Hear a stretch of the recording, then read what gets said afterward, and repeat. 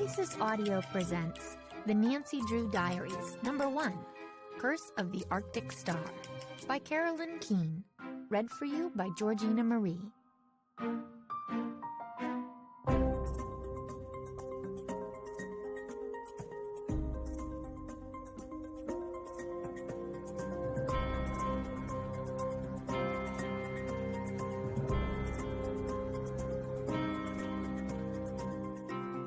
Dear Diary, I didn't actually believe that a luxurious cruise ship could have any real mysteries on board.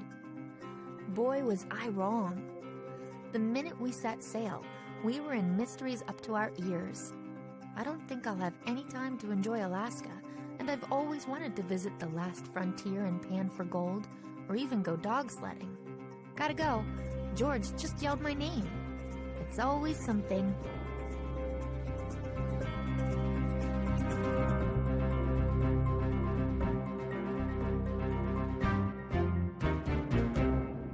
Chapter 1, Bon Voyage. Name and cabin number, please? The efficient-looking porter asked, reaching for the large green suitcase sitting on the dock beside me. Nancy Drew, Hollywood Suite. I shrugged and shot a glance at my two best friends. That's all they told us. I don't know the number. The porter smiled. He was a short, muscular man dressed in a tidy navy jacket with silver piping and matching shorts, with a name tag identifying him as James. Every employee of Superstar Cruises wore some variation on that uniform, from the driver who'd picked us up at the Vancouver airport to the woman checking people in over at the gangway. That's all I need to know, Ms. Drew, James said. The Hollywood Suite doesn't have a number. I watched as he scribbled the letters HS on a bright purple tag, then snapped it onto the handle of my bag. He lifted the suitcase as if it weighed nothing, even though I knew that wasn't the case. I'm no fashion plate, but a girl needs plenty of clothes for a 2-week Alaskan cruise. Then he set my bag on a metal cart along with at least a dozen other suitcases, trunks, and duffels. Meanwhile, my friend Bess Marvin was staring up at the ship docked beside us. Wow, she said. Big boat. Major understatement, I replied. The Arctic Star was absolutely massive. We don't see too many cruise ships in our Midwestern hometown of River Heights, but I was pretty sure this one was even larger than most. Just then, I heard a scuffle nearby.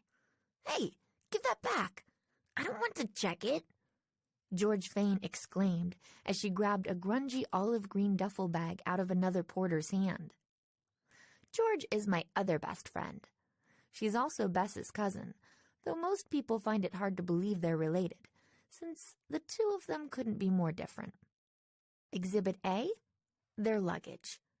George's consisted of that ugly duffel, a sturdy brown suitcase that looked as if it had been through a demolition derby, and a plain black backpack. Definitely the functional look, just like her short dark hair, faded jeans, and sneakers.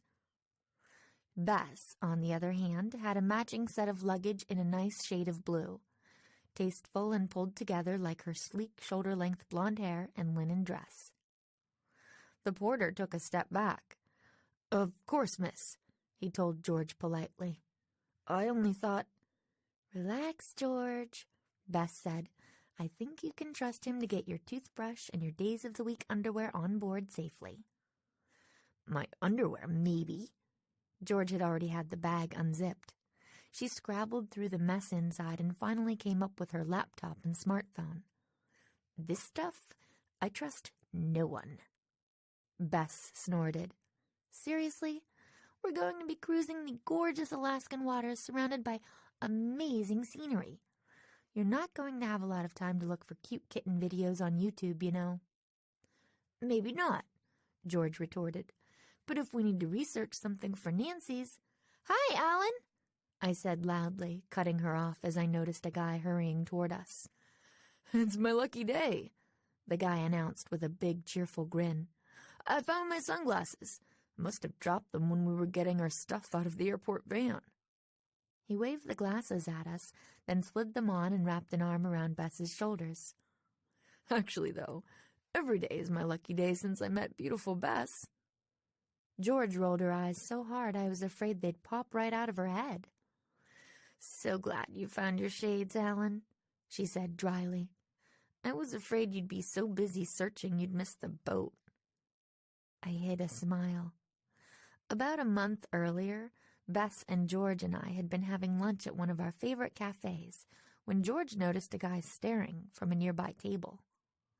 He was maybe a couple of years older than us, with wavy brown hair and wide-set gray eyes. When he realized he'd been caught, he came over and introduced himself as Alan Thomas, a student at the local university. He apologized for staring and explained that it was because he couldn't take his eyes off Bess. That kind of thing happens to Bess all the time, so I didn't pay much attention. She's not the type of girl who gets swept off her feet by just anybody. But apparently Alan wasn't just anybody. He'd taken her on a romantic picnic for their first date, and the two of them had been together ever since. It was nice to see Bess so happy, even if I secretly thought Alan was a little goofy and overly excitable. George thought so too, though with her it wasn't such a secret. Need some help with those, buddy? Alan asked as James returned for Bess's bags. I can give you a hand. Should I just toss it there on top of Nancy's suitcase? It's quite all right, sir, James replied. Your entire party is in the Hollywood suite, right? Just leave your luggage here and we'll take care of it. You might want to head over to the check-in line so you can start enjoying all the fine amenities of the Arctic Star. Thanks, Bess said. Come on, you guys, let's go. Alan nodded agreeably. This is so amazing, he said to no one in particular as we headed toward the end of the line. I never thought a poor college student like me would be taking an Alaskan cruise. He wasn't the only one. Just a few short days ago, I'd been wondering what I was going to do with myself for the next month while Ned was off being a camp counselor and my dad was busy with a big case. River Heights is kind of sleepy at the best of times.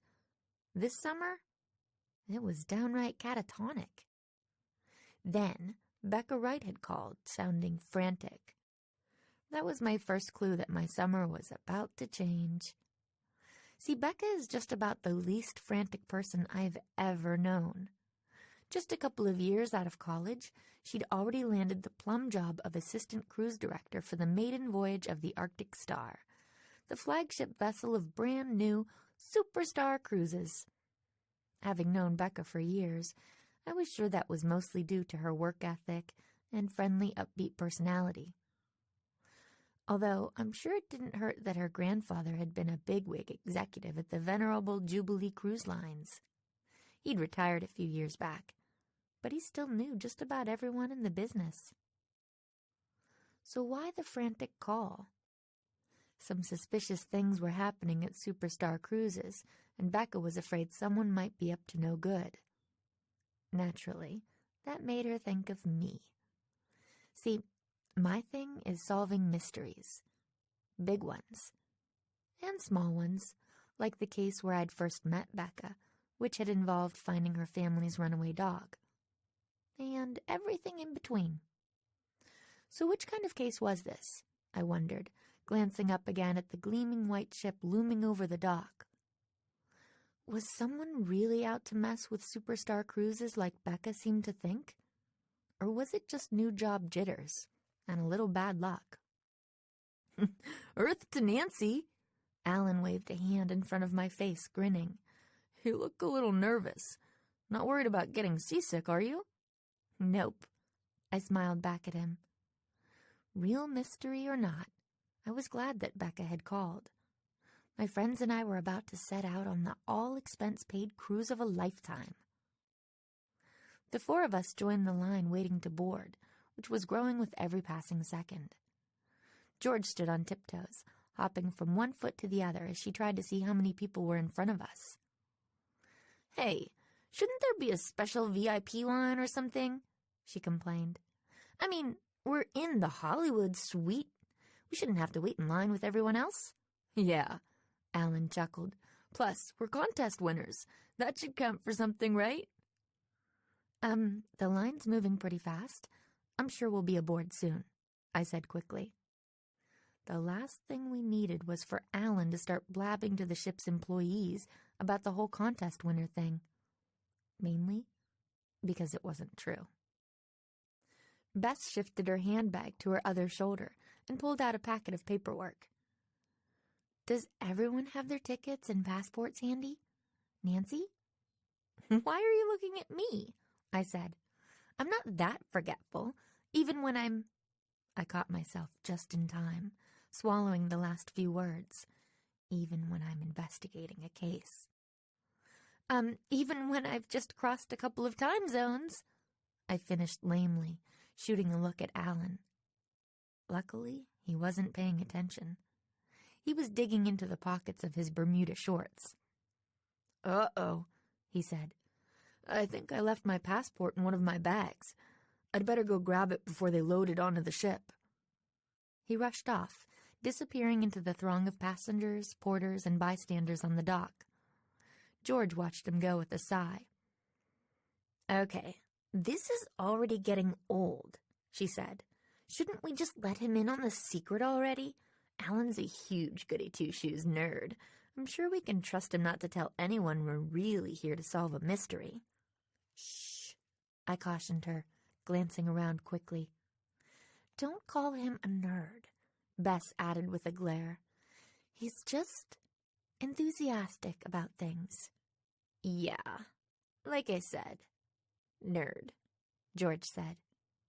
I ignored their bickering, realizing I didn't have to worry about anyone overhearing us at the moment. A red-haired young man had just arrived at the dock, and about a dozen other people, from little kids to an old woman with a walker, were pushing and shoving and laughing loudly as they all tried to fling themselves at him at once.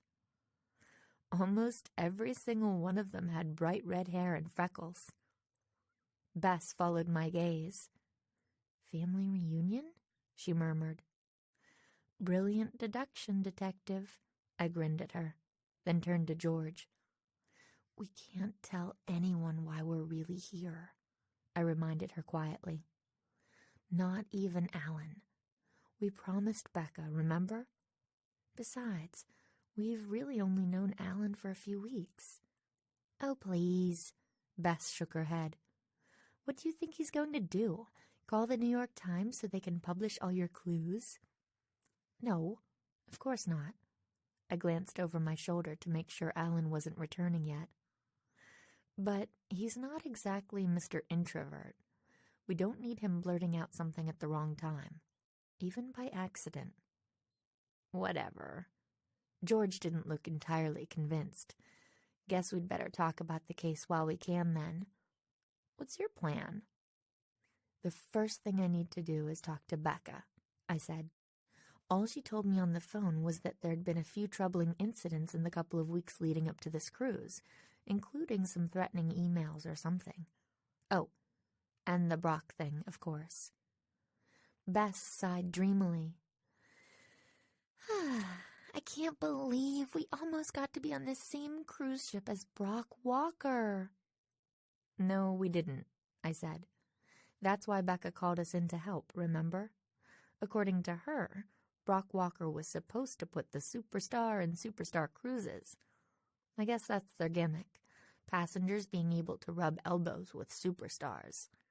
So when he canceled less than 5 days before departure, she knew it was bad news.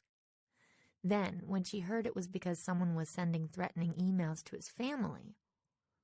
Sounds like a mystery to me, George agreed, kicking at a loose board on the dock. I nodded slowly, still not entirely convinced. Brock Walker was an A-list actor who'd starred in a popular series of bad boy comedy action films. But in real life, he was supposed to be a hard-working, down-to-earth family man, married to his high school sweetheart, with a couple of kids. Definitely not the type to flake out on a commitment, at least according to his reputation. I wonder what they told the paying passengers. Bess glanced around, especially since the rest of the entertainment is C-list at best. George patted her laptop, which she'd slung over her shoulder in its case. I checked earlier today. Brock put out a statement saying it was a scheduling conflict. Yeah, I shuffled forward as the line continued to move. But Becca said he's really mad about the threats. He told the CEO of Superstar Cruises that if the company doesn't figure out who did it, he'll tell everyone the truth. Bummer, George shrugged. But that sounds like a job for the cops, or the FBI, or someone like that. I know, I sighed. The trouble is, the CEO is afraid that any bad publicity involving police investigations might scare off passengers and sink the company. I chuckled, realizing what I'd just said, so to speak. Anyway, that's why we're here, undercover. The CEO used to work with Becca's grandfather, so I guess she and Becca are practically like family. Since it was too late to rebook Brock's suite, Becca talked her into flying us out and letting us stay there while we keep an eye on things. Which is totally awesome, George said with a grin, shooting a look up at the ship. I'm not sure about this whole cruise thing, but I've always wanted to see Alaska. So, what else did Becca tell you? Bess asked me. You said there were some other suspicious incidents. I nodded. That's what she said, but she didn't go into much detail. Just mentioned something about threatening emails and some pre-launch mishaps. She's supposed to fill me in when I see her. Once we know more, maybe we'll be able to... I stopped short as Bess cleared her throat loudly. A moment later, Alan arrived, apologizing to the people in line behind us.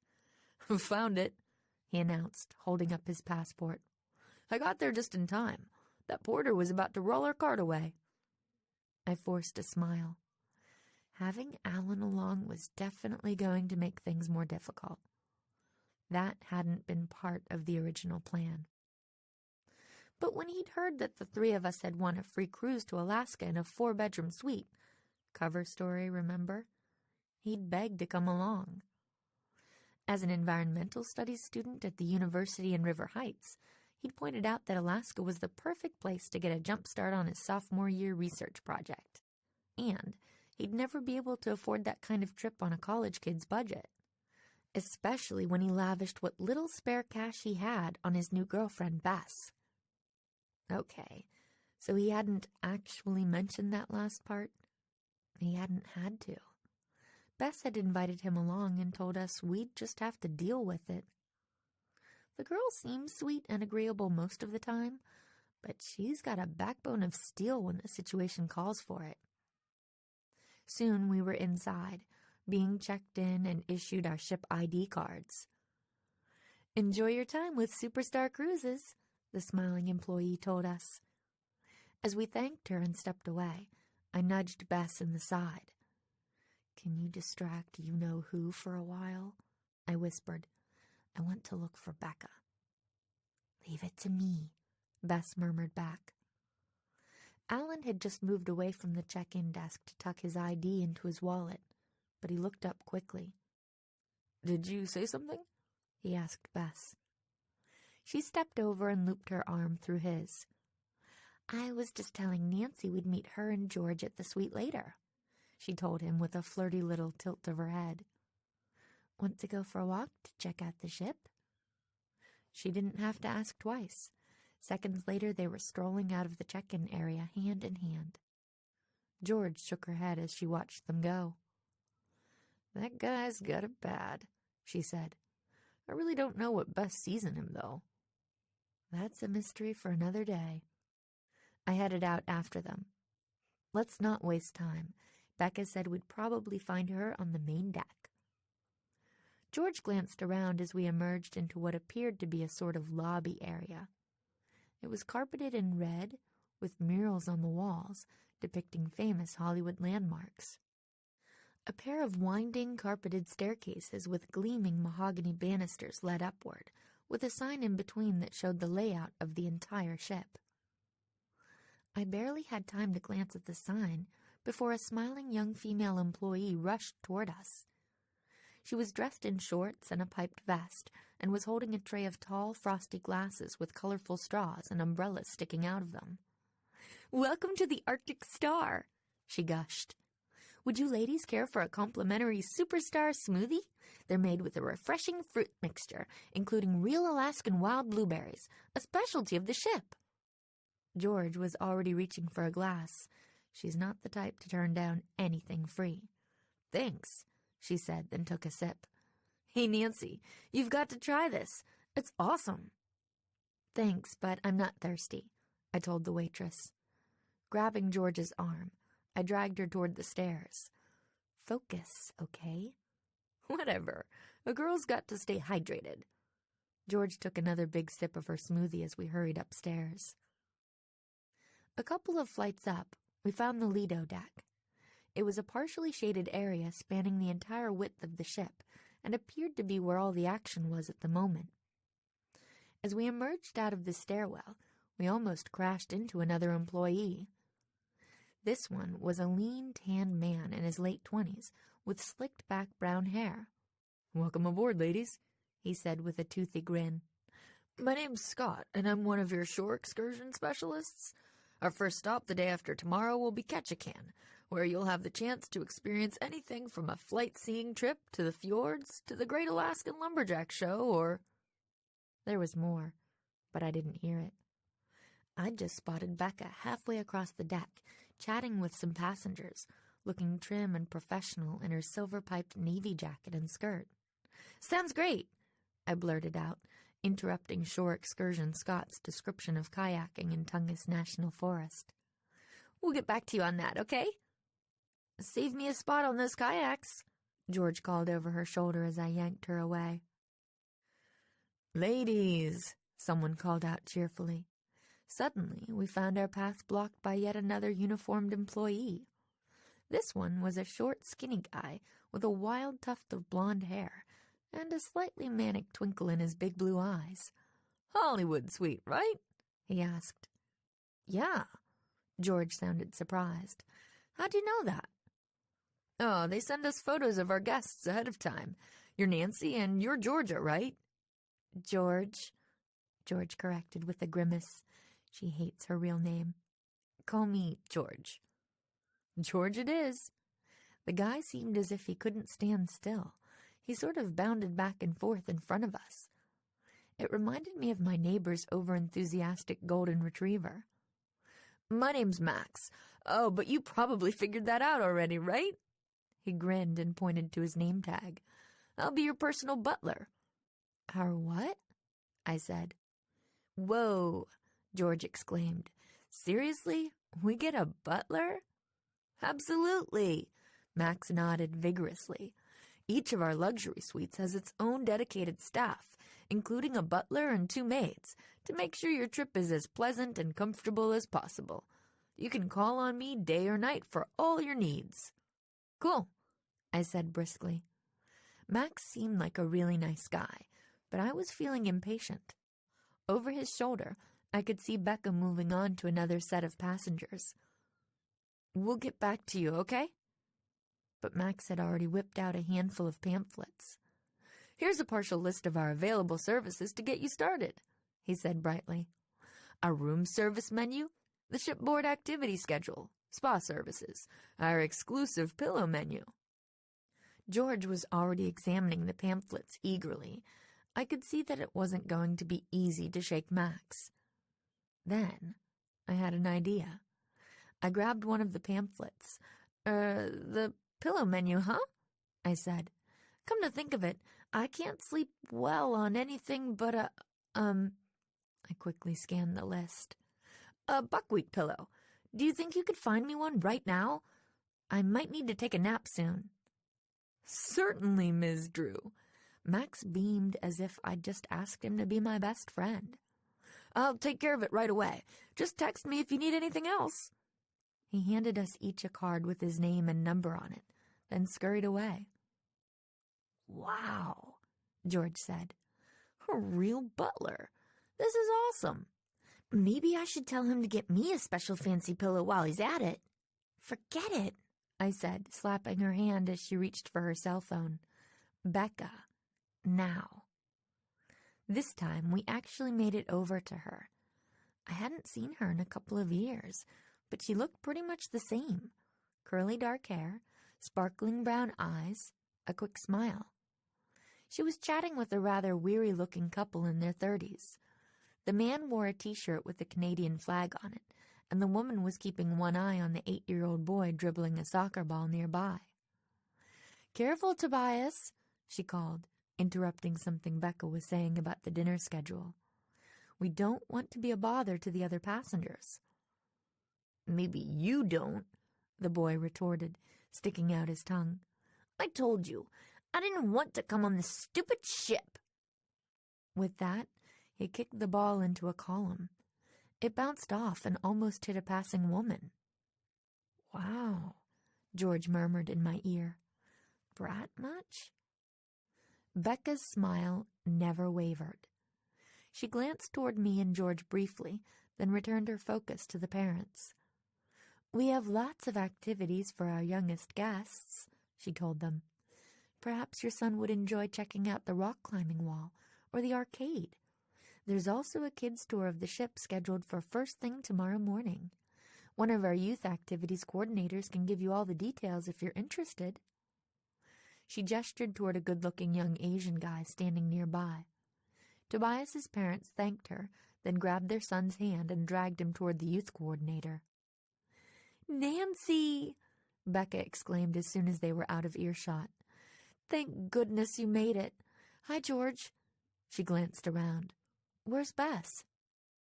"She's, busy right now." I didn't want to waste time explaining about Alan. I knew we probably only had a few seconds before Becca had to return to duty. "So when do you want to meet to talk?" "Soon." Becca shot a cautious look around, her smile fading. Then she lowered her voice. "Something else happened, but I don't have time to fill you in now. Can you meet at my office later?" "Sure. Where is it?" She was writing the deck and cabin numbers down on her card when a sudden, shrill scream rang out from somewhere farther along the huge deck area. "What was that?" George exclaimed. Becca instantly looked worried.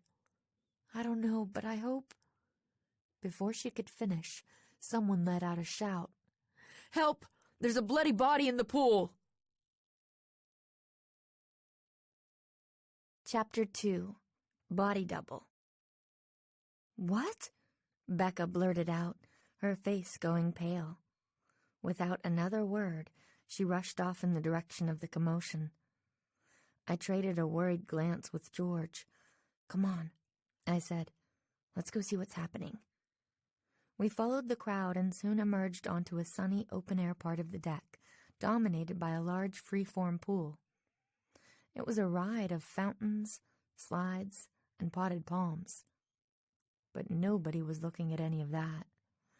Everyone's focus was on the blonde woman's pale, still form floating face down in a widening reddish circle. My heart pounded, and for a second I felt dizzy. I've been involved in a lot of mysteries, but very few of them involved bloody bodies of any kind. Somehow, I just about convinced myself that Becca was imagining trouble where it didn't exist, that this was really just going to be a fun, free vacation with a little sleuthing on the side. But now, maybe not so much. "Oh, gross," George exclaimed, watching as a lifeguard-looking guy in silver-piped trunks dove into the pool and sliced through the pinkish-tinged water. "There's a ton of blood." Before I could answer, the lifeguard reached the body. He grabbed one arm, then jumped back. "Hey, it's not a real person," he called out, sounding confused. "It's just a mannequin." Realizing I'd been holding my breath, I blew it out in a big whoosh. "Thank goodness." I glanced around for Becca and spotted her nearby. Hurrying over, I touched her on the arm. "Do you have any idea what this is all about?" She shook her head, looking grim. Meanwhile, George was staring at a young couple nearby. A pretty willowy blonde in her mid-20s was huddled in the arms of a tall, handsome, broad-shouldered man around the same age. "Whoa," George commented. "Looks like that girl is pretty freaked out." Most of the people near the pool looked more excited or curious than scared now, as they chattered and laughed about what had happened. But the young woman was shaking and moaning, looking really upset. "I just met those two a few minutes ago," Becca said. "They're honeymooners, Vince and Lacey from Iowa." Pasting a smile on her face, she hurried over, George and me on her heels. The woman, Lacey, looked up as Becca approached. Her big hazel eyes were brimming with tears. "Oh, this is terrible," she moaned. "What kind of cruise is this?" "It's okay, sweetheart," her husband said, stroking her hair gently. "It'll be okay." "No!" Lacey cried, sounding borderline hysterical. "It's a bad sign. I know it." She glanced up at Vince. "I knew we should have gone with Jubilee Cruises after all." Becca bit her lip. "Please don't be upset," she said. "This is just, a misunderstanding of some sort, I think." I cringed. Becca was one of the most tactful and gracious people I'd ever met, but she had her work cut out for her.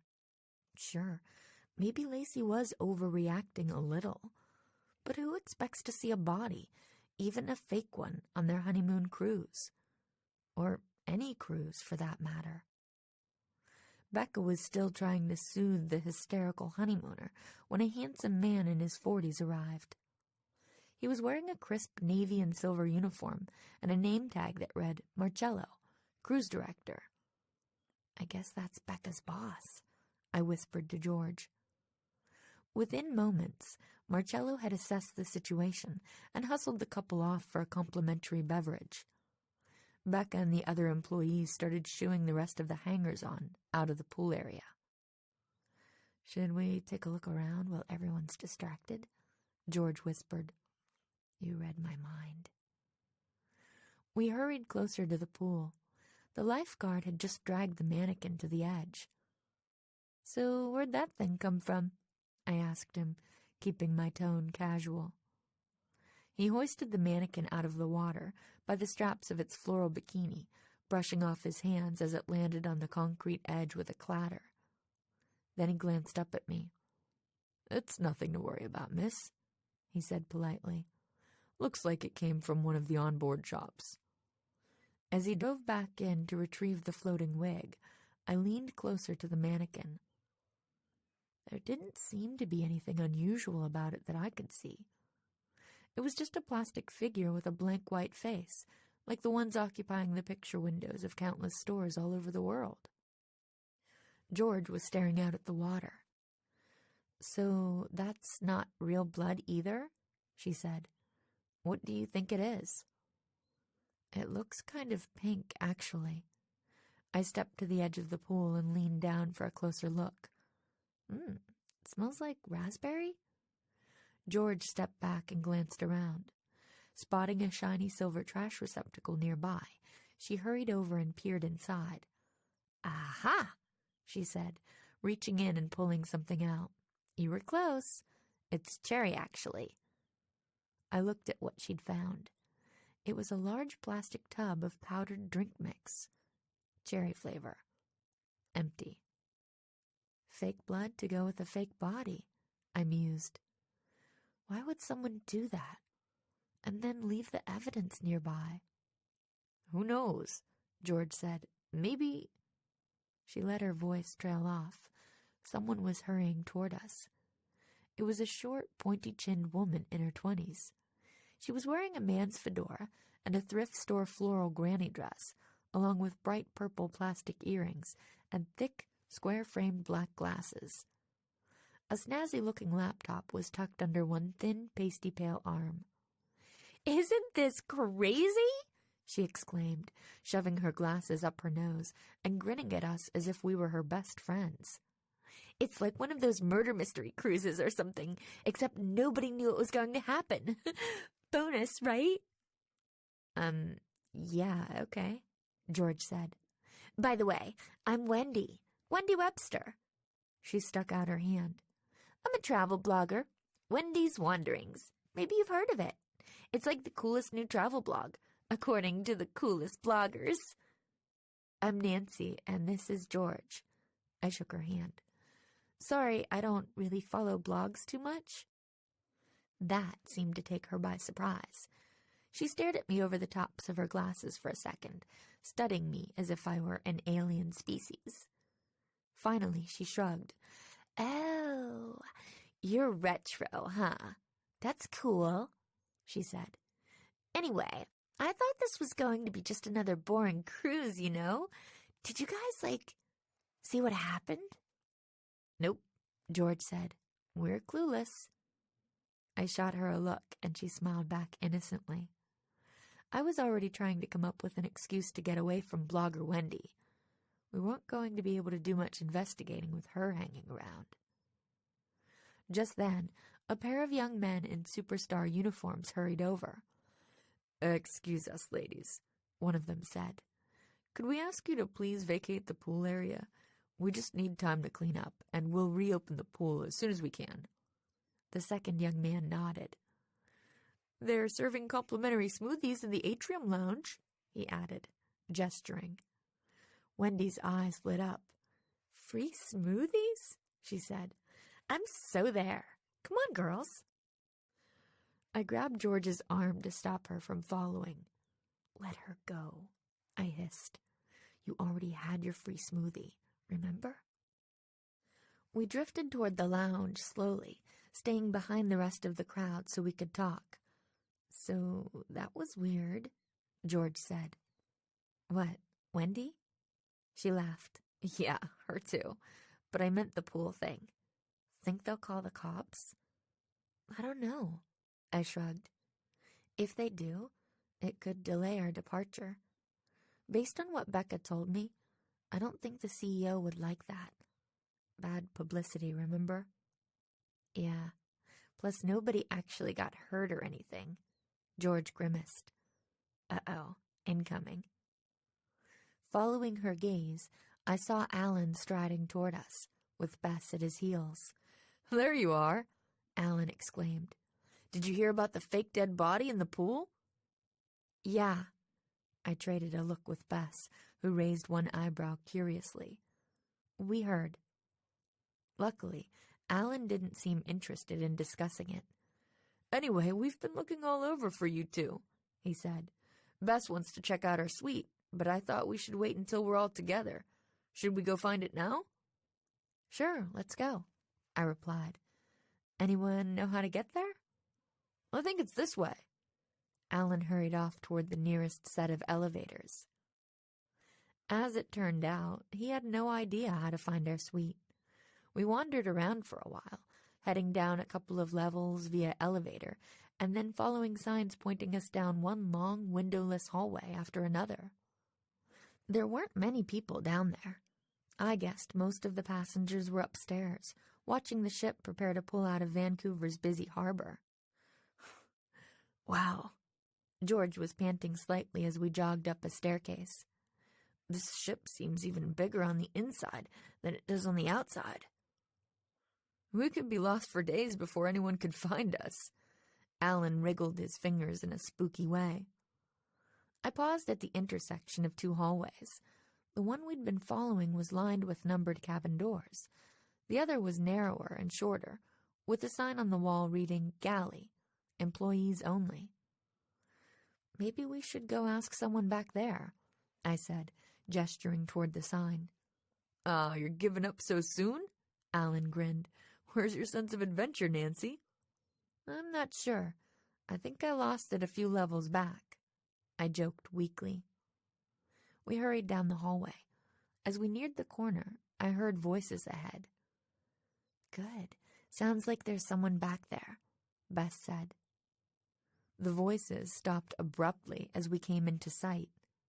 3 men turned to stare at us in surprise. 2 of them wore Superstar Cruises uniforms. One was holding a broom and dustpan, while the other had a white kitchen apron tied on over his navy shorts. The third man appeared to be a passenger. He was in his 50s and heavy-set, with a droopy mustache and prominent jowls. He was dressed in Bermuda shorts and a Hawaiian shirt. "Excuse me," I said. "We're looking for our suite, and we're kind of lost." "Me too," Mr. Hawaiian Shirt said, the corners of his mouth turning up beneath his mustache. "This ship is a giant maze, isn't it? It's like a floating fiefdom." He chortled and slapped one of the employees on the back. "These fellows were just helping me find my way. Isn't that right?" "Yes, sir," the guy with the apron said. He looked at the other employee, who smiled uncertainly and scurried off in the opposite direction. "What's your cabin number?" Was it my imagination, or did the kitchen worker look sort of anxious? It was hard to tell in the dimly lit hallway. "We're in the Hollywood suite," George told him. "Ooh la la," Mr. Hawaiian Shirt whistled. "Sounds fancy. See you youngsters around." He nodded at us, then strolled off and disappeared around the corner. The remaining employee gave us directions. "Enjoy your time with Superstar Cruises," he finished softly. Then he turned and hurried off. "That was a little strange, wasn't it?" Bess said when he was gone. "Strange? How do you mean?" Alan put an arm around her. "Nothing," George said quickly. I didn't notice anything." Alan shrugged. "Okay. Now come on, let's see if we can find our rooms this time." When we finally found it, the Hollywood suite turned out to be pretty spectacular. We entered through a marble-floored foyer into a 2-story living room with a grand piano, floor-to-ceiling windows, and a sliding door leading onto a roomy private balcony. George hurried toward the balcony, which offered a great view of Vancouver, shrinking behind us as the ship chugged away. When she reached the glass doors leading out there, she gasped. "Whoa," she exclaimed. "We have our own hot tub." Just then, one of the other doors opened, and Max the butler hurried out. "You found it," he exclaimed with a bright smile. "I was just starting to worry. Nancy, your buckwheat pillow should be here any minute." "Buckwheat pillow?" Bess echoed, shooting me a look. I ignored her. "Thanks, Max," I said. "I really appreciate it." "That's what I'm here for." He hurried over to the pile of luggage stacked near the piano. "Now, if you tell me who's going to be in which room, I can assist you with your unpacking if you like." "Thanks," I said again, "but I'm sure we can—" My voice trailed off. I'd just noticed something. "Hey," I said, "where's my suitcase?" Chapter 3. Rumors and Surprises. I shoved George's duffel aside for a better look at the rest of the luggage. My friend's stuff was all there, along with the big hobo bag I'd used as a carry-on for the plane. But there was no sign of my green suitcase. "Oh dear," Max said. "Is something missing?" "Only the bag with most of my stuff in it," I exclaimed. "Are you sure it's not here somewhere?" Bess glanced around the main room. "We watched the porter label it ourselves, remember?" "Of course I remember." My words came out clipped and short, and I took a deep breath and tried to compose myself before continuing. "Who should I call about this?" I asked Max. "Me," he declared, patting me on the arm. "Don't fret, Ms. Drew. I'll take care of it right away. There must have been some kind of mix-up with the room tags." That didn't seem possible, since Bess was right. I'd seen the porter label the bag myself. But I didn't get a chance to say so, since Max was already rushing out of the suite with his cell phone pressed to his ear, leaving the door standing open behind him. "It's okay, Nancy," Alan said. "I'm sure your bag's around somewhere." "Yeah," George said. "It's not like we're at the airport and it accidentally got on a plane headed to Timbuktu. The worst that could happen is they dropped it in the harbor." She smirked. "Very funny," I growled. George and Bess traded a surprised look. "Chill, Nance," George said. "It's not that big a deal. Max will track it down." I took another deep breath, realizing she was right. What was going on with me anyway? I wasn't normally the type to freak out over minor mishaps like this.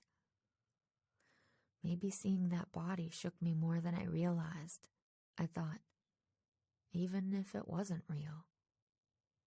That made my mind jump from my suitcase to a different kind of case. I wished I could talk to my friends about what had happened by the pool, but we couldn't talk freely with Alan around. He'd just sat down at the piano and was picking out jingle bells with one finger. "What should we do now?" Bess asked. "Do you guys want to start unpacking, or—" She was cut off by a sudden, loud, terrified shriek from just outside the suite. "Who was that?" Alan exclaimed. I was already rushing toward the door. When I burst into the hallway, a young woman was standing in front of the next door down, looking horrified. She was wearing a superstar uniform and clutching a stack of folded towels to her chest. "Is everyone okay?" Bess yelped, running out of the suite behind me. My gaze had already shot from the maid to the kid crouched on the floor just across the hall. He had his back to us at first, but when he glanced back over his shoulder, my eyes widened. "You!" I blurted out. It was the bratty 8-year-old I'd seen earlier. What was his name again? "Hey, it's Tobias," George exclaimed as she skidded out into the hallway and stopped short. "That's my name, don't wear it out," the kid snapped. By now the maid had lowered the towels, revealing a name tag that identified her as Iris. "Oh," she gasped. "I'm so sorry. He just startled me." Tobias glared at her. "You practically broke my eardrum screaming like that," he said. "I should sue you. Then I could use the money to hire a helicopter to fly me out of here." Just then, a nearby door swung open. Tobias's father emerged. "What's going on out here?" he asked. "Nothing." Tobias stood up, quickly shoving one hand deep into the pocket of his baggy cargo shorts. His father leaned forward to peer at the maid's name tag. "Iris, is it? Is Tobias causing trouble?" No, not at all, sir."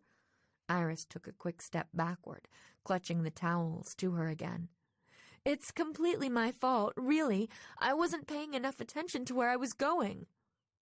Tobias's father didn't look convinced as he looked over at his son. "Well, I hope he's behaving better than he was earlier today. It seems he's feeling a little, cranky right now, because he didn't want to come on this cruise." "Yeah," Tobias scowled. "I wanted to go to Galaxy X. That's what I call a cool vacation, not some stupid boat." "That's enough, son."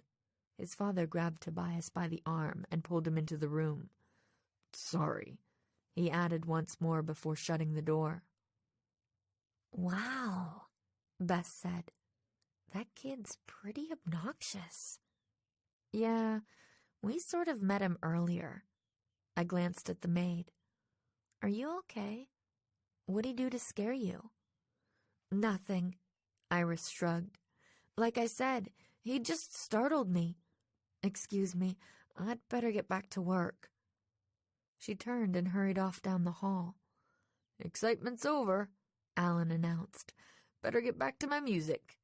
He headed back into the suite. But I was still staring off after the maid. She was acting kind of oddly, wasn't she? Bess grinned. "First your misplaced bag, and now this?" she teased. "You don't have to look for mysteries everywhere, Nancy." "Yeah." George looked at the door to make sure Alan was out of earshot. "It's not like some 8-year-old is sending threatening emails to Brock Walker and planting fake bodies in pools." I smiled. "I guess you're right." We went back inside. Alan was at the piano again. Bess made a beeline for the luggage. "I guess we might as well start unpacking," she said, picking up her cosmetics case. I glanced at my pathetic little carry-on. There didn't seem to be much point in trying to settle in until Max found my suitcase. Besides, I had more important things to do. "You guys go ahead," I said. "I think I'll go pick up a toothbrush in one of the onboard shops, just in case." "But I'm sure Max will," George began. "I know," I cut her off, "but I feel like taking a walk. I'll be back soon." As soon as I was away from the suite, I pulled out my phone and texted Becca to see if she was free to talk. She texted back immediately, telling me she was in her office. The office turned out to be a small, poorly lit windowless cabin on one of the lower levels. It was crammed with 2 large desks and several filing cabinets. Becca was hunched over a laptop at one of the desks, typing frantically. When I knocked softly on the door frame, she glanced up and pushed her hair out of her eyes. "Nancy!" she exclaimed. "Come on in. I'm just typing up the daily newsletter." She hit a button on the keyboard and grimaced. "I'm a little behind, thanks to all the commotion earlier." "Yeah, about that." I shut the door behind me and perched on the edge of the other desk. "Did you find out anything else about what happened?" Becca sighed.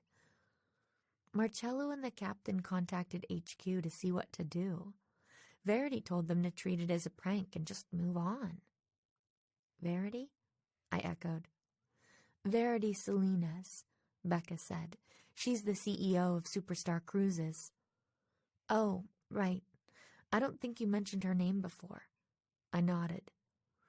"So she doesn't want to involve the local police?" Becca shook her head. "She said to let ship security handle it. They already did a little investigating and figured out that the mannequin came from one of the clothing shops on the promenade level. And that pink stuff in the water was drink mix swiped from the snack bar in the kids' playground area." "Did they figure out who did it?" "Not yet." Becca raked a hand through her hair, making her curls stand up wildly. "But I suppose there's no real harm done. We offered the newlyweds a free shore excursion in Ketchikan, and I think that satisfied them." "Vince and Lacey," I said, remembering the frightened young woman and her new husband. "Right," Becca smiled at me. "Good memory for names, Nancy. Maybe you should work in the cruise industry." "I don't think so," I joked in return. "Bess and George could tell you I only remember details when they have to do with the case. Otherwise, I can't even find my keys most of the time." Becca chuckled, then glanced at her computer screen. "I don't have much time," she said, "but I guess I should fill you in on the latest trouble." She picked at a chipped spot on the corner of the desk. "I just found out today about a rumor circulating among the housekeeping staff." "What kind of rumor?" "That the company is already bankrupt, so nobody's going to get paid." Becca shook her head. "It's not true, obviously. The housekeeping supervisors managed to calm everybody down for now, but nobody seems to know where the rumor started. It's just one more thing going wrong." "Yeah, that's what I wanted to talk to you about," I said. "You told me about the threat to Brock's family that made him cancel, and that some other bad stuff had happened. What's the other stuff?" "Well, it started with an email I got a couple of weeks ago." "What did it say?" Becca shrugged. "Just something about how I should back out of this cruise if I knew what was good for me, or something like that. But that's not all. There were a few incidents in the last couple of weeks. A shipment of supplies got lost in the mail and never turned up. 3 of the ship's cooks quit a week before departure. Stuff like that." "Okay, the email sounds weird," I said. "But the other problems could just be ordinary bad luck or whatever. Couldn't they?" "Maybe, but what about the body in the pool? It takes more than bad luck to make something like that happen." "Good point." I drummed my fingers on the desk, thinking over what she'd told me. We should try to figure out possible motives. The email makes it seem like someone's trying to scare you. Maybe someone who's envious of your cool new job. Do you have any enemies on board or any you can think of? Not that I know of. Becca looked alarmed. Do you really think someone's targeting me personally? Not necessarily, I assured her. I mean, for all we know, other people could have received threatening emails too. Maybe someone's after your boss. Marcello, is it? Becca looked dubious.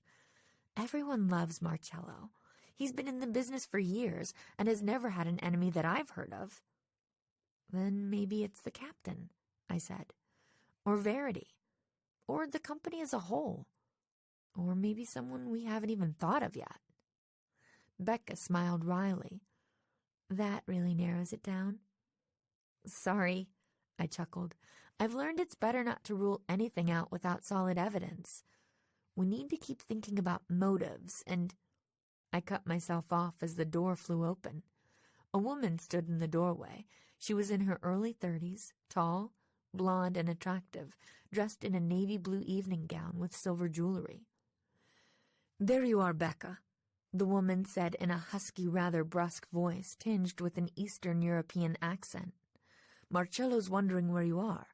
It's nearly dinner time, you know. Oops. Becca glanced at her watch and jumped to her feet. Sorry, Tatiana. I lost track of time. She shot me an apologetic look.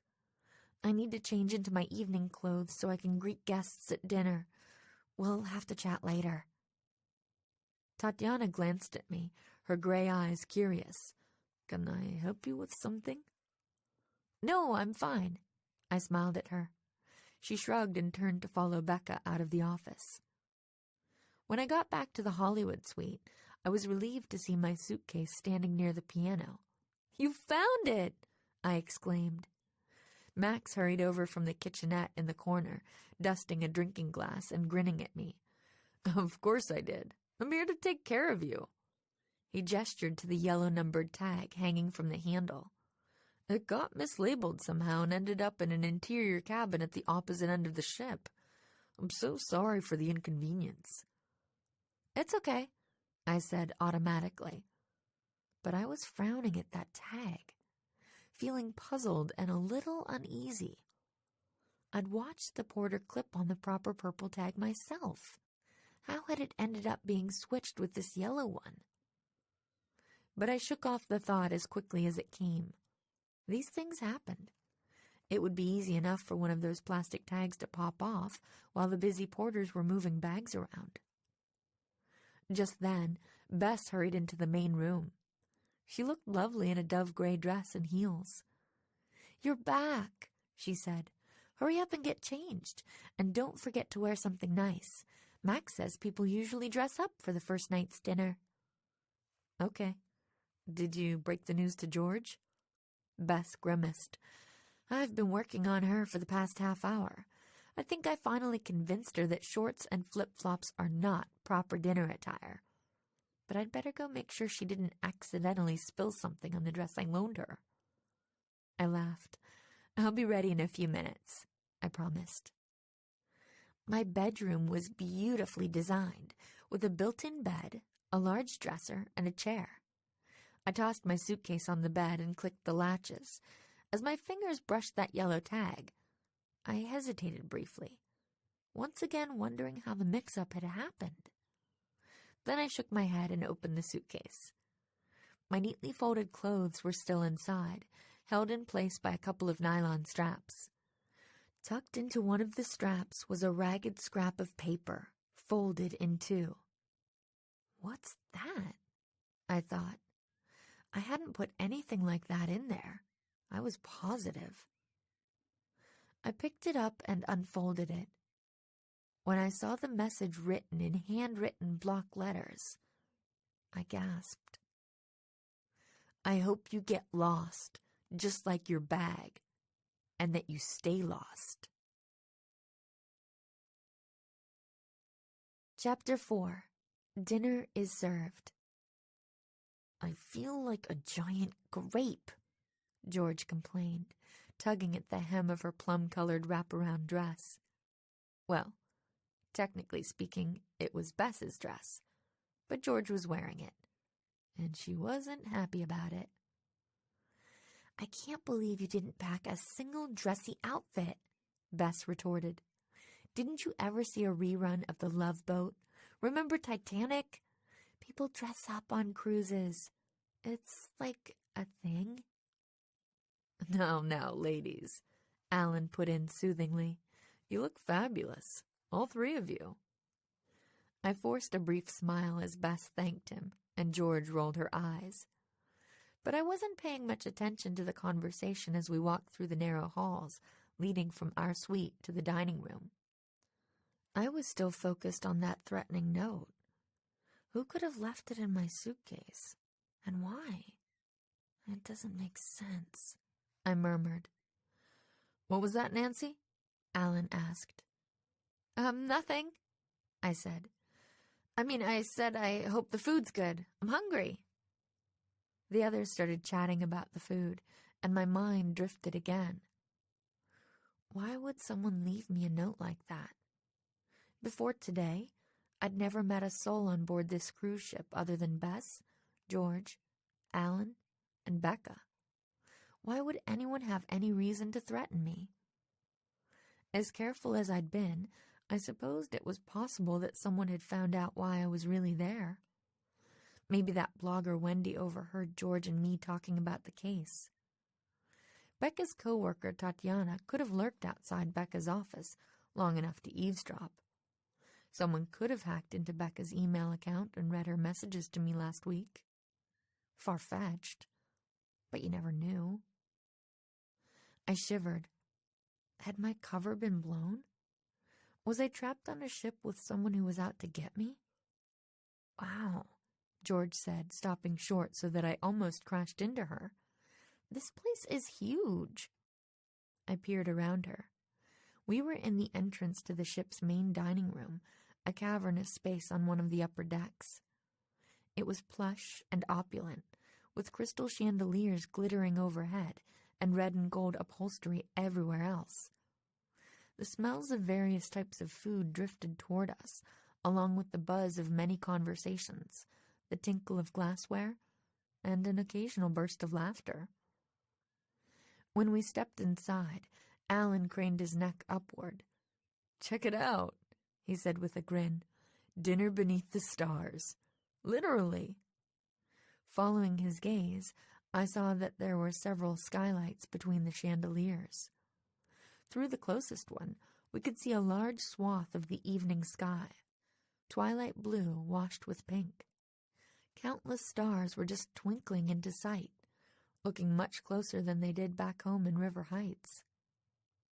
"Gorgeous," I said, the view distracting me from my worries, at least for a moment. A smiling hostess hurried toward us. "You're at table 17, she said after checking our ship IDs. "Follow me, please." Table 17 turned out to be a large round table set for 9, located near the center of the room. When we arrived, 3 women in their 60s or 70s were already seated there. "Welcome," one of them said when she saw us. She was petite and tan, with short-cropped salt and pepper hair and wide-spaced blue eyes. "You young people must be some of our new dinner companions." "Yes, we must," Alan said with a smile as he pulled out a chair for Bess. "I'm Alan, and these are my friends, Bess, George, and Nancy." He pointed to each of us in turn. "Lovely to meet you," the second woman spoke up. She was taller and a little older than the first, with a graying blonde bun and a bright smile. "I'm Alice, and these are my friends Babs and Coral." "You can call us the ABCs," Coral spoke up with a titter. She was pleasantly plump and grandmotherly, with wire-rimmed glasses perched on her nose. "Get it? The ABCs. Alice, Babs, Coral." "Nice to meet you," I said as I sat down between George and Babs. "Yeah." George reached for her water glass. "I didn't realize we'd be sitting with other people." Babs chuckled. "This must be your first cruise, then." Yes, it is, Bess said, and please don't be offended by what George said. She just meant, it's all right, dear. Babs waved one wrinkled hand dismissively. If it's your first time, a lot of things must seem rather strange. Alice nodded. But don't worry, she added. The three of us are experienced cruisers. We'll show you the ropes. Really? Alan said. How many cruises have you been on? Oh, dear. I'm not sure I can count that high anymore. Coral giggled. Let's just say it's enough that we should be able to answer any questions you may have. Right, girls? Alice nodded, but Babs was looking across the dining room. I think our last two table mates have arrived, she said. I glanced over and saw the hostess approaching again. When I saw who was following her, I elbowed George. Hey, it's the honeymooners. Who? Bess and Alan asked. Just someone we sort of met earlier, George told them. By then, the newcomers were at the table. Vince and Lacey both appeared to be in a much better mood than they had been the last time we'd seen them. Lacey looked lovely in a soft blue gown, and Vince was handsomer than ever in his dinner jacket and tie. Soon more introductions had been traded. Honeymooners, huh? Coral said, winking at the rest of us. Don't worry, we won't mind if you need to kiss between courses. Meanwhile, Babs was leaning forward, peering at Lacey. You look familiar, my dear, she said. Doesn't she, girls? Alice glanced over. Oh, yes, she exclaimed. You don't have a sister who works for Jubilee Cruise Lines, do you? Coral gasped. You're right. Why, if Lacey had darker hair and blue eyes, she'd be the spitting image of that pretty young singer on our Caribbean cruise last year. Lacey looked taken aback. No, you must be mistaken. I don't have a sister.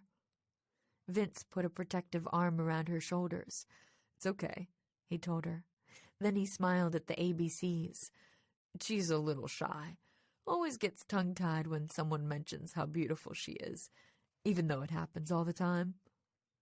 Well, of course it must, Babs exclaimed, while Coral tut-tutted pleasantly. Lacey gave them a wan smile. I only wish I was related to someone at Jubilee, she said softly. Maybe then we'd be on one of their cruises right now, instead of taking a chance on this brand-new untested cruise line. She shivered. I haven't felt right since Vince and I spotted that body earlier. Body? Alice's eyes widened. What body? Didn't you hear what happened at the pool right before we set sail? Vince asked. Coral leaned forward. No, but do tell. I traded a worried look with Bess and George as the honeymooners started describing what had happened. The cruise director might have smoothed things over earlier, but it seemed the gossip was still spreading. Just then, there was a clatter from the next table. I glanced over and saw that Tobias, the bratty kid from our hall, had just dropped an entire tray of rolls on the floor. His father was scolding him, while his mother bent down to try to salvage the rolls. Several waiters were already making a beeline for the table. That kid causes a commotion everywhere he goes, doesn't he? George said. I nodded. I'd just noticed that Wendy the travel blogger was at the same table as Tobias. She'd traded in her casual granny dress for a pink tulle vintage prom gown and a headband with a large plastic flower on it. Her laptop sat on the table beside her plate as she chattered nonstop at the man sitting next to her. I wasn't sure she'd even noticed the roll mishap. Whoa! Alan exclaimed suddenly, staring off in a different direction. Do you see who I see? As I glanced that way, a flash of color caught my eye. It was Mr. Hawaiian Shirt. He was sitting at another table with half a dozen other people.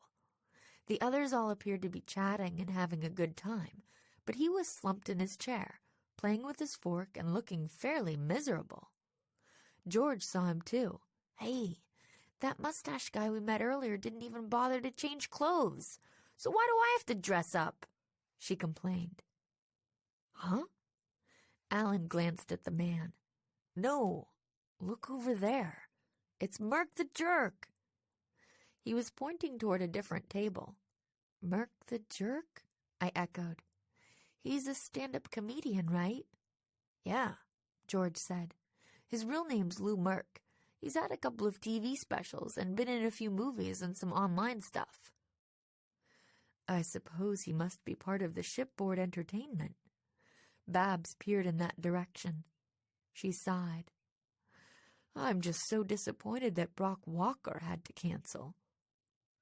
Just then, a pretty young waitress hurried toward us.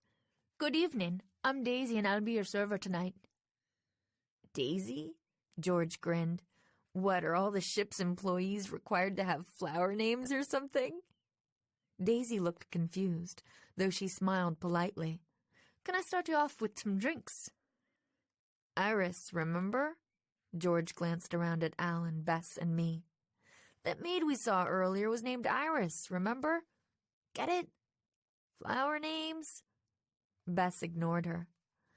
I'd love an iced tea with lemon, she told Daisy.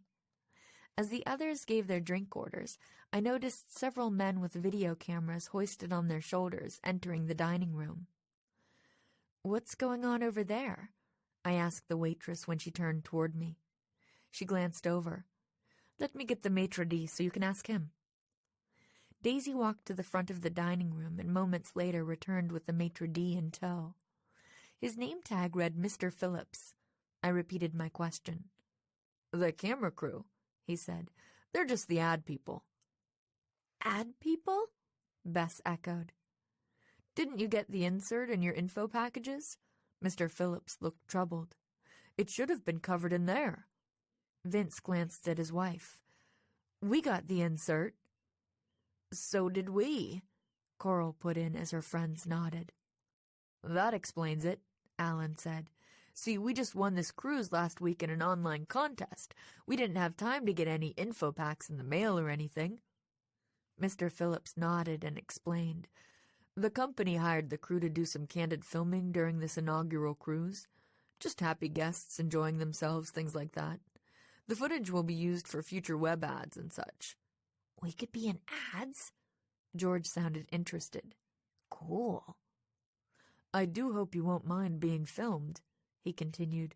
But of course, anyone who doesn't wish to take part should inform a member of the cruise staff as soon as possible. Mr. Phillips excused himself and returned to his post. As Daisy finished taking our order and hurried off, I glanced again at the camera crew. When had they started filming? Could they have captured any footage earlier in the day that might help with the case? I made a mental note to try to track them down later. That was delicious. Bess pushed her chair back from the table about half an hour later. If you'll all excuse me, I need to go powder my nose. Yeah, Bess actually says things like that, without irony even. What can I say? It works for her. I'll come with you, I said quickly, dropping my cloth napkin beside my plate. For the nose powdering, that is. Me too. George got up and followed us. Soon we were in the ladies' lounge. It was just as opulent as the dining room. Plush carpeting, chandeliers, a wall of mirrors with delicate upholstered stools in front of them. The works. But I barely spared a glance for any of it. Is anyone else in here? I asked, peeking under the stall doors. Doesn't look like it. Bess sat down at the mirror and pulled a compact out of her purse. Why? Do you have any new theories? Not really.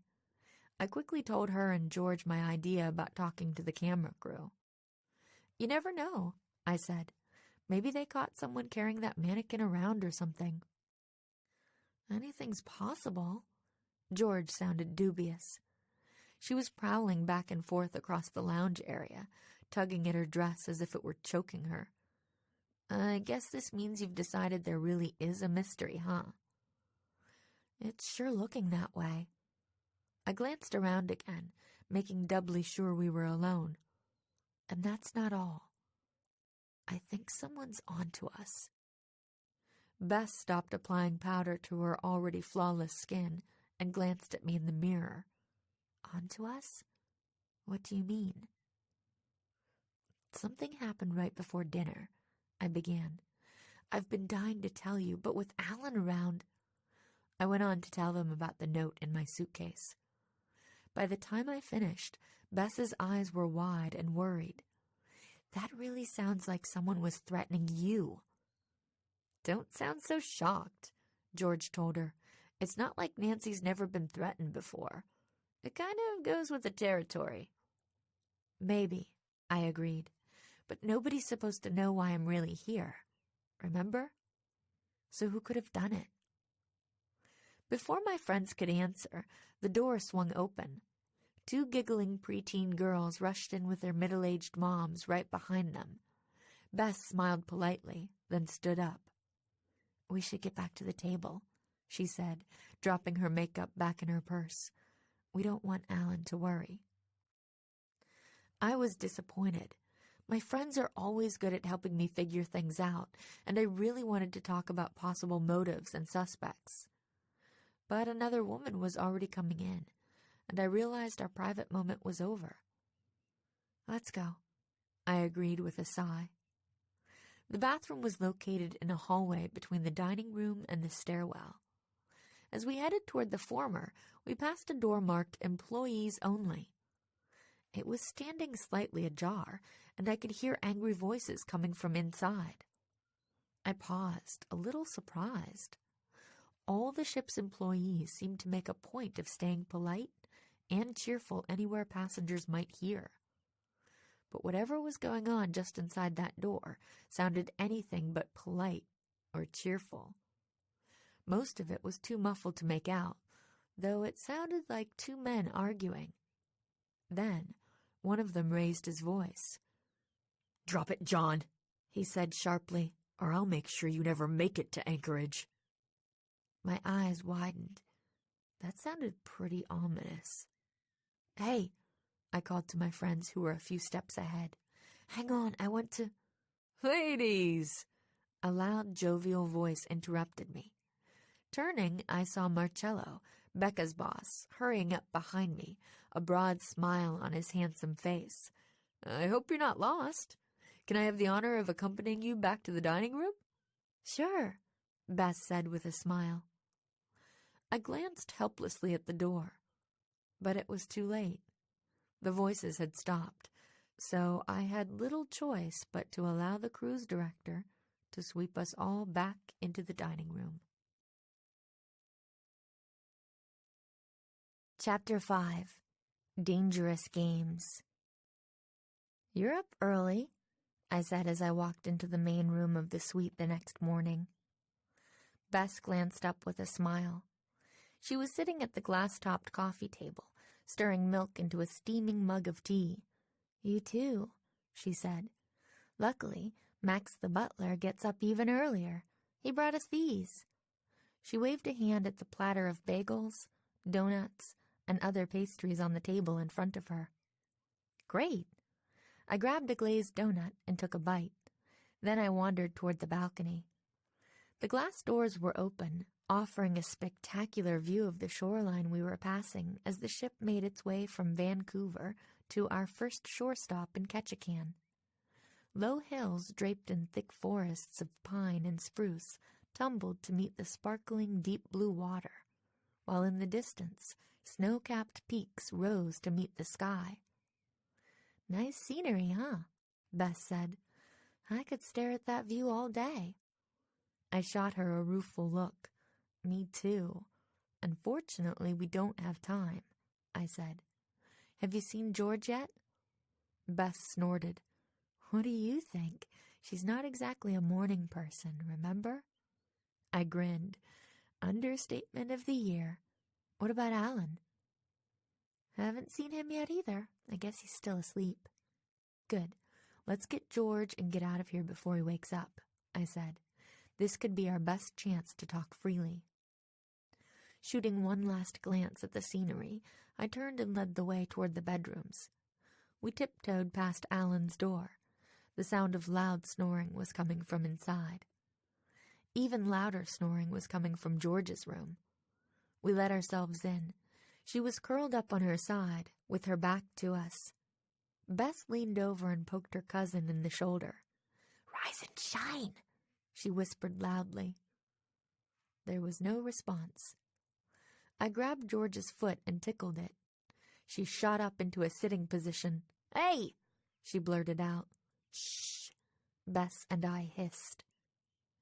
George blinked stupidly for a moment, then glared at us. "What time is it?" she mumbled, making a move to lie down again. But Bess was too fast for her. Grabbing her cousin's arm, she gave a yank that almost pulled her out of bed. "Get up," she ordered. "We need to get out of here before Alan wakes up. Nancy wants to talk." It took a little more persuading, but finally we got her up. Leaving her to get dressed, Bess and I returned to the main room. I quickly gulped down some coffee while she scribbled a note for Alan.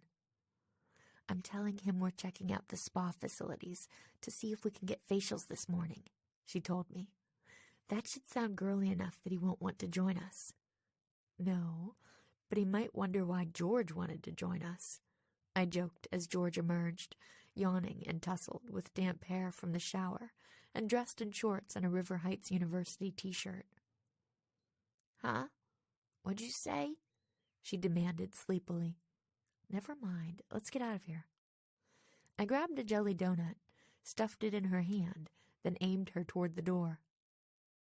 When we emerged from the suite, the hallway was empty except for a maid sweeping nearby. It was Iris from the day before. "Hi." I smiled at her as we passed. "Excuse us." "Guess she must be assigned to Tobias's cabin, like Max is to ours," Bess whispered as we hurried around the corner. "Yeah," I grimaced.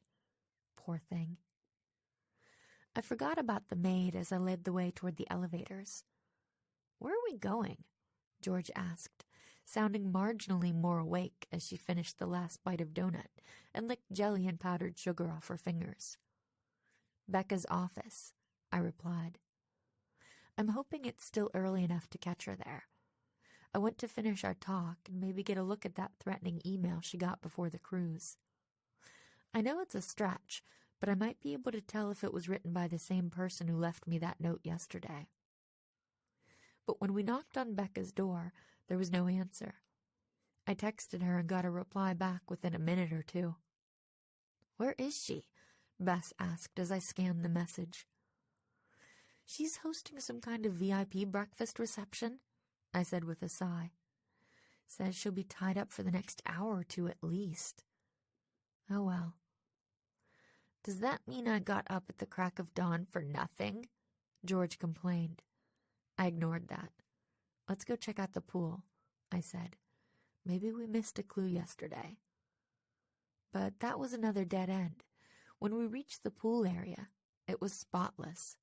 Any trace of blood was gone from the water, which sparkled like glass beneath the early morning sun. Every trash receptacle was empty and appeared to have been bleached clean. Even the pool chairs were arranged in perfect lines. Bess glanced into the same trash bin where George and I had found that drink mix container. "If there were any clues, they've definitely been cleaned up by now," she commented. "The cleaning staff here mean business." "Yeah." My shoulders slumped as I considered what to do next. Maybe we should try the kitchen. Last night I heard arguing. I filled them in on that snippet of argument I'd overheard as we walked. George looked dubious. "Do you really think some random squabble is part of our case?" she asked. I shrugged. "Probably not, but you never know. We're not exactly swimming in useful clues right now, in case you haven't noticed." The main dining room was hushed and empty as we passed, but we heard the sounds of activity coming from a door right across the hall. "That's the cafe," Bess said. "It's where we're supposed to eat breakfast and lunch. Dinner, too, if we don't feel like being so formal. What? George yelped. You didn't tell me that before you forced me to dress up like I was entering some girly girl beauty pageant. Give it a rest, I told her.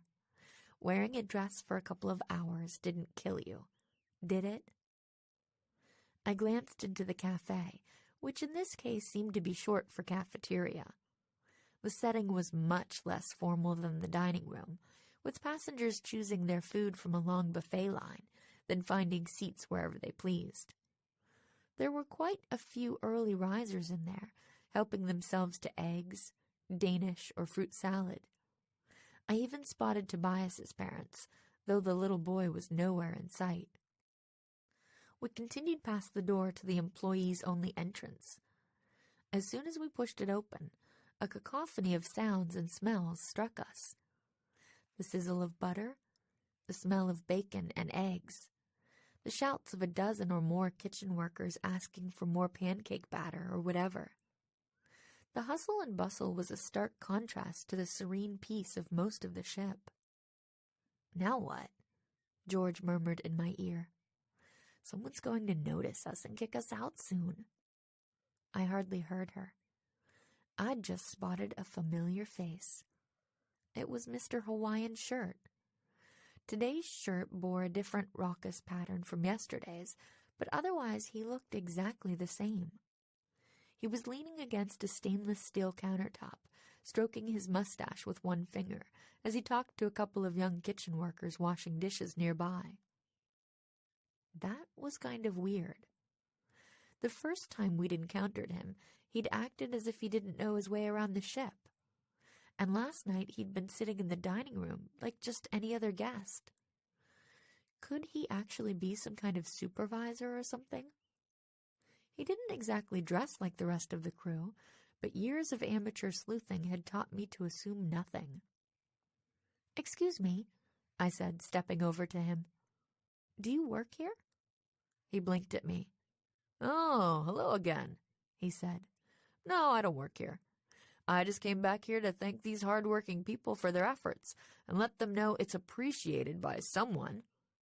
He waved one meaty hand to indicate the kitchen staff, though the workers nearby had turned away and seemed to be pointedly ignoring him.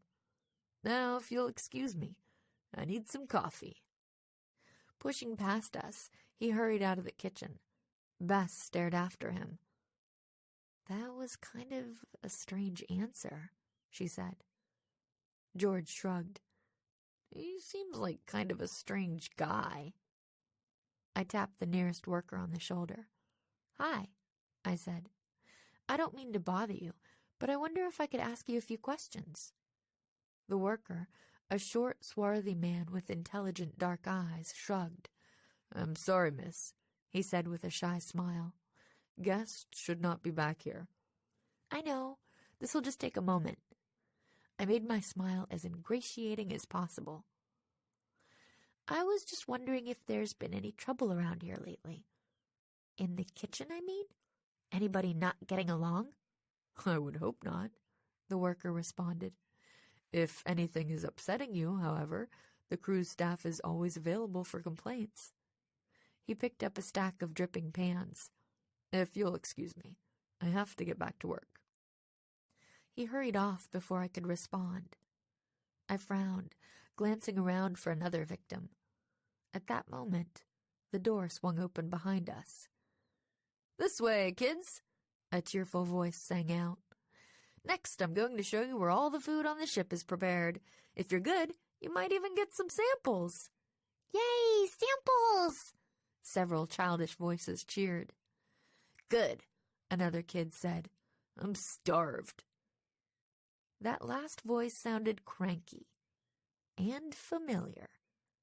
Turning, I saw that a whole group of kids had just entered the kitchen, led by the youth activities coordinator Becca had pointed out to Tobias's family yesterday. And speaking of Tobias, "This is boring," Tobias went on, scowling at the coordinator. "When are you going to show us something cool?" The coordinator's smile barely wavered. "Now, Tobias," he began, "the tour's barely started. Just give it a chance, and I'm sure you... He cut himself off as he noticed my friends and me. Oh, hello, he said, hurrying over. His name tag identified him as Hero. You must be lost. Are you looking for the cafe? No, we were just looking around, I said.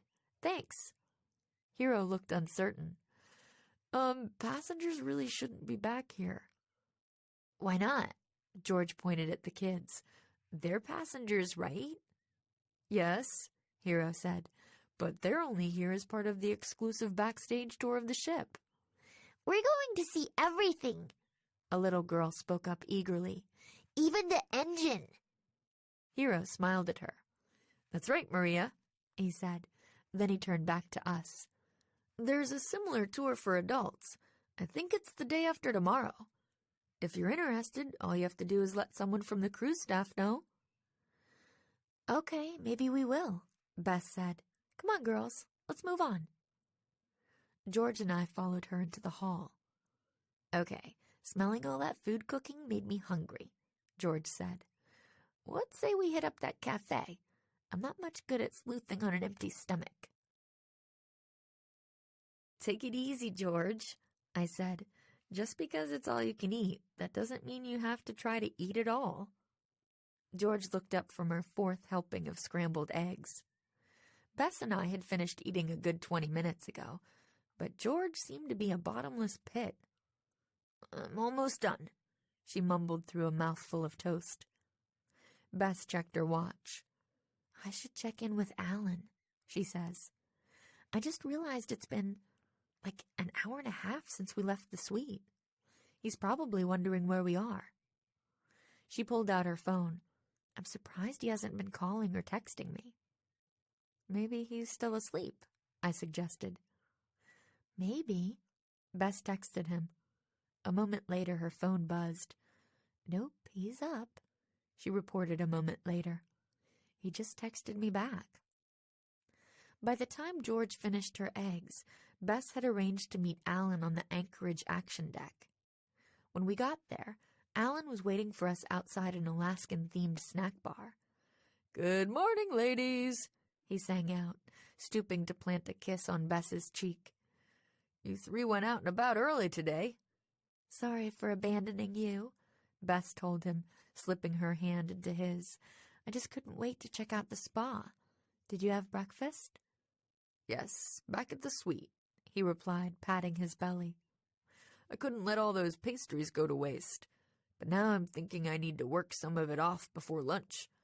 What do you say to a round of miniature golf? He gestured to a sign nearby. I'll buy a smoothie for anyone who can beat my score. Mini golf? I'm awesome at that, George said. You're on. Why don't you three go ahead? I said. I'm not really in the mood for mini golf. I might go check out the shops or something. Actually, I was thinking that playing miniature golf was a waste of time when I could be investigating. If I could get away, I'd have some time to snoop around. Maybe track down that camera crew and see if they'd let me look at their footage. But Alan shook his head. What? Are you afraid I'll beat you? He teased. Come on, Nancy. You can't chicken out. I forced a smile. It's not that. Just then, a pair of small boys came charging at us from around the corner of the snack bar. I win! One of them shouted as both skidded to a halt. A moment later, several other kids appeared too.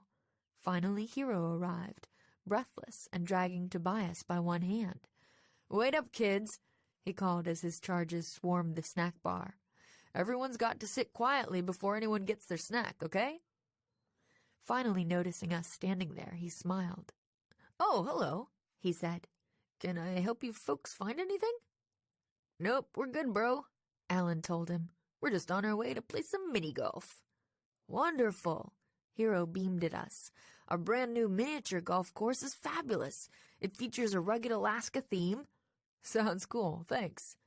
Alan glanced at me as Hero disappeared into the snack bar. So what do you say, Nancy? You're not seriously going to ditch us, are you?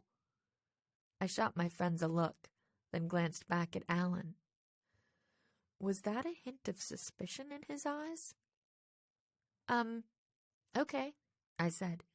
You talked me into it. The mini golf course was actually pretty cool. As Hero had promised, it featured an Alaskan theme complete with fake glaciers, grinning totem poles, a life-size moose, and a roaring grizzly on its hind legs. "This is awesome!" Alan exclaimed. "Who wants to go first?" For a while, we had the place to ourselves. Just as Bess was lining up a shot at a waterfall with little fake salmon leaping out of the water, we heard voices coming our way. "Check it out," George said. "It's that camera crew. They probably heard about my awesome swing and ran right up here to get it on film." Two burly cameramen stepped onto the course, along with a skinny young man dressed in black jeans and a gray t-shirt. Several passengers trailed in behind them. "This way, everyone," the skinny guy called.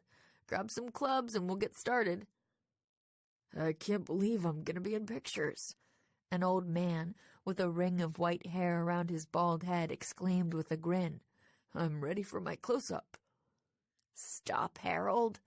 The woman with him rolled her eyes, rearranging her sun hat atop her tidy red curls. "You're such a ham." I recognized them as part of that family reunion we'd seen at the beginning of the trip.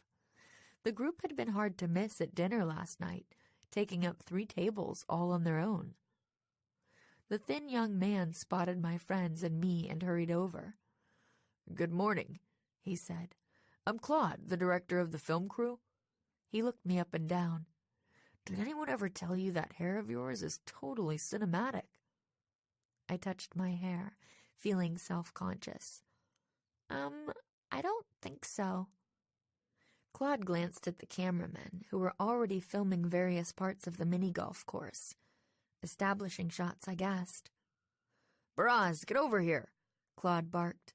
"I want to get this girl on film." One of the camera operators, a man with a buzz cut, stepped toward us. "Sure, boss," he said, pointing his camera at me. "No, not there. We need a better background." Claude glanced around, tapping his chin. "Something to set off that hair, that all-American complexion." How about the moose?" Alan suggested. "That might look cool." "Perfect!" The director clapped his hands.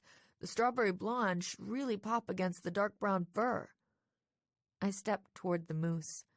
Everyone was staring at me. Well, almost everyone. Bess and Alan seemed to have taken the distraction as an opportunity for a romantic moment. They were standing close together by the moose's side, laughing and talking softly while holding hands. But everyone else? Staring. At me. "Is this okay?" I asked, striking a golf stance with my club near the moose obstacle. "Closer," the director ordered.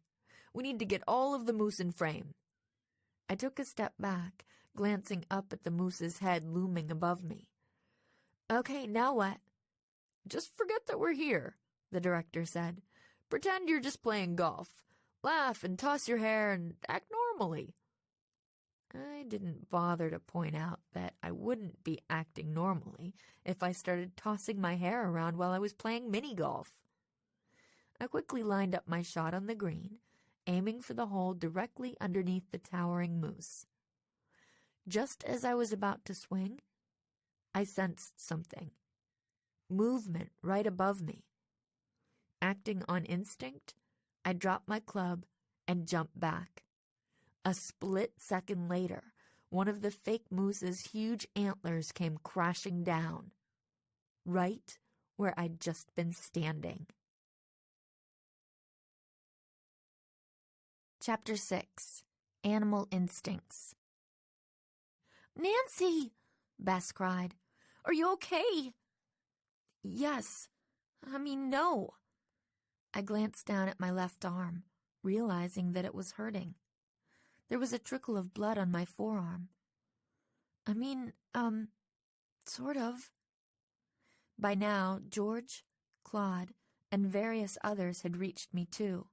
"Stand back, please," Claude ordered. "She is injured." "Oh dear," one of the older ladies watching exclaimed. "Shall we call the medic?" the old man called out. "Of course we should, Harold," his wife said. "Don't be such an old fool." Just then, a young man in a superstar uniform elbowed his way to the front of the crowd. It was Mike, the employee who'd helped us pick out our clubs. Hero, the youth coordinator, was right behind him. "What happened?" Mike asked. "You're bleeding." "I'll call a medic." Hero whipped out his cell phone. "No, I'm okay." I took a deep breath, willing my heartbeat to return to normal. Then I glanced at my arm. "It's just a scrape, see? The edge of the antler must have caught me on its way down." George frowned and glanced at the moose. "How'd that happen anyway?"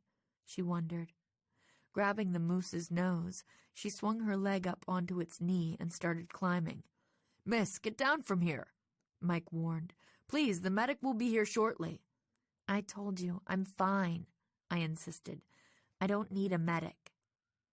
George let out a cry. "Check this out," she exclaimed. She'd climbed higher and was straddling the moose's neck by now. "It looks like someone loosened the screws that were holding that antler in place. All it would take is for someone to touch the moose, and bam, down it would come." Bess went white. "Oh no," she cried. "It was me. I leaned back against the moose's side to get a better view of Nancy. It's all my fault." "Don't be silly." I grabbed her hand and squeezed it. "You had no way of knowing those screws were loose. Anyway, I'm fine." Mike looked troubled. "This mini-golf course is brand new," he said. "Someone must have forgotten to tighten those screws when they were putting everything together during setup." Hero bit his lip and clapped his hands sharply. "Please, step away from the obstacles, everyone," he called out. "We'll have to check them all for safety before the course can reopen. This was just an unfortunate accident, but we're taking care of it." An accident? I wasn't so sure. From what I could tell, it seemed to fit the pattern of sabotage so far. "And I'm a target again," a little voice in my head added. I shook off the thought. Accident or not, there was no way the saboteur could have known I'd be the one standing beneath the moose. Was there? Suddenly nervous, I glanced around. 2 more employees had appeared and were busy herding Harold, his wife, and the other onlookers over toward the snack bar. Bess still looked distraught as she stared up at my arm. Alan was next to her, murmuring into her ear. Most of the others were watching George climb down from the moose, including one of the cameramen who was filming it. My eyes widened as I remembered the cameras. The whole incident had been caught on tape. This could be the break we needed. I glanced around. "Where's the other camera guy? Barrage?" I asked Claude. "We should look at the footage he got and see if we can tell what happened." Claude glanced around too. "Looks like Barrage has disappeared." He frowned and muttered, "Again." The other cameraman heard us and stepped forward. "I might have something," he offered. "The moose was in the background of what I was filming. See?" He held out the camera so Claude and I could see its little playback screen. George, Bess, Alan, Mike, and Hero huddled behind me, peering over my shoulders. The playback focused on Bess and Alan. It was obvious that the cameraman had been going for a cute, romantic human interest scene of the 2 of them. They were standing to one side of the moose, laughing and flirting. I was barely visible in one corner, first standing there stiffly, then shuffling closer to the moose and lining up my shot. "No!" Bess exclaimed as she watched Alan put his arm around her on the monitor, the 2 of them leaning back against the moose's furry side to watch my shot. "See? It really was my fault." "Our fault?" Alan glanced at me. "We're so sorry, Nancy." I waved him off, focusing on the monitor. "Can you play it again?" I asked the camera operator. But it was no use. The accident was visible in the background, but it was a pretty awkward angle, and we couldn't see much more than we already knew. The only thing the footage confirmed was that nobody else had been close enough to tamper with the moose. As the second playback ended, my phone buzzed. I glanced at it and saw a text from Becca. "Something else just happened," she wrote. "Going to check it out. We'll update soon." The medic, a brisk woman in her 30s, appeared at that moment. "Step aside, please," she ordered. "Let's have a look." She was still examining my arm when Becca rushed in, breathless and pink-cheeked. "Nancy!" she exclaimed when she saw me. I smiled weakly as we both realized at the same time that I was the something else she'd just texted me about. One of the employees must have called her. "I'm okay," I told her. I waved a hand at the medic. "This is just a precaution." Becca nodded, though she didn't seem to be focused on me anymore. She was staring at Hero, who was kneeling down to examine the fallen antler. There was a strange expression on Becca's face, one I couldn't quite figure out. What did that mean? Before I could pull her aside to ask, Marcello arrived on the scene. "Well now," he exclaimed in his jovial voice, "what do we have here? Attacking mooses? Or is it Mises?" He chuckled. "I can never remember which it is." He came over and put a hand on my shoulder. "How is she, Doc?" he asked the medic. "She'll be fine," the woman replied. "But I'd better take her to the clinic and clean that scrape." "It's okay," I said. "I have a Band-Aid back in the suite." Just then, Tobias stomped in, pushing past an employee who tried to stop him. "Hey!" he shouted. "When's this stupid tour going to start again?" Hero looked startled, as if he'd just remembered what he was supposed to be doing. "Sorry, Tobias," he said. "I'll be right there." Tobias snorted and turned away. "Not that I care," he announced to no one in particular. "So far, it's so boring that I might as well be sitting in my room staring at the wall." Hero shot Becca a nervous glance, then hurried after the boy. Suddenly, Becca's strange look earlier made more sense. I guessed that as assistant cruise director, she was probably Hero's direct supervisor. He had to feel embarrassed about getting caught abandoning his young charges, even given the unusual circumstances. "You'll like this next part, Tobias," Hero called out. "We're going to meet Captain Peterson and see all the computers and other high-tech stuff in the control room. Won't that be cool? I heard you're a real computer whiz." His voice faded as he disappeared around the corner. Meanwhile, the medic poked me in the shoulder. "Come," she said. "We're going to the clinic. No arguing." 10 minutes later, I was sitting on a cold plastic chair in a small but well-stocked medical clinic near the center of the ship, while a nurse put a Band-Aid over my scrape. The medic was at a desk nearby, scribbling notes on some paperwork. "Can I go now?" I called to her. She glanced up and opened her mouth to answer. At that moment, the door flew open and Wendy the blogger rushed in. "Oh my gosh!" she cried when she spotted me. "Are you okay, Nancy? I just heard what happened." "News travels fast around here," I said. The nurse was already bustling forward. "I'm sorry," she said. "Patients only allowed in here." "But I want to interview her for my blog," Wendy protested. "You heard her. Out," the medic said sternly. "You can visit with your friend once she's released." I didn't bother to explain that Wendy and I weren't exactly friends. Frankly, I was surprised she'd remembered my name. Maybe she should be a suspect, I thought. It's odd how she keeps turning up right after bad stuff happens. And wouldn't covering a bunch of crazy cruise disasters be a big draw for her travel blog? I was afraid Wendy might be waiting for me when the medic finally released me from the clinic. Instead, I found my friends out in the hall. "Oh, good," Alan joked when he saw the bandage on my arm. "We were afraid they'd have to amputate." "Very funny," I said with a smile, and a flash of guilt for wishing he wasn't there. I really wanted to talk to Bess and George about my new Wendy theory. But that didn't seem likely to happen anytime soon. It was lunchtime by now, and Alan dragged us off toward the cafe. "I've heard the buffet on this ship is spectacular," he said. "It is," George told him. "At least breakfast was pretty amazing." "Yeah, and George would know. She ate most of it." Bess glanced at her cousin.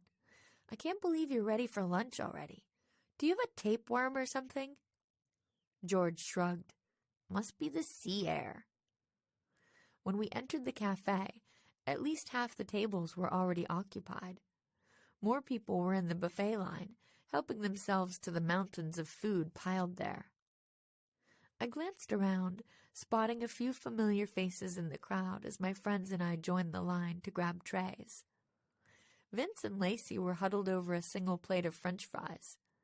The ABCs were at a different table, chatting with some passengers I didn't recognize. Tobias and his parents had a table to themselves near the dessert section. "Look, there's Merc the Jerk again." Alan pointed toward the center of the room. "Think he'd give me an autograph?" Without waiting for an answer, he rushed off toward the table where the comedian was sitting. Merc was talking loudly, though I couldn't make out what he was saying from that distance. Whatever it was must have been funny, though, since the crowd gathered around him was laughing. I noticed that Wendy the blogger was among that crowd. So were a couple of cameramen who were filming the whole scene. George was looking that way, too. "There's a motive for you," she commented. "Huh?" I glanced at her as I grabbed a tray. "Merc," George said. "With Brock out of the picture, he's the headline entertainment on this cruise now. That's got to be a boost to his career, right? Especially if he's featured in all the ads and stuff." She gestured toward the cameraman. Bess reached for a roll. "That's true," she said. "But what about the pool incident and the other trouble? He'd have no motive for that stuff." "Or would he?" I said thoughtfully, jumping back again to my theory about Wendy the blogger. Could the same idea apply here? If this cruise becomes notorious enough, everyone will want to hear about it, and one place they'll look is online video sites. George nodded. "And voila, there's Merc," she said, pausing to grab a handful of potato chips off the buffet. "It kind of makes sense." "Only kind of." Bess still looked dubious. I mean, Merc might not be A-list, but would he really risk his whole reputation like that? I realized it was kind of unlikely, but there was no more time to discuss it. Alan was on his way back from Merc's table. "I couldn't even get close enough to ask," he reported, leaning past us to pick up a sandwich, which he set on Bess's tray. "I'll have to try again later."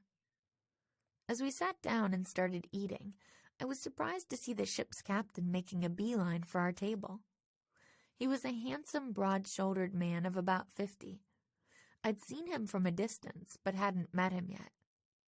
"Good afternoon," he greeted us, his eyes flicking over the other three before settling on me. "I'm Captain Rhys Peterson.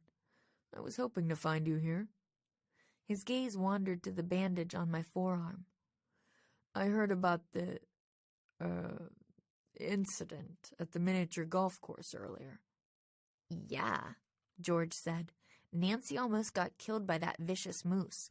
That's probably worth a free shore meal in Ketchikan at least, huh?" Bess elbowed her cousin hard in the ribs.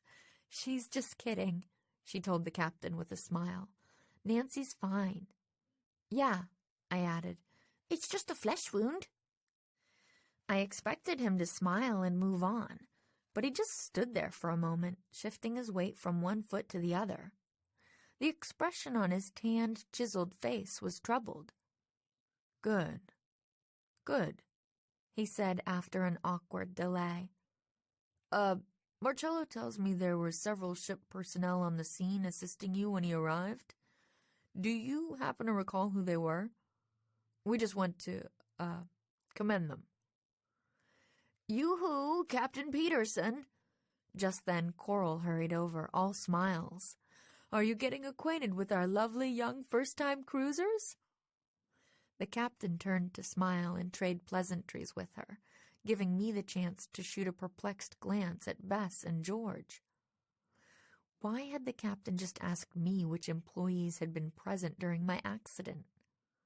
Could he be worried that one of them was involved? Was it possible that he knew who I really was and why I was there? Becca claimed that she was the only one on board who did. But what if Verity had filled him in without telling Becca? By then, Coral was moving on toward the buffet line, saying something about testing out all the desserts. The captain turned back to me. About those employees, Miss Drew, he began. I watched as Coral reached the dessert area, mostly as an excuse not to meet the captain's eye. So I was looking right at her when she reached for a pastry, let out a loud gasp, and then crumpled to the floor. "Coral!" I blurted out, on my feet before I knew it. Other people closer to her were exclaiming in alarm and rushing to help as well. I was halfway there when the screams started. "What's going on?" George panted in my ear as she caught up to me. "Did Coral just faint?" "I guess so, but what's going on there?" My gaze shot from the people kneeling beside Coral to the buffet, where several other passengers were peering at a tray piled high with pastries. "Stop!" a man I didn't know cried as George and I came closer. "Stand back. There's a tarantula in the cream puffs." Chapter 7. Unusual Suspects. I gasped as I saw something scuttle over an eclair and disappear behind a pile of brownies. "Was that really—" I began. "A tarantula," George finished. "Whoa." "Don't hurt her!" a voice rang out behind us, cutting through the clamor. "Please, she's friendly!" "Tobias?" Bess exclaimed. She and Alan had caught up by now. "What's he doing?" We all watched as the kid pushed his way to the buffet. Standing on tiptoes to peer over the pastry tray, he leaned forward and scooped something up. When he turned around, we could all see a huge, hairy spider perched on his hand. "Tobias!" His father had hurried forward by now as well. "Is that Hazel?" "Hazel?" George echoed, raising one eyebrow. "No wonder Coral fainted," I said, staring as the spider climbed slowly up Tobias's arm. Her black and orange body was thicker than his wrist. Who wants to see something like that sitting on your dessert tray?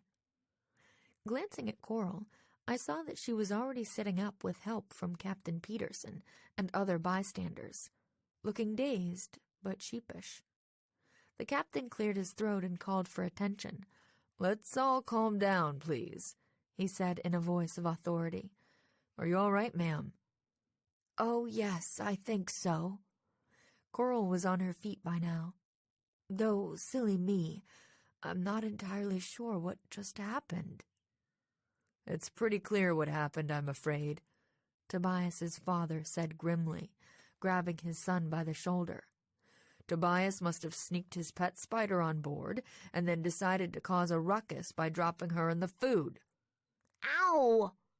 Tobias wriggled out of his father's grasp, the sudden motion almost causing the tarantula to lose its grip on his arm. Hazel gave a little jump, ending up clinging to Tobias's shirt. A couple of passengers nearby went pale and took a few steps backward. "I always kind of wanted a pet tarantula," George commented to nobody in particular. I looked at her. "Not helping," I said. Meanwhile, Tobias turned to glare at his father. "You're right. I did sneak Hazel on board." His lower lip stuck out defiantly. "I needed something to keep me busy on this trip." He carefully stroked the tarantula's hairy back as she climbed up toward his shoulder. "But I didn't put her in the food. She could have been crushed." The boy's mother joined them, her face pale and angry. "Don't lie to us, Tobias," she said. "The evidence is right there on your shirt, remember?" "I'm not lying." Tobias glared at her, his eyes flashing angrily. The last time I saw Hazel, she was in her cage in her stupid cabin. I told you, I'd never leave her where she could get hurt.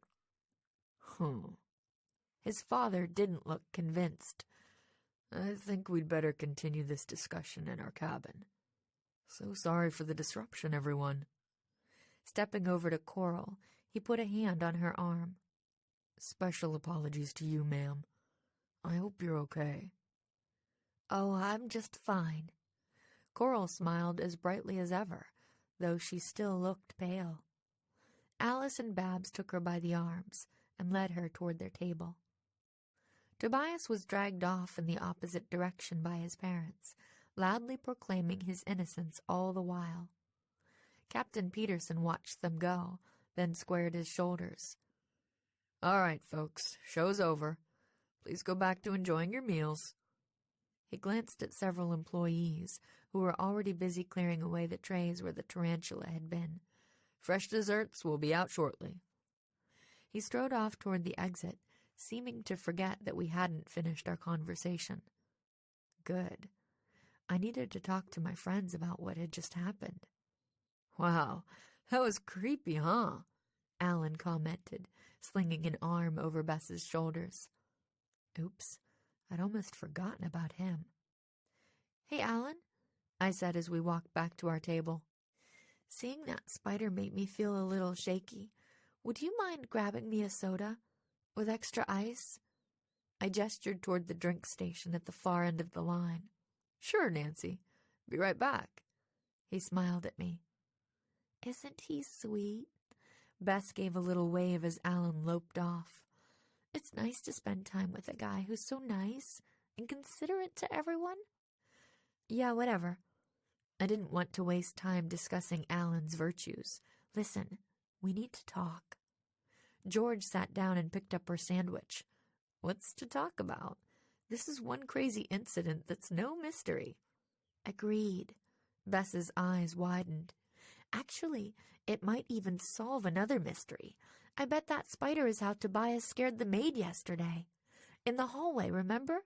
He stuck something in his pocket. I bet it was Hazel. You're probably right. I sank into my chair, thinking hard.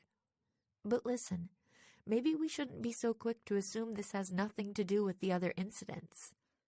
George let out a snort. What? Do you think Tobias is the one who's been sabotaging the cruise? Maybe, I said. Think about it. Hero mentioned earlier that Tobias is good with computers. He did? Bess blinked at me. I nodded. When he was chasing him out of the mini-golf place earlier. Anyway, if it's true, like if Tobias is really some kind of computer genius, he could have sent those emails to Becca and Brock. Maybe he was trying to get the whole cruise shut down so he could go to that amusement park instead. It's obvious he wants to be anywhere else but here. They wouldn't shut down a cruise over a couple of emails, George said. I shrugged. Tobias is just a kid. He wouldn't necessarily realize that. Anyway, that mannequin stunt was pretty childish if you think about it. And Becca said the drink mix came from the kids section, remember? Plus, Tobias was nearby during the moose incident this morning. My friends traded a glance, looking skeptical. I couldn't really blame them. Okay, so it's a little far-fetched, I said. So are all our other theories so far. Incoming, George hissed, glancing over my shoulder. Alan was hurrying toward us, holding my glass of soda. I sighed, then pasted on a smile. Further discussion would have to wait. Come on, dude. Vince, the newlywed, grinned as he hung at the edge of the pool, his hair slicked back. We need one more guy for even teams. Alan sat up straight on his lounge chair. It was an hour after lunch, and he'd insisted we all change into our bathing suits and get some sun. I was itching to get away and do some investigating, but I hadn't found the right excuse yet. Volleyball, huh? Alan said, glancing from Vince to the 4 other guys of various ages out in the pool. I'm not bad at that, if I do say so myself. A few members of the film crew were nearby, getting shots of passengers enjoying the pool. One of the cameramen came closer, his lens trained on Alan and Vince. "Go on, man," he called. "This could be great stuff for the ads." Another cameraman was filming the guys in the pool. He glanced over his shoulder at Alan. "You guys will be superstars," he joked. I peered at him over my sunglasses. It was Barrage, the one who'd disappeared so abruptly yesterday. "Okay, how can I say no to that?" Alan peeled off his t-shirt and stood up, tugging at the waistband of his swim trunks. "Have fun," Bess said, glancing up from her fashion magazine. Alan grinned, dropped a quick kiss on top of her head, then cannonballed into the pool to loud cheers from the other guys. I sat up, dropped the book I'd been pretending to read, and scooted my lounge chair a little closer to my friends. It was a gorgeous afternoon, and the pool was busy, but none of the other sunbathers were close enough to overhear us. "Okay, where were we?" I said briskly. George looked up from her laptop with a smirk. "You were trying to convince us that an 8-year-old is some kind of criminal mastermind," she joked. I smiled. "Okay, I already admitted that one's a little bit of a stretch," I reminded her. "So let's come up with some other ideas." I'd spent the past half hour stewing over the case while pretending to read my book, so I was ready. I'm thinking we shouldn't focus too much on motives right now. It's just too random. Instead, let's think about opportunity. Who could have done the things that have happened so far? "Just about anyone on the ship," George shrugged. "I mean, we're all stuck in this floating tin can together.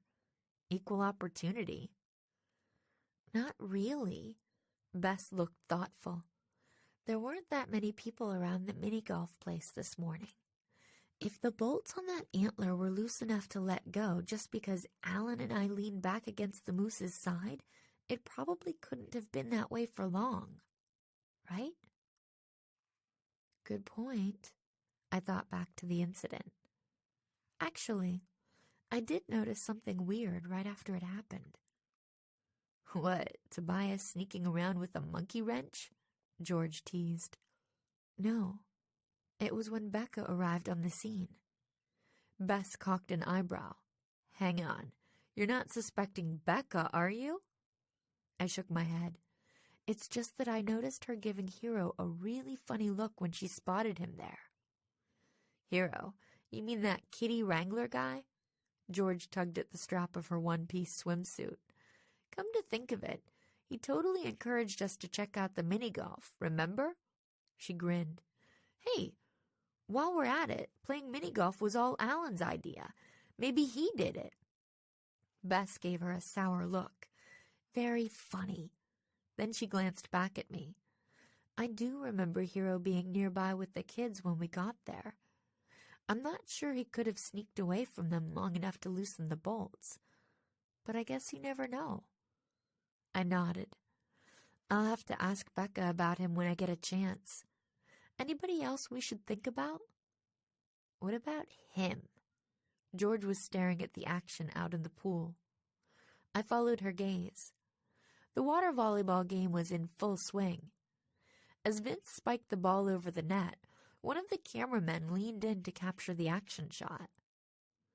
"Barrage," I murmured thoughtfully, watching him. "Yeah, that was kind of weird how he disappeared right after the accident. And that director made it sound like it wasn't the first time," George recalled. "What if he was off tossing his monkey wrench overboard?" "Anything's possible. But why? What's his motive?" I sighed, realizing that sentiment was becoming a refrain for this case. I realized something else. It's also possible that the moose thing was just an accident. Like someone said, it's a brand new ship. We might have been the very first ones to test out the course. Maybe the screws didn't get tightened enough and they just let go. That's probably at least as likely as some 8-year-old supervillain being strong enough to loosen a bunch of bolts, George said, especially when he was supposed to be on a tour with a bunch of other kids and Mr. Nanny at the same time. True, but I'm not ready to totally cross Tobias off the list yet, given what just happened at lunch.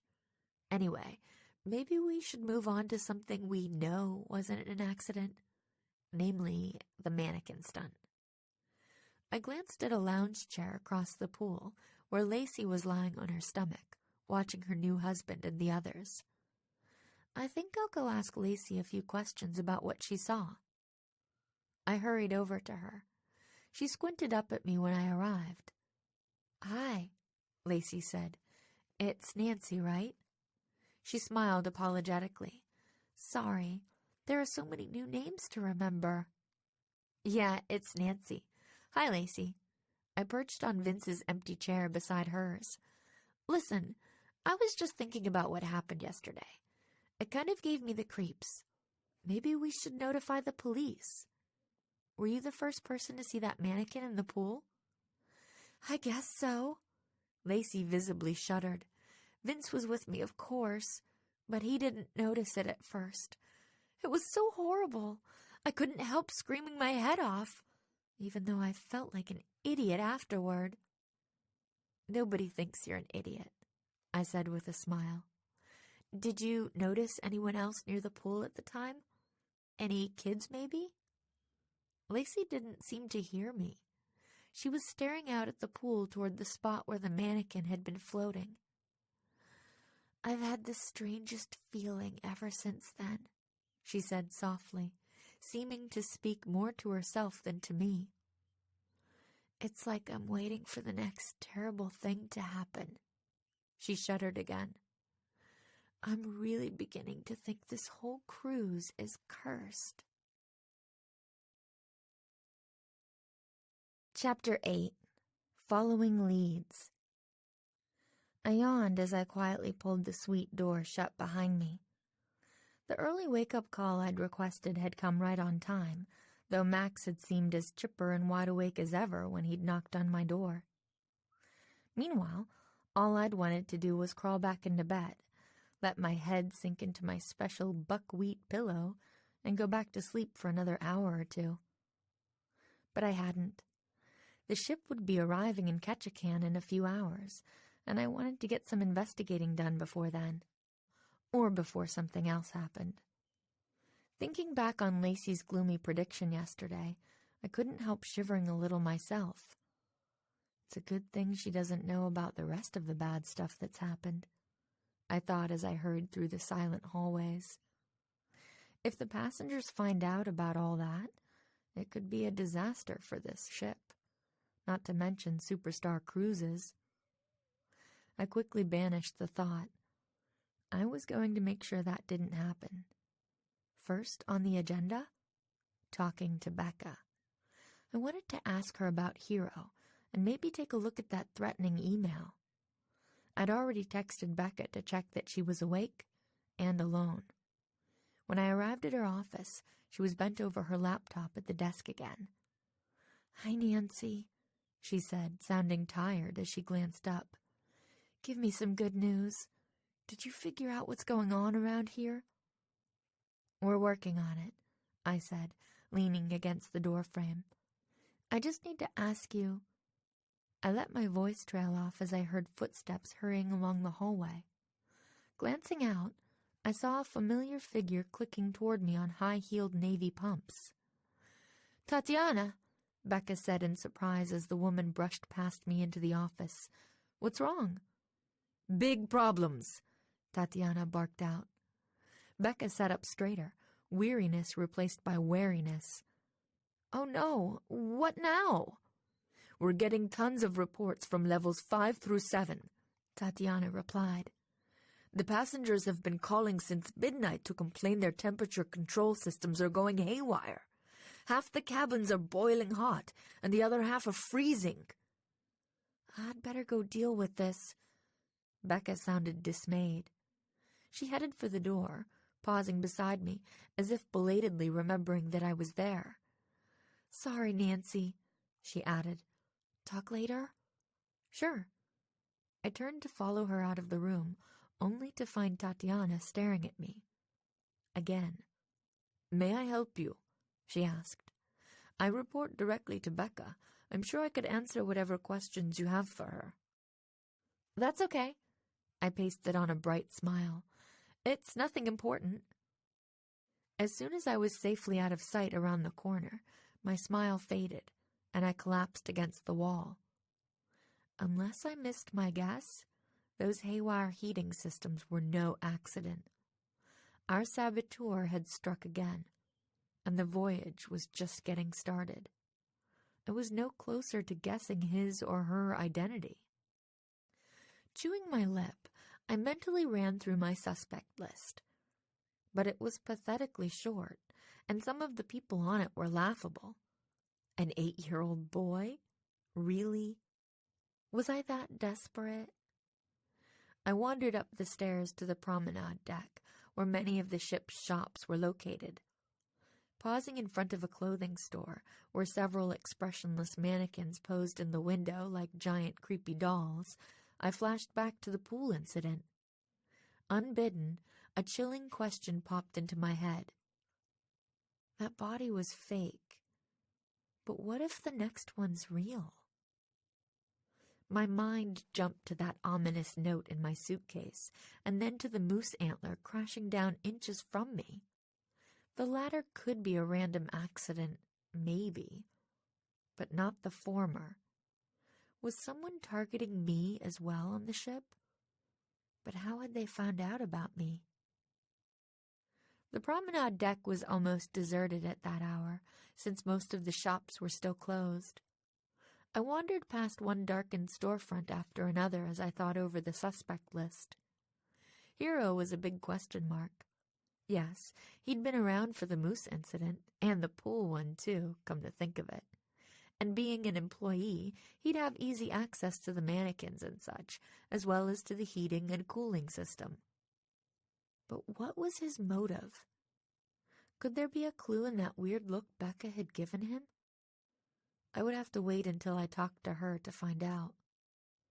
Then there was the disappearing cameraman, Barrage. He'd been nearby during the moose incident too. The other members of the camera crew? I had no idea. But I guessed that the crew had nearly unlimited access to the ship, probably even the backstage parts, which meant he could also be involved in that heated argument I'd overheard. And what about Wendy the blogger? I paused, noticing the ship's internet cafe right across the concourse. Some of her behavior had been sort of suspicious, and she seemed pretty serious about her blog. Was that enough of a motive for her to want to ruin the cruise? There were lights on in the internet cafe, so I walked over and peered in the window, wondering if she could be in there right now, sending off her latest entry. Instead, I saw an even more familiar face bent over one of the terminals. "George," I called, hurrying inside. "What are you doing up at this hour?" She glanced up at me with a yawn. "Trust me, it wasn't my idea," she said, sounding cranky. "Alan woke me up with all his crashing around in the bathroom.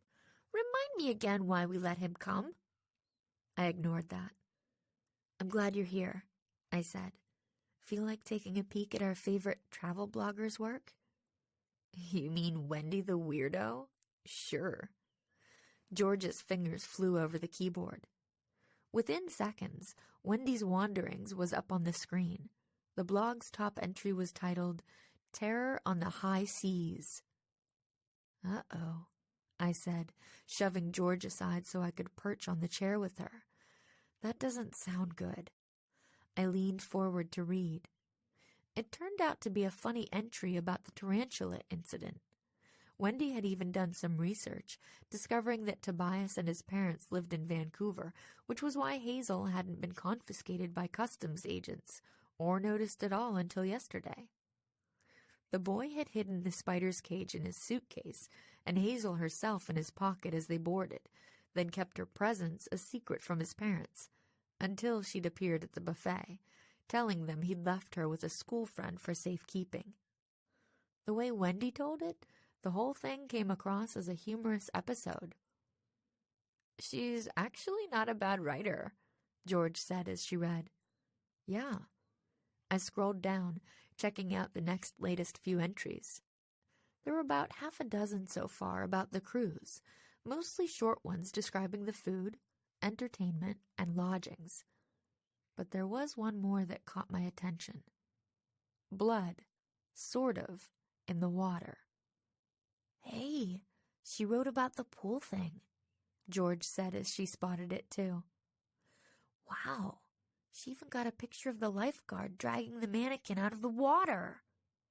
She leaned closer, peering at the photo. "The blood looks a lot more lifelike in the picture." I nodded as I scanned through the entry. This one read more like a news report, describing what had happened and saying that ship employees claimed it was a prank. I winced when I read the last few lines. But seeing a dead body in the pool, even a fake one, isn't the best way to start a relaxing cruise to Glacier Country. More like an epic fail, actually. Is it enough to sink this brand new cruise line before it leaves the harbor? Only time will tell. George pointed to the bottom of the entry. "She got a bunch of comments on this one," she said. "That means a lot of people read it." That could be our motive right there. It's pretty suspicious that she happened to be close enough to get photos before they shooed everyone away. George scrolled back up. "Let's see if we can find out more about our happy blogger." But the About Me section of the blog didn't have much information. It just gave Wendy's name and age and mentioned that she lived in Seattle when she wasn't traveling the world in search of the next adventure. "Should I run a web search, see if I can find out more about her?" George suggested. I was about to tell her to go ahead when my phone buzzed. It was Bess. "Are you with George? We're saving seats for you two at breakfast," she said. In the background, I could hear Alan chatting with someone, though I couldn't tell who. "You'd better hurry up. We don't have much time to eat before we dock in Ketchikan." "Drat," I muttered as I hung up. "I guess more research will have to wait." We found Bess and Alan sitting with Vince and Lacey in the cafe. "There you are," Vince greeted us with a smile. "Your friends were worried that you'd fallen overboard or something." "Nothing that drastic, just taking a walk." I sat down and smiled politely at Vince and Lacey. "So, are you guys looking forward to Ketchikan?" Lacey glanced up from buttering her toast. "Oh, we're not going ashore," she said. "We decided to skip Ketchikan and stay on the ship." "Really? Why?" George asked. "I'm not really in the mood for sightseeing," Lacey said softly, shooting a look at her husband. Vince explained. "She's still a little shaken up over what happened the other day. We figured we'd just hang out on the ship, have a quiet day on our own while everyone else is away." I was a little surprised, since this was Alaska after all. But this was their honeymoon, and it was no wonder that the brand new husband and wife might want to spend some private time together, rather than surrounded by a bunch of strangers with nowhere to really get away. I was feeling some of that myself, actually. Maybe I should stay on the ship too, I thought as I chewed the bagel I'd grabbed from the buffet. That would give me a chance to investigate without having to dodge Alan or make small talk with random other passengers or whatever. I might even find a moment to sit down with Becca and really talk about the case without being interrupted every 2 seconds. It was a tempting thought, but I wasn't sure it was worth the trouble. How would I explain to Alan why I wasn't going ashore? It was probably too late to fake an illness. Besides, most of the trouble so far had been very public. If the saboteur was going to strike again, it seemed more likely to happen where the passengers were than where they weren't. In other words, if there was any action today, it was probably going to happen in Ketchikan, and I didn't want to miss it. "Yo, Scott!" Alan shouted just then, jumping to his feet so fast he almost upended his orange juice. He waved his arms vigorously. "Over here, bro!" I glanced over and saw the shore excursion specialist we'd met on the first day. He was carrying a clipboard and a stack of envelopes. "Hi," he said when he reached our table. "Everyone ready for some big fun in Ketchikan today?" He shuffled through the envelopes. "Alan, I got your message. You four are signed up for the deluxe town tour, followed by the lumberjack show, and then a float plane ride to the misty fjords." "What?" George looked up from her French toast. Wait, what?" I couldn't have said it better myself. "You signed us up for all that stuff?" I asked Alan. "When were you planning to fill us in?" Alan grinned. "You're welcome," he said. "Some of these shore excursions fill up early, you know. You girls have been so busy running off getting facials and stuff that I was afraid we'd get shut out." "Oh." I traded a look with George and Bess. Being stuck in a bunch of structured tours and activities wasn't exactly the Ketchikan experience I'd had in mind. How was I supposed to check out our suspects that way? Unless they happened to have the exact same itinerary. "It's okay," Bess said, giving Alan's shoulder a squeeze. "We appreciate it, Alan. It'll be fun. Right, girls?" "I wanted to go kayaking," George grumbled. But seeing Bess's glare, she shrugged. "But whatever." Actually, I was thinking it would be fun to just wander around town on our own," I said. "From the tour books in our suite, it looks like there's a ton to see and it's all pretty close together. But I don't mind doing that by myself if you guys want to do the other stuff."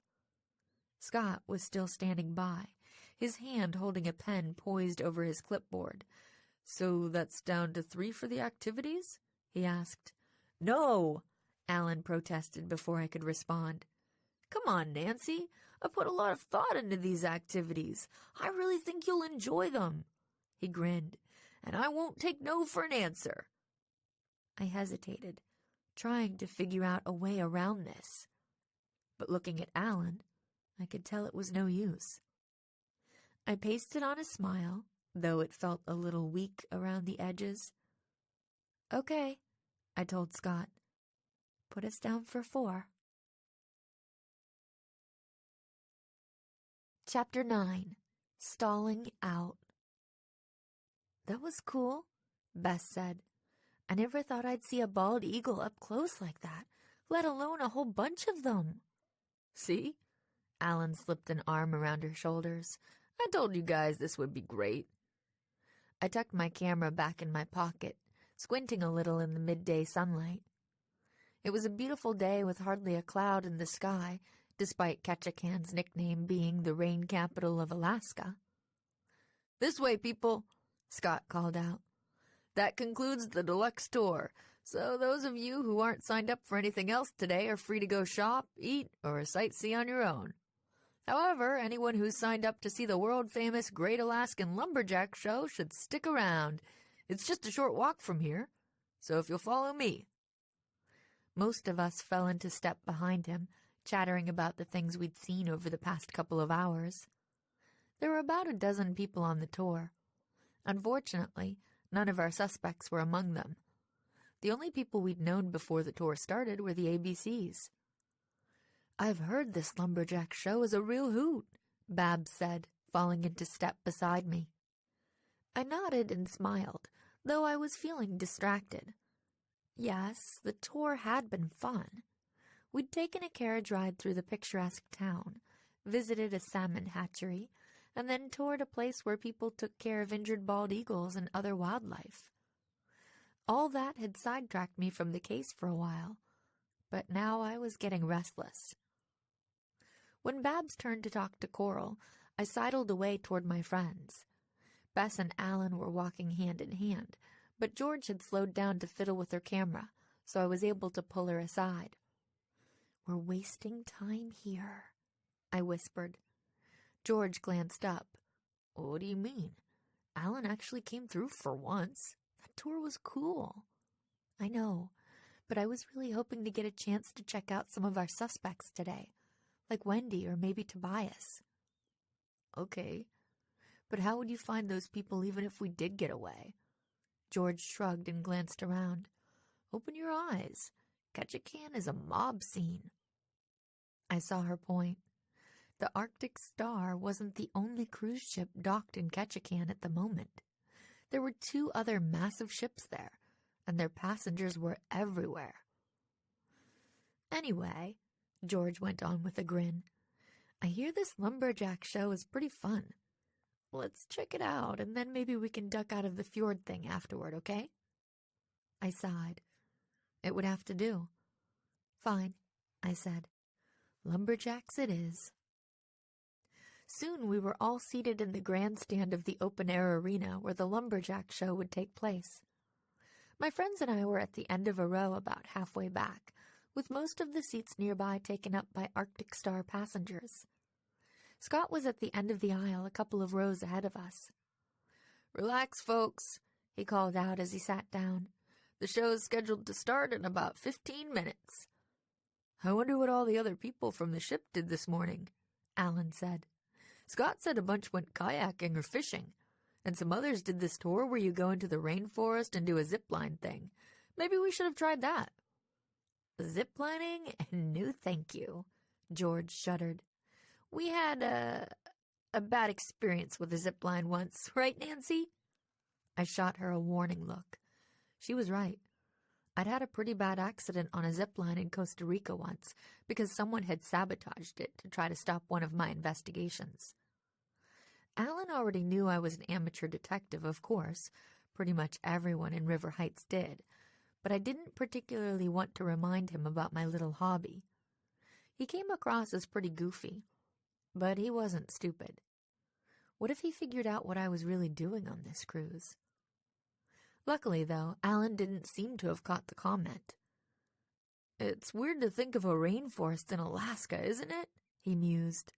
I mean, when you think Alaska, you think snow and glaciers and stuff, not rainforest.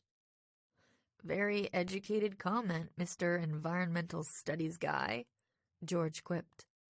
Alan looked annoyed. Hey, I may be an enviro student, but that doesn't mean I'm an expert on every environment on the planet, all right? Look, Bess said, clearly trying to distract them from sniping at each other. I think I see some other people from our ship coming in, including our favorite arachnophile. Huh? George glanced toward the entrance, then made a face. Quick, everybody hide, she hissed. It's Spider Boy. I looked too and saw Tobias entering the grandstand with his parents. For a second, my instinct was the same as George's, but then I realized this might be my only chance today to do any investigating. Okay, so it involved our weakest suspect. Still. Hello, I called to the family, standing up and waving. There are some seats over here. Tobias's mother spotted me and waved back. Moments later, they were making their way toward us. George groaned softly. Are you nuts? She whispered. That kid's scary enough even without easy access to axes and stuff. But there wasn't time to say any more before Tobias pushed past us and flopped into an empty seat. I hope this show starts soon, he said impatiently. It's probably going to be the only interesting thing I get to do on this whole stupid cruise. Relax, son, his father said with a sigh. It'll start soon. So, what did you kids see in Ketchikan so far today? His wife asked us. The small talk continued from there. It turned out the family had spent the morning wandering around sightseeing on their own instead of joining any of the organized activities. I couldn't help wondering if that was because Tobias was being punished for the spider stunt. Had he confessed to planting hazel on the buffet yet? I cast around in my mind for a subtle way to ask, but Alan, of all people, beat me to it. Hey, buddy, he said with a grin, leaning toward Tobias. Did you bring Hazel along to check out the show, too? Tobias gave him a withering look. What do you think, genius? He snapped. Tobias, manners, his mother scolded. Then she smiled at Alan. Sorry, he's a little touchy about Hazel right now. Yes, and he's not making it easy on himself. Tobias's father looked at his son sternly, though Tobias ignored him. The ship is being nice about what happened, and Miss Coral has been especially gracious, but Tobias still won't admit to what he did. His wife sighed. It's just not like him, she murmured. Tobias can be, difficult, but he's not normally a liar. I certainly hope this isn't a new phase. At least Hazel has been confined to her cage since yesterday, Tobias's father said, clearly trying to lighten the mood. I'm sure everyone's glad about that. Well, except maybe for Annalyn. Annalyn? I echoed. She's the maid for our cabin, Tobias's mother explained with a rueful smile. Lovely young girl from the Philippines. Poor thing, she probably wasn't expecting to see a tarantula sitting on the coffee table when she brought the clean towels in last night. Even one in a cage. My friends chuckled, but I frowned slightly. Wait, I said. I thought the maid for your cabin was named Iris. They probably have more than one, Bess said. Like us, remember? Our suite has Max plus the 2 maids. That's right, there are 2 cabin stewards for ours as well, Tobias's father said. Annalyn and a young man named John. Oh. Something about this was bothering me, though I wasn't sure what.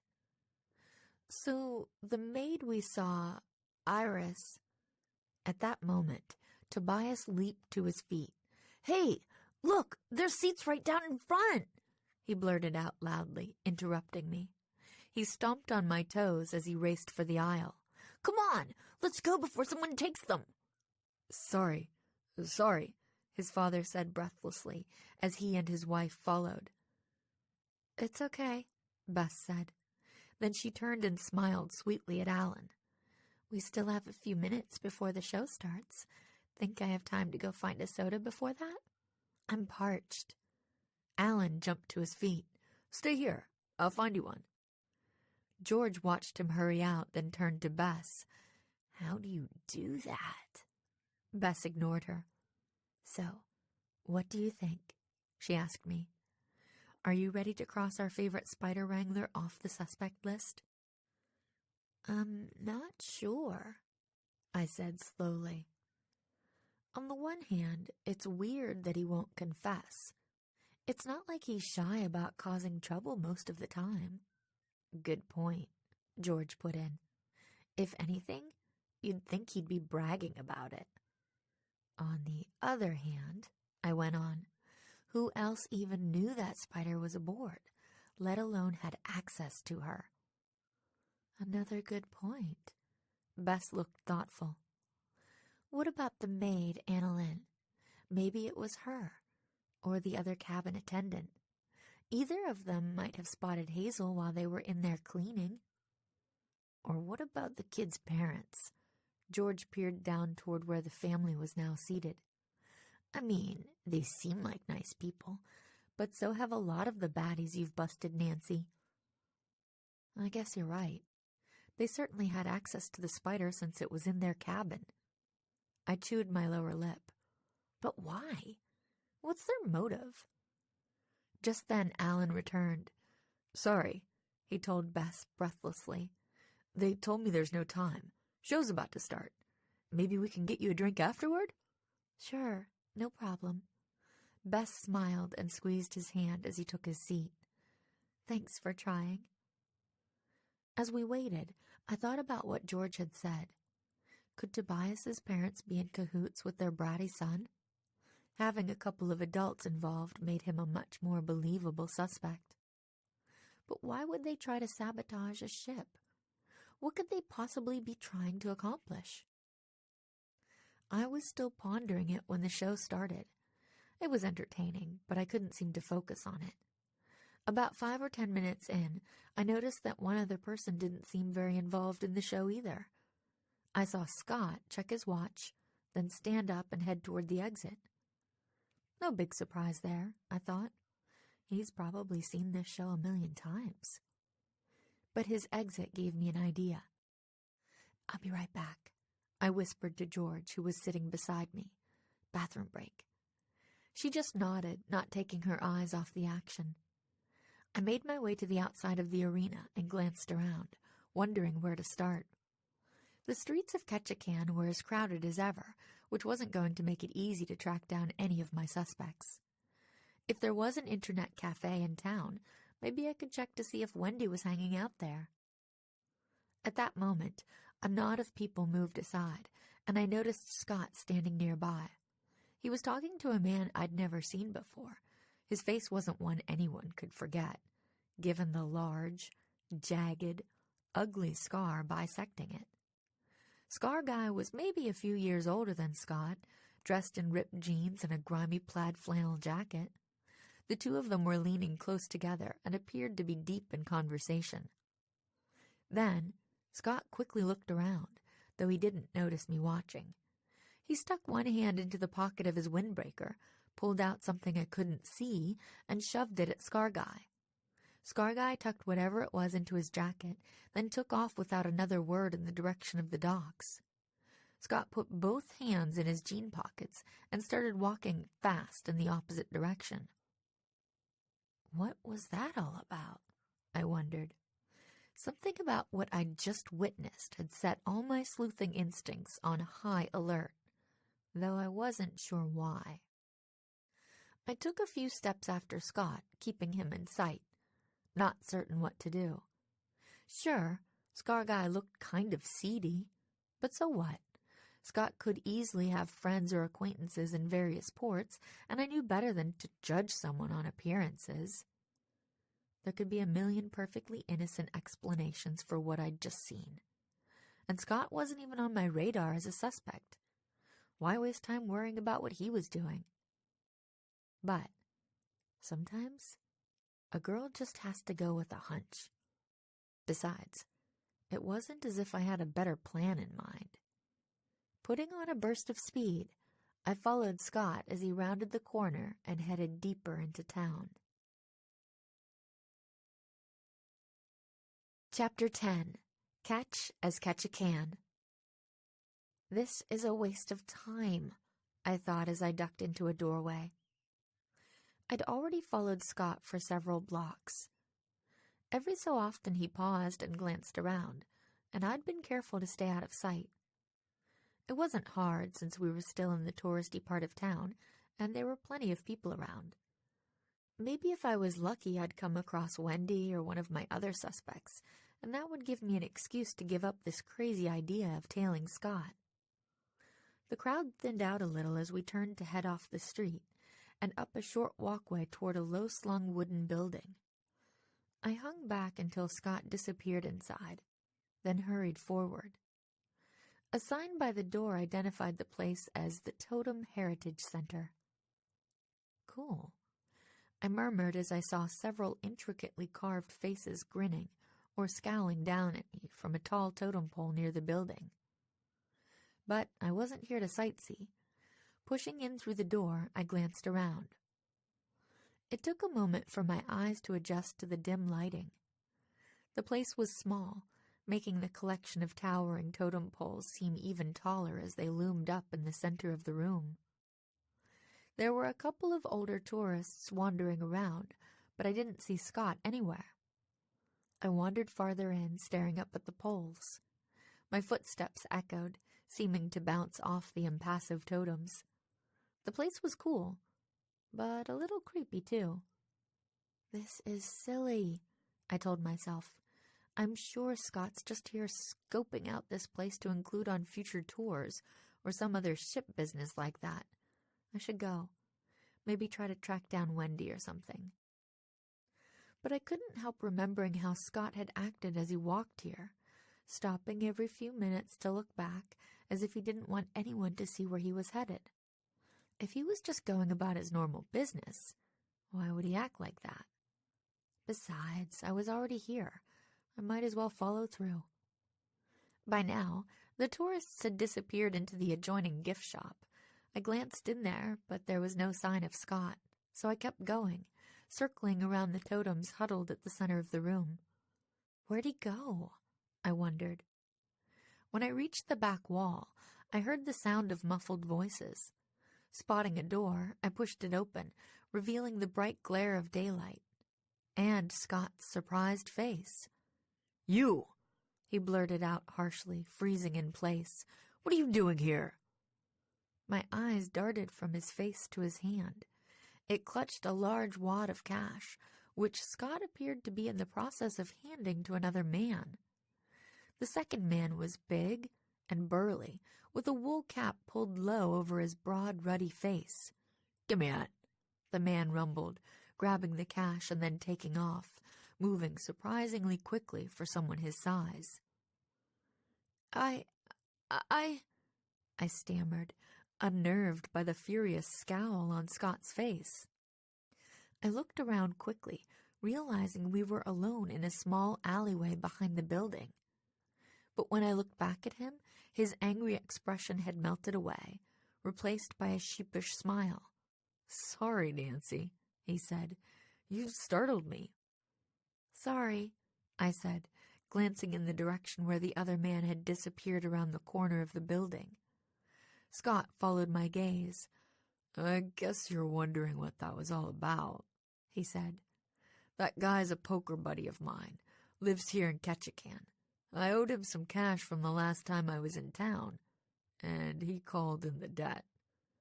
"Oh, okay." "I hope you won't say anything to the captain about this." Scott bit his lip. "Ship employees aren't supposed to get involved with gambling while we're on duty, and I could lose my job if anyone finds out." "Sure.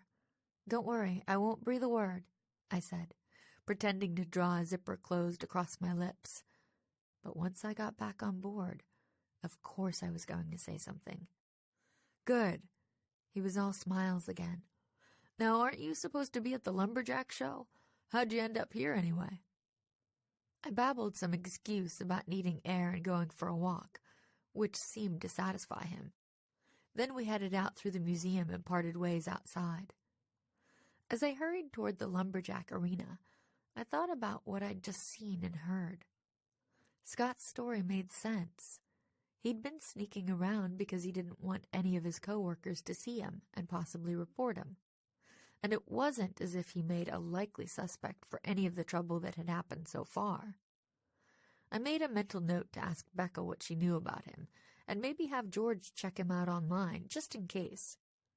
Otherwise, it seemed safe to forget the whole encounter.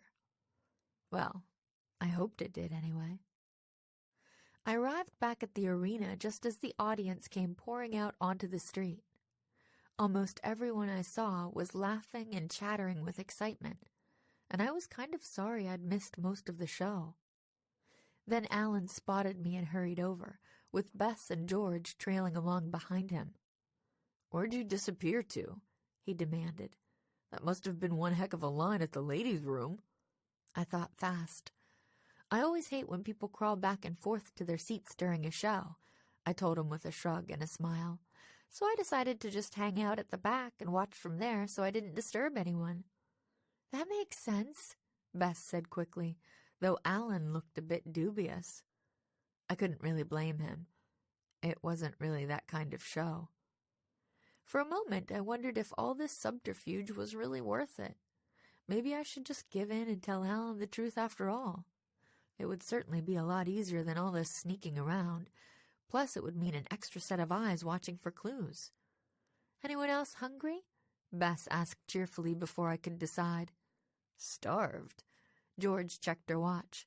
"I vote we bag out that fjord thing we have scheduled and find some food instead."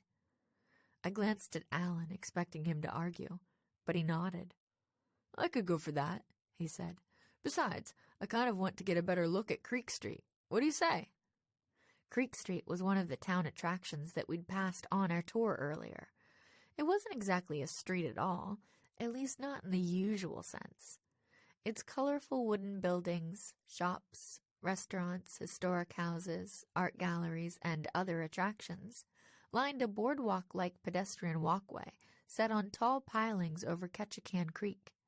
We'd only caught a glimpse of it from the horse-drawn carriage, but our tour guide had recommended checking it out on foot later if we had time. "Sure," I said. Let's go. Creek Street was even more crowded than the rest of town.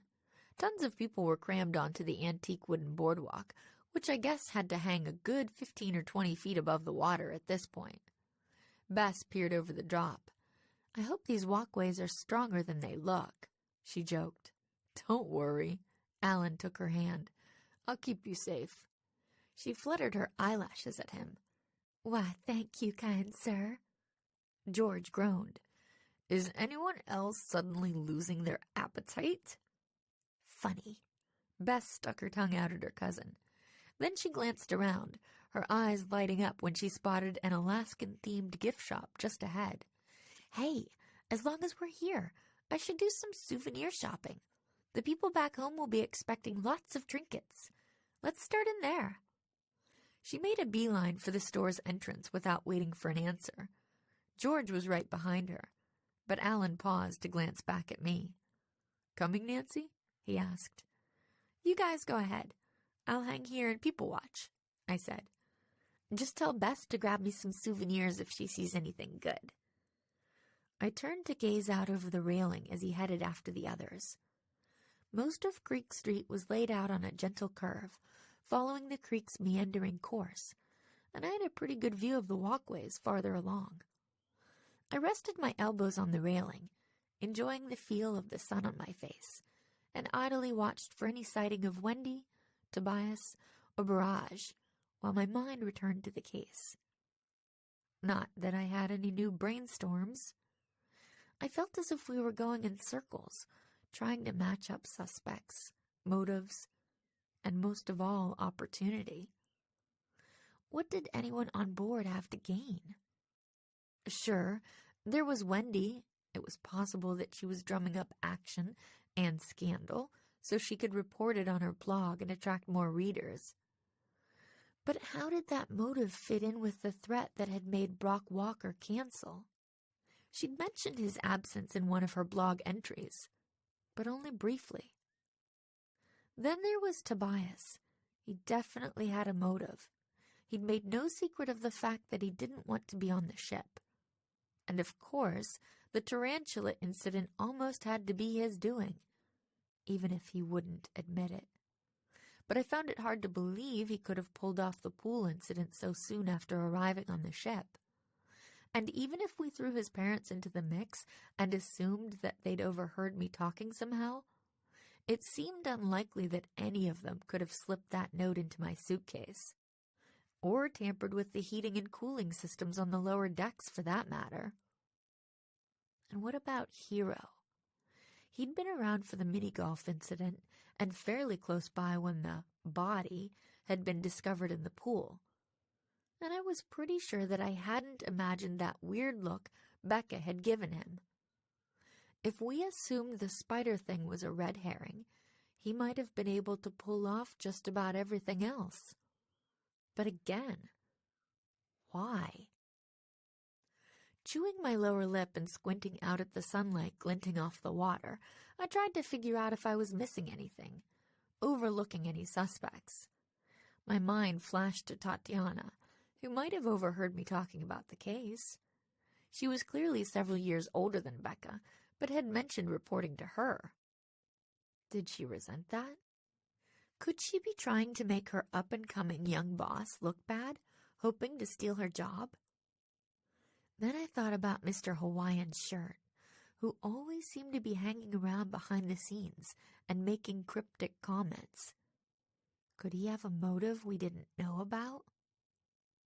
But no matter how I tried to reorder everything, shuffling and reshuffling suspects, motives, and clues, I just couldn't put it all together in a way that made sense.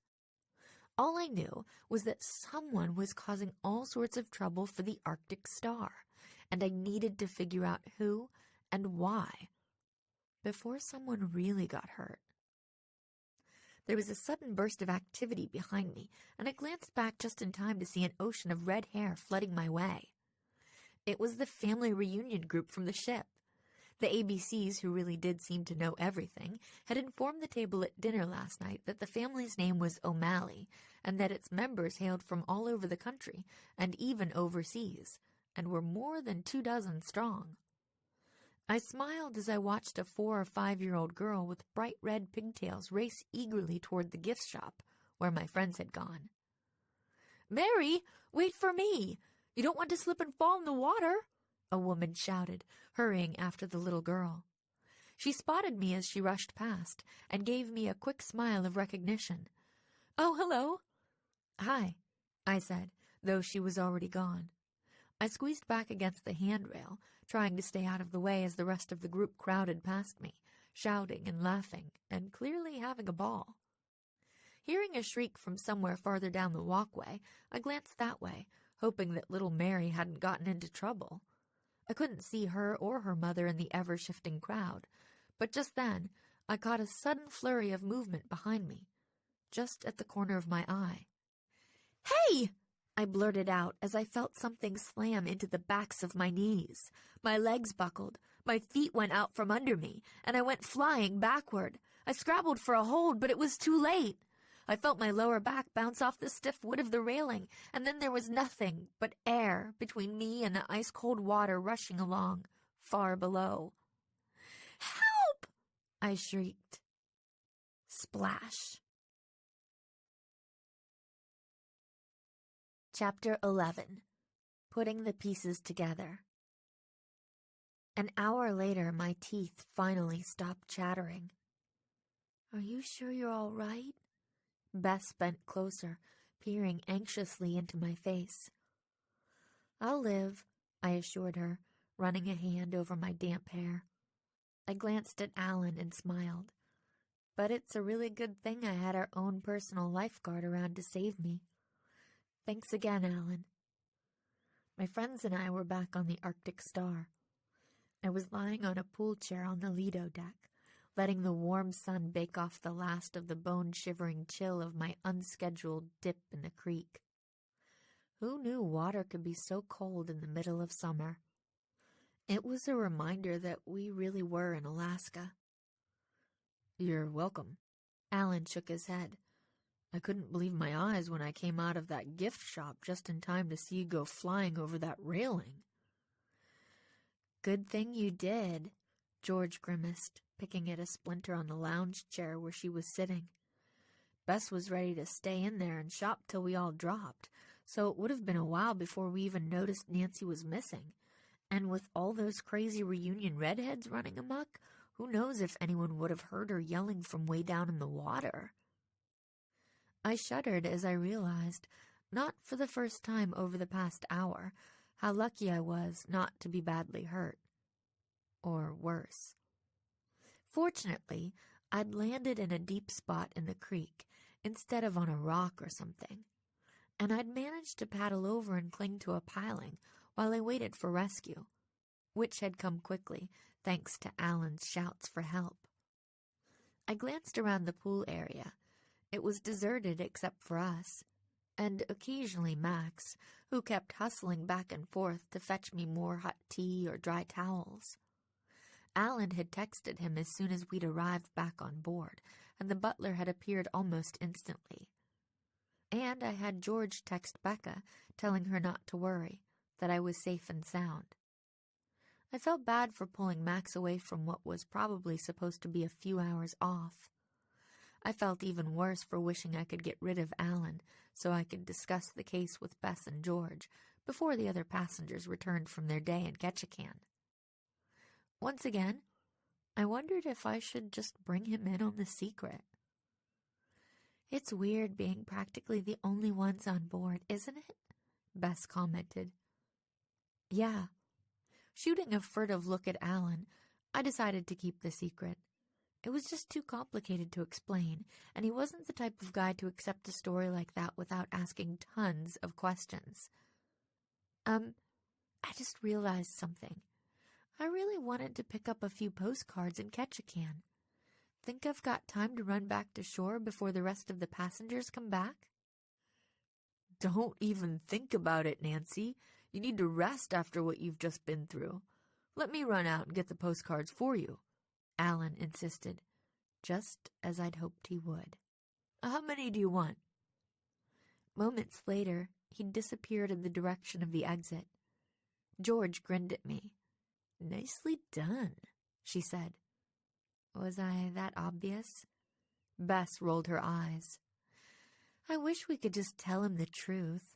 I feel bad keeping him in the dark and sneaking around behind his back. Me too, especially after what just happened, I admitted.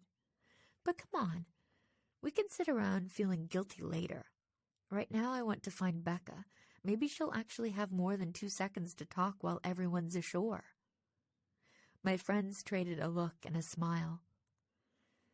Even a 20-foot fall into ice-cold Alaskan waters can't keep our favorite sleuth down for long, George quipped. Did you expect anything less? Bess replied. Can I borrow your phone? I asked George. Mine's still drying out. Soon I was texting Becca. Her response came quickly. Meet at Promenade Snack Bar. Good, George said, reading the message over my shoulder. That lady who checked us back onto the ship said that's the only place serving food until everyone reboards later. And we never did get that snack in town, thanks to the diving detective here. Ha ha. Very funny. I quickly texted Becca back to say we were coming, then tossed George's phone back to her. Let's go.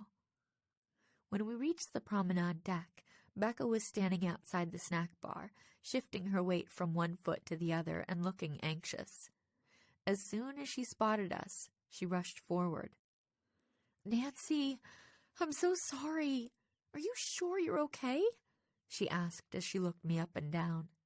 Then she leaned in closer and said, Something else happened. Wait, you meant there was another incident? I said. Did it happen on board or in town?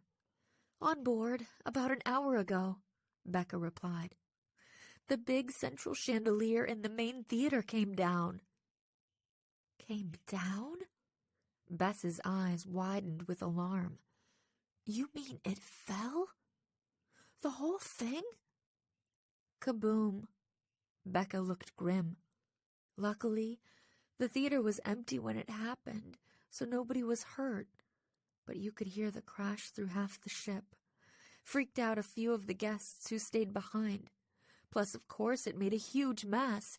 Broken glass and wiring everywhere. The theater will have to stay closed until it's cleaned up, which means we're scrambling to move or reschedule all the events that were supposed to happen there soon, including Merck's big performance tonight. Whoa. I shook my head. So much for my theory that whoever was causing all the trouble would probably go ashore today. Please tell me you're getting closer to figuring out who that person is. Becca's voice shook a little. Because things seem to be escalating, and the guests are starting to notice. I chewed my lip. Well, most of our suspects were in Ketchikan today, as far as we know. As I said it, I realized that I didn't really know for sure that Wendy had spent the day in town. I'd spotted her briefly on the dock when we'd disembarked, but hadn't seen hide nor hair of her since. But I put that aside for the moment. What can you tell me about Scott, the shore excursions guy? Scott? Becca looked surprised. Is he a suspect? News to me, Bess put in, raising an eyebrow. I shrugged. I caught him acting a little oddly when I stepped out during the lumberjack show, I told Bess and George. I didn't get a chance to fill you in before my fall. I don't know him that well, but I know he's worked in the industry for a while, Becca said. Captain Peterson himself recommended him for the job, actually. He's not your best suspect, is he? She sounded kind of unimpressed. Unfortunately, I was afraid the rest of the list wasn't going to change that. No, I said. Like I said, I was just curious after seeing him today.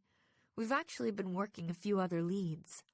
Yeah, George snorted, like our 8-year-old supervillain. Huh? Becca said. She means that kid Tobias, I said, feeling kind of foolish. After what happened with his pet spider yesterday, We thought maybe he or his parents could be behind some of the other trouble. We're also watching Wendy Webster, that travel blogger with the weird glasses." "I know who you mean. Hipster chick, talks a lot." Becca nodded. "You really think she could be our culprit?" "Maybe," I said. "We're also keeping an eye on one of the cameramen. Barrage? He keeps disappearing at odd times and—" "What?" Becca had started laughing. "You can cross Barrage off your list," she said. "I actually just found out why he kept disappearing, and it has nothing to do with sabotage." "Really? What?" George asked. "He's deathly seasick," Becca announced. "Can you believe it? Most people on a cruise ship don't even realize they're on water, but apparently he's got such a killer case of motion sickness that he's been having to run off every few minutes to barf over the side of the ship. Poor guy had no idea until it was too late, and I guess for a while he thought he could power through it. But he just fessed up and will be leaving the crew for good here in Ketchikan. Marcello just told me about it." "Wow," I said slowly. For a moment, I wondered, could Barrage's motion sickness be a cover story? Maybe he'd guessed that we were onto him and decided to take off before he got caught. "So, when did he leave the ship?" "Way before the chandelier came down, if that's what you're thinking." Her smile faded and she sighed. "Barrage definitely isn't our bad guy. Whoever it is still out there." "Don't forget to ask her about that hero guy," Bess said. "Oh, right. Thanks for the reminder." I glanced at Becca. Was it my imagination, or had she visibly started at the mention of Hero's name? "So we've noticed that youth coordinator guy, Hero, always seems to be around when there's trouble. How well do you know him?" "Not that well, but I doubt it's him either." Becca glanced at her watch. "Listen, I just remembered I'm supposed to track down the captain about something important. Talk later?" "Sure, I guess." I let my voice trail off, since she was already rushing off down the promenade deck's broad central aisle. "Wow, she was sure in a hurry all of a sudden," George commented. I nodded, feeling uneasy. Was there something Becca wasn't telling me? "Come on," Bess said. "Let's go in and grab something to eat while we decide what to do next." We headed into the snack bar. There was a counter at one end where you could order sandwiches and other light fare. A dozen or so tables were scattered around a pleasant little courtyard, with a fountain at the center. At the moment, the place was nearly deserted, though one table near the fountain was occupied. "Check it out. Look who's here," George said. She raised her voice. "Yo, honeymooners, what's up?" Vince and Lacey glanced up and waved.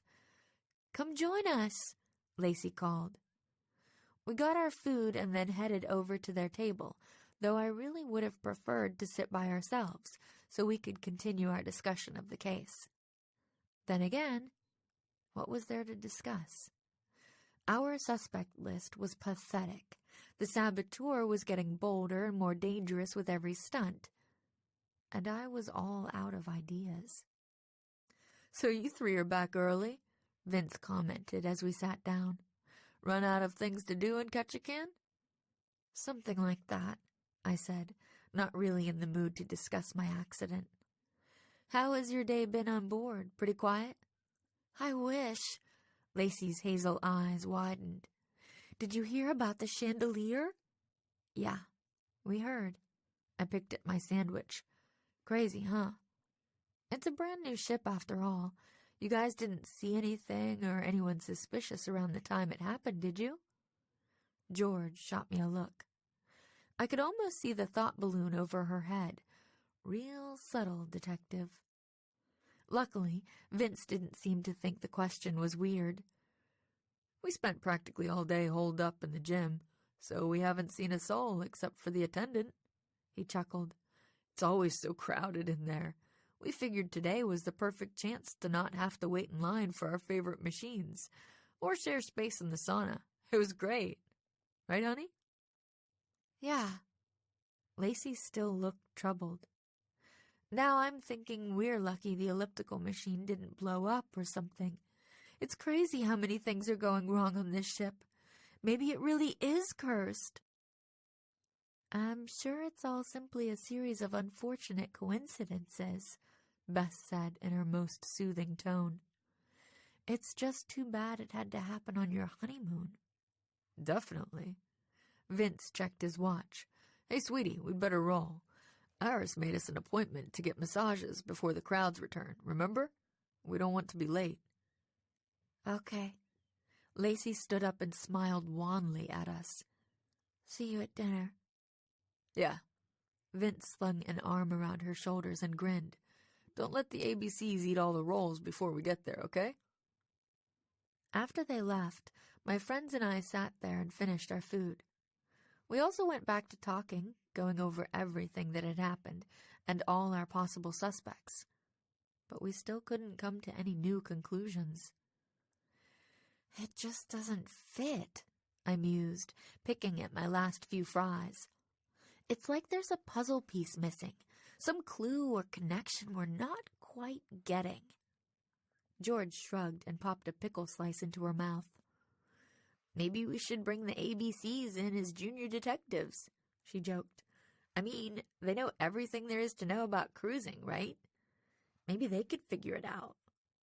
Bess sighed. Or maybe we should just give up and go get a massage too, she said. That might help us think about all this more clearly. I stared at her for a moment, then turned to look at George. The ABCs, I murmured, my eyes going wide as that final puzzle piece finally clicked into place in my mind. That's it! I exclaimed. That's what? Bess blinked at me. You don't think the ABCs are the bad guys, do you? No, but I think I just figured out who is, thanks to you two.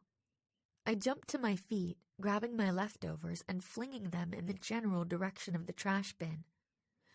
I just want to check one thing to confirm it before I tell Becca. Come on. Chapter 12. Busted. Are you going to tell us what you're thinking or what? George panted as she raced through the halls at my heels. Yeah, spill it, Nancy, Bess added. In response, I just put on another burst of speed. There's no time to explain, I tossed back over my shoulder. If we hurry, we should be able to get this cleared up before the rest of the passengers come back. I could hear George grumbling under her breath, but I ignored it. Soon enough, we'd all know whether my new theory was right. Will you at least tell us where we're going? Bess asked. The gym. We rounded another corner, and here we are. I skidded to a stop at the glass doors leading into the ship's state-of-the-art workout facility. Pushing through, I was greeted by the mingled scents of sweat and talcum powder. The lobby was all glass, steel, and dark wood.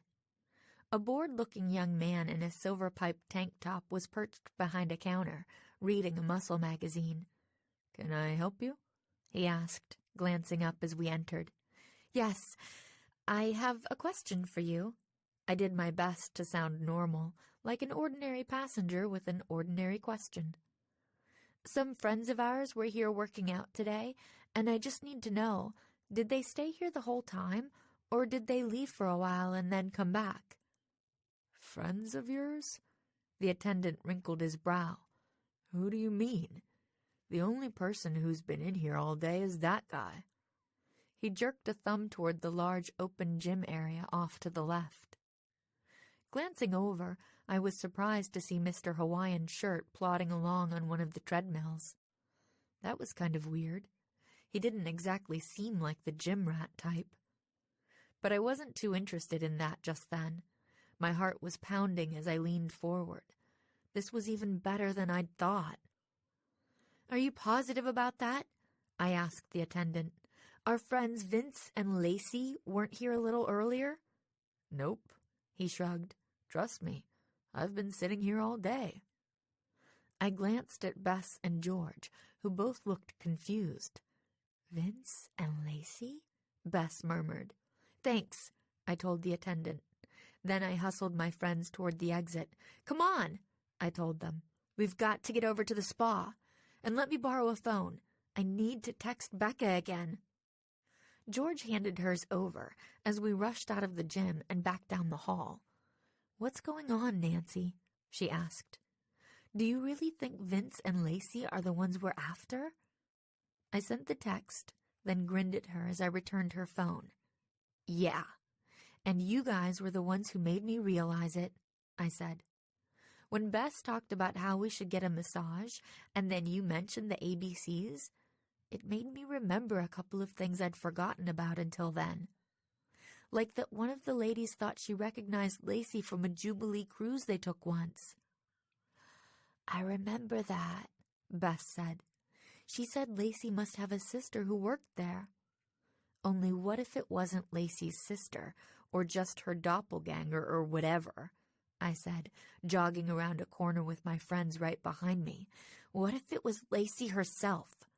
The ABCs said the woman on the Jubilee cruise was her spitting image except for her hair and eye color, and both those things are easily changed." George gasped. "You mean you think Lacey worked for Jubilee?"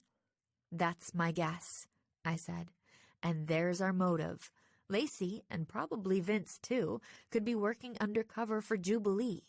What better way to sabotage their greatest competition, especially since everything on the Arctic Star is totally state-of-the-art?" Bess and George still looked kind of confused, but there wasn't any more time to discuss it. We'd just rounded another corner into the hall where the spa was located. Becca was already there waiting for us, along with Captain Peterson and a pair of beefy uniformed security guards. "Nancy!" Becca rushed forward to meet me. "What's this all about?" Captain Peterson strode forward as well. "Yes, I don't understand what's going on here." His voice was stern, but his eyes looked anxious. I guess all the trouble on his ship must be weighing on him, even more than it was on Becca. "I'll explain everything in a minute," I promised them both. "First, we need to get in there." I led the way into the spa. The front doors opened into a large, luxurious waiting room. There was a table at one end, where I guess the receptionist normally sat, though it was deserted at the moment. One side wall featured a large mural of a peaceful ocean scene. The other wall was lined with shelves, full of various spa-type products for sale. When we entered, Lacey was kneeling in front of the shelves, holding one of those product bottles. The cap was off, and she was watching as Vince carefully poured something into the bottle from an unmarked flask. "Hey!" one of the security guards blurted out. "What are you two doing?" Vince and Lacey looked up, somewhat shocked. Vince recovered quickly. "Oh," he said with his usual easy smile. "Sorry, you startled us. We spilled some of this lotion here, and we're just trying to fix it. Sorry. We'll pay for it, of course." "Yes, you will." I stepped toward them, gesturing for the security guards to come forward as well. "Better grab that from him. The police will need it as evidence." "Police?"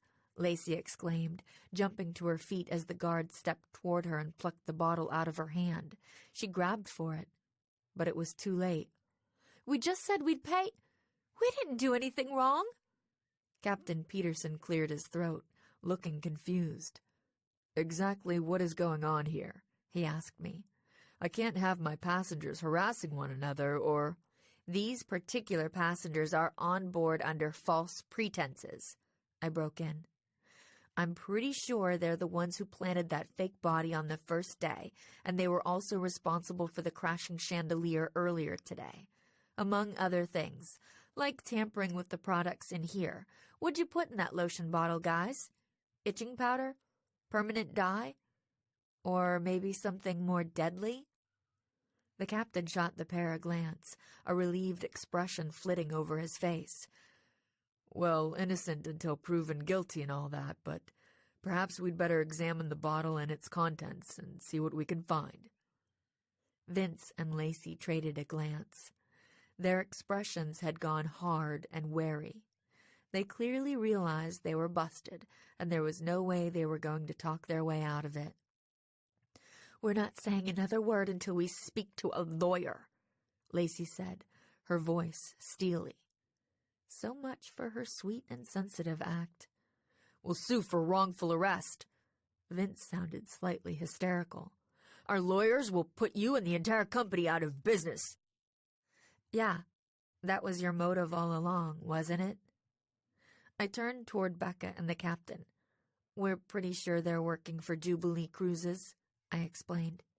"They came on this cruise to sabotage it, to do everything they could to cause negative publicity and press for Superstar. One cursed voyage is all it takes, right?" "What?" the captain exclaimed. "So how did you figure it out?" Becca asked me. "I didn't even realize that Lacey and Vince were suspects." "They weren't until just now," I admitted. "But once I started thinking about it, I couldn't help but be suspicious that they were the ones who just happened to discover that fake body in the pool. Remember? Lacey's scream was what attracted the attention of everyone within earshot, so lots of people would be sure to see it." "That's right," Bess exclaimed.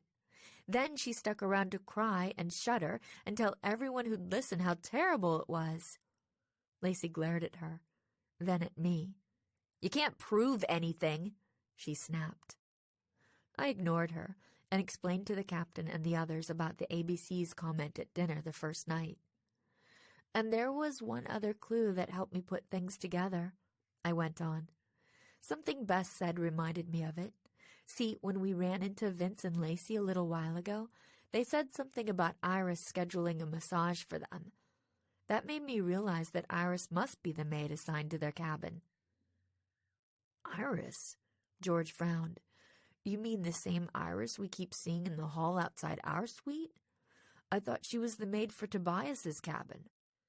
"No, Tobias's parents said she wasn't, remember?" Bess's eyes went wide. "Oh, now I get it."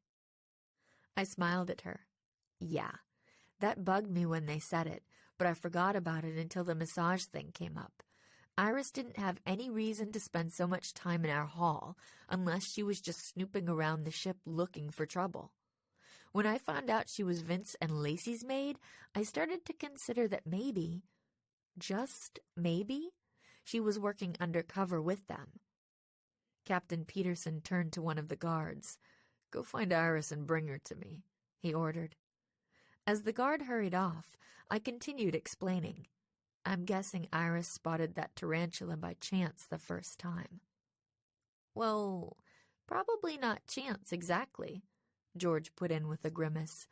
"I bet Tobias scared her with it on purpose." "Whatever," I shrugged. "The point is, she must have told Vince and Lacey about it, and the three of them cooked up the idea to freak everyone out by planting it on the buffet. I'm guessing Iris sneaked into the cabin and stole the spider, and then one of the other two slipped it onto the buffet and just waited for the fireworks to start." "Poor Hazel," Bess shook her head. "She could have been hurt or killed." George shot her a disbelieving look. "Are you seriously feeling sorry for a spider?" "What can I say?" Bess shrugged. "I'm an animal lover." I ignored them. Once I figured out the first two big pranks, the spider one and the body in the pool, it wasn't hard to guess how they might have pulled off some of the other stuff. Iris could probably get access to the temperature controls, so that explains all the hot and cold cabins last night. Any of them could have started the rumors about the crew not getting paid or sent Brock Walker that email thread. And of course, the happy honeymooners stayed on board while almost everyone else was gone, so it would have been relatively easy for them to mess with the chandelier, especially since we just confirmed that they weren't anywhere near the gym, where they claimed to be all day. "Bad cover story, guys," George smirked at Vince and Lacey. "You should have just said you were in your cabin all day or smooching on some deserted deck somewhere. You're supposed to be honeymooners. We would have believed it. Anyway, I continued, we didn't see them near the mini-golf course, but it wasn't that crowded up there. Any of the three of them could have easily sneaked in there at some point and rigged that moose's antler to fall on someone. Yeah, good thing Nancy has quick reflexes. Bess shuddered. She could have been killed. Wait a minute, Vince blurted out, sounding panicky. What moose? We didn't do that. And we weren't trying to kill anyone. Shut up. Lacey glared daggers at him. But Vince didn't even seem to hear her. He shoved forward past the security guards. No, seriously, he told the captain. I mean, okay, you caught us. I confess and all that. We're working for the vice president of Jubilee. He turned to look at Becca. He hates your friend Verity, by the way. Says she's a traitor to the company. But he still likes your grandfather. That's why we sent you that message.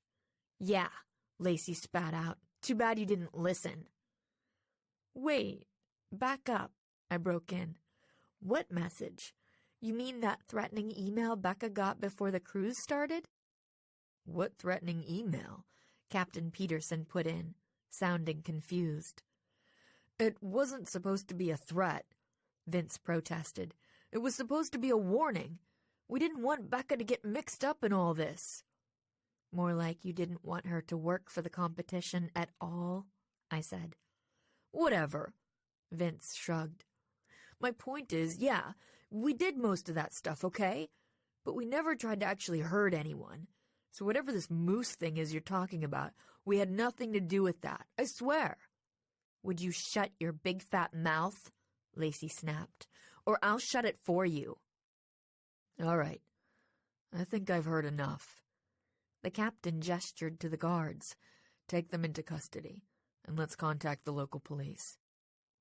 A few minutes of chaos followed. Vince pleaded for mercy, while Lacey called him every bad name in the book. My friends and I stepped back and watched as the security guards hustled them both out of the spa. The captain followed, his cell phone pressed to his ear and Becca at his side.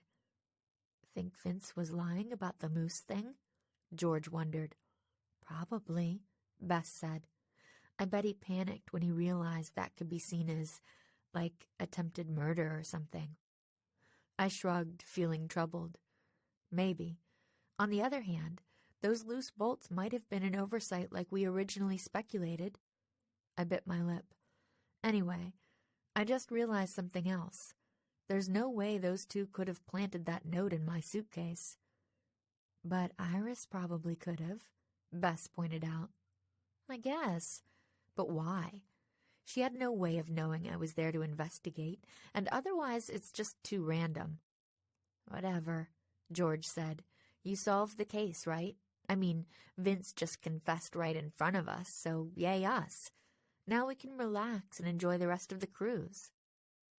Just then, Becca stuck her head back in through the spa door. Are you three coming? She asked. The captain just called the Ketchikan police to let them know we're on our way. He wants you to come along and give your statements at the station. Coming, I said, doing my best to shake off the loose ends tickling my mind. George was right. We'd solved the case. Yay us. Later that afternoon, I took back my ship ID as the check-in woman smiled and waved me through. Welcome back aboard, Miss Drew, she said. Just in the nick of time. I thanked her, though my words were lost in the blare of the ship's air horn announcing our imminent departure from Ketchikan.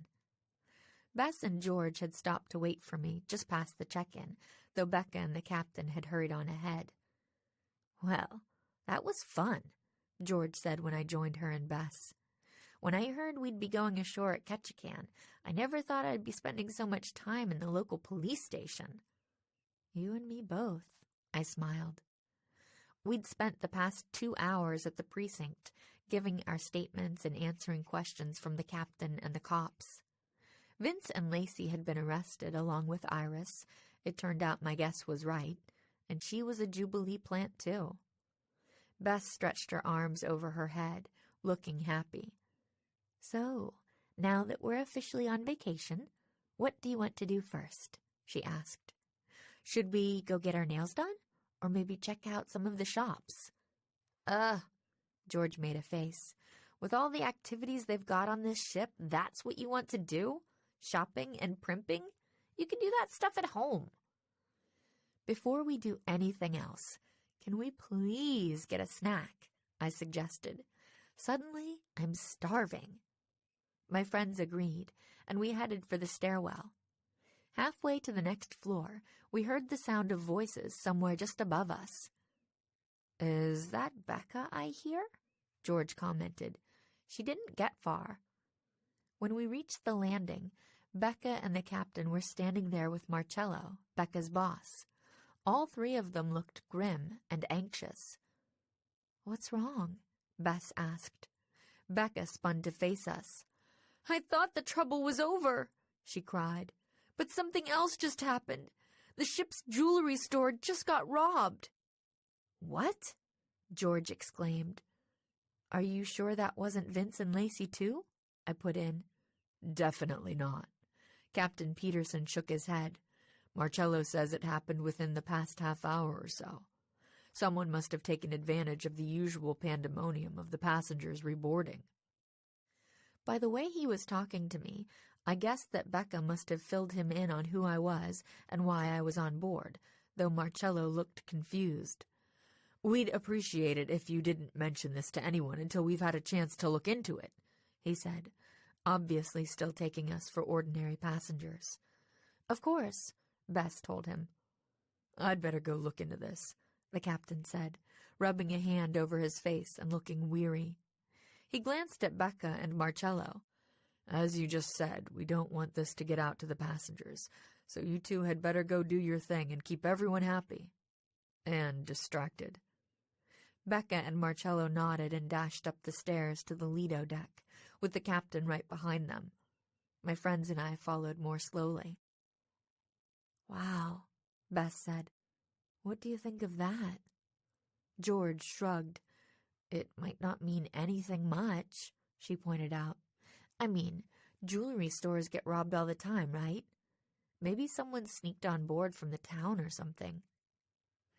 I bit my lip as those nagging loose ends crowded back into my mind. That note in my suitcase. The moose incident. The heated argument I'd overheard in the kitchen. And even some of the pre-cruise mischief, which none of the culprits had fessed up to at the police station. Were those things just random red herrings? Maybe, I said slowly. Or... I didn't finish. We'd just reached the deck, and I spotted Alan rushing toward us. There you are, he exclaimed. I was afraid you'd missed the departure. He shook his head mock sternly at me. I still don't know why you all decided to come ashore to try to catch up with me. I told you I'd get your postcards, didn't I? Bess linked an arm through his. We know, she told him sweetly, but we remembered some other shopping we wanted to do. That's why I texted you to say we were coming back to town. It's just too bad we never found each other. It was a pretty lame cover story for where we'd really been, but Alan didn't question it. As he started chatting eagerly about trying the ship's climbing wall or something, I traded a look with Bess and George, wishing we were free to continue our conversation. But it didn't really matter, because I knew we were all thinking the same thing. There was no way that Vince, Lacey, and Iris had robbed the jewelry store. Not if the timing was what Marcello said it was. Those loose ends started flapping away in my mind again, as I realized that maybe we weren't going to be able to relax and enjoy this cruise just yet. Dear Diary, okay, so we didn't solve every mystery, but maybe on the next part of the tour, the train ride to Denali, I'll have time to think everything through, clue by clue, and help Becca. Then I'll be able to pan for that gold. We hope you've enjoyed Curse of the Arctic Star, an Oasis audio production. directed by Dirk Gowans. Text copyright 2013 by Simon & Schuster. Production copyright 2015 by Oasis Audio, under arrangement with Aladdin, an imprint of Simon & Schuster Children's Publishing Division. Oasis Audio titles are available wherever audiobooks are sold and on our website, oasisaudio.com.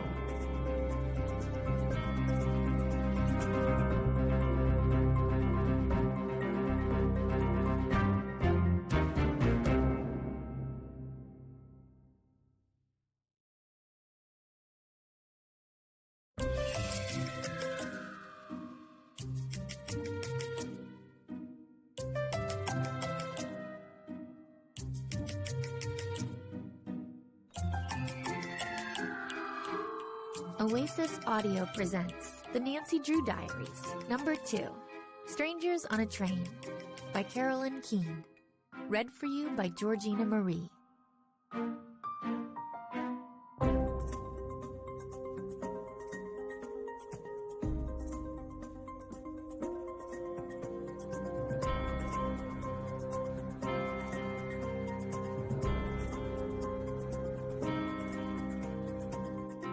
Dear Diary, how did it happen?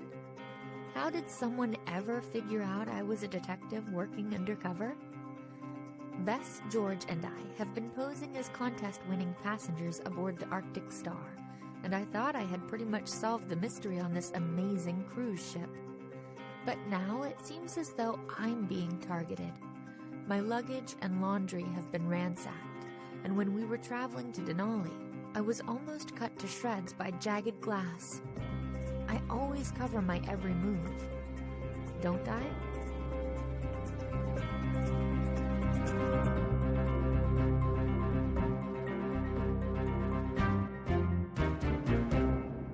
Chapter 1. Going Ashore. Nancy, down here! I hurried down the last few steps to the landing and saw Becca Wright waving as she rushed up the next set of steps toward me. The cruise ship's atrium stairwell was deserted, except for the two of us, just as she'd predicted. Almost everyone aboard the Arctic Star was gathered along the open-air decks, watching the view as the ship chugged into the picturesque port of Skagway, Alaska. I don't have much time, I told Becca. Alan thinks I'm in the ladies' room. He wants to get a photo of all of us at the rail when we dock. I don't have much time either. Becca checked her watch. As the Arctic Star's assistant cruise director, she was always busy. I'm supposed to be getting ready for disembarkation right now, but I just found out something I thought you'd want to know right away. The police caught the robber. I gasped, flashing back to the events of the day before yesterday. While the ship was docked in a town called Ketchikan, someone had robbed the shipboard jewelry store. Really? They caught someone already? That's amazing! I exclaimed. Who was it? A guy named Troy Anderson, Becca replied, leaning down to pluck a stray bit of lint off the carpet. I guess he's well known to the local authorities as a petty thief and general troublemaker type. They caught him over in Juneau, trying to fence the stuff he stole. I blinked, taking that in. It wasn't exactly the answer I'd been expecting. So, he wasn't a passenger or crew member on the Arctic Star? Becca raked a hand through her dark curls. Nope, which is weird, right? I have no idea how he got on board. She smiled weakly. Maybe it's a good thing you're still here, Nancy. I hope you're in the mood for another mystery. The Arctic Star was the flagship of the brand-new Superstar Cruises, and this was its maiden voyage. However, things had gone wrong from the start. Before the start, actually. That was why Becca had called me. We'd known each other for years, and she knew I liked nothing better than investigating a tough mystery. She'd called me in, along with my two best friends, Bess Marvin and George Fain, because she was worried that someone was trying to sabotage the new ship. And she'd been right. Just a few days into the cruise, I'd nabbed the saboteurs, Vince and Lacey. They were working for a rival cruise line, trying to put Superstar out of business. Then the jewelry store robbery happened, after Vince and Lacey were in custody, and I'd realized that maybe the mystery wasn't over after all. "Do you think this Anderson guy has an accomplice on the ship?" I asked. "If so, maybe that person was also responsible for some of the other stuff that's been going wrong." Becca bit her lip, looking anxious. "I hope not, because I was really hoping all the trouble would be over after you busted Vince and Lacey." I knew what she meant. I'd been trying to convince myself that the case was closed, that a few dangling loose ends didn't matter, that those loose ends were just red herrings, easily explained by bad luck, coincidence, whatever. What kind of loose ends? Well, for instance, there was the threatening note I'd found in my suitcase the first day on board. Vince and Lacey claimed to know nothing about that. They also denied being involved in most of the problems that had happened before the ship set sail. And they claimed to know nothing about the fake moose antler from the mini-golf course that had missed crushing me by inches. They also seemed clueless about the angry argument I'd overheard from the ship's kitchen that had ended in what sounded like a threat. "Drop it, John, or I'll make sure you never make it to Anchorage." And they insisted that neither of them was the person who'd pushed me off a raised walkway in Ketchikan, sending me tumbling 20 feet down into icy water. I shivered, thinking back over the list. It didn't take an expert detective to realize that the most serious of those incidents seemed to be directed at yours truly. "We have to accept that the case might not be over quite yet," I told Becca. "If the robber does have an accomplice on this ship, he or she might still try to cause more trouble. We'll have to keep our eyes open for clues." "Do you think—" Becca began. At that moment, I heard a clang from the stairwell. I spun around and saw Alan standing on the top step of the flight coming up from below. He was staring up at Becca and me with a strange expression on his face. "Alan!" I blurted out, cutting off the rest of Becca's comment. I didn't hear you coming." I hadn't seen Alan Thomas coming the first time I'd met him either. Had that really happened only a few short weeks ago? I'd been having lunch with Bess and George at one of our favorite cafes near River Heights University. Suddenly, Alan had appeared beside our table, drooling over Bess and begging her to go out with him. It wasn't the first time that type of thing had happened, but it was the first time Bess had said yes. She said it was because she saw something different in Alan. He was different, all right. He was outgoing and cheerful and kind of excitable. Nerdy, as George liked to call it. I guess that worked for Bess, because the two of them had been together ever since. Then Becca had called, begging me and my friends to come solve her mystery. Our cover story was that we'd won the cruise in a contest. When Alan found out we would be staying in a luxury 4-bedroom suite, he'd practically begged to come along. He was an environmental studies major at the university, and this trip was supposed to give him a head start on his sophomore year research project. That was nice for him, but it made things kind of complicated for the rest of us. See, Becca had sworn us to secrecy. We weren't supposed to tell a soul why we were really on board the Arctic Star. Not even Alan. Had I just blown our cover? "Nancy, I've been looking all over for you," Alan exclaimed, hurrying toward me. "Did you get lost on the way to the bathroom or something? You're missing some amazing views." "Nope, I was just chatting with Becca, that's all." I forced a smile, studying Alan's face. Had he overheard what Becca and I were talking about?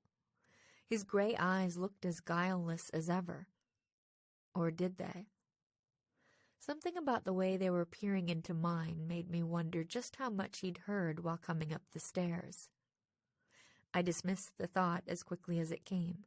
Alan was pretty much an open book. Like I said, he'd declared his adoration of Bess the first time they'd met.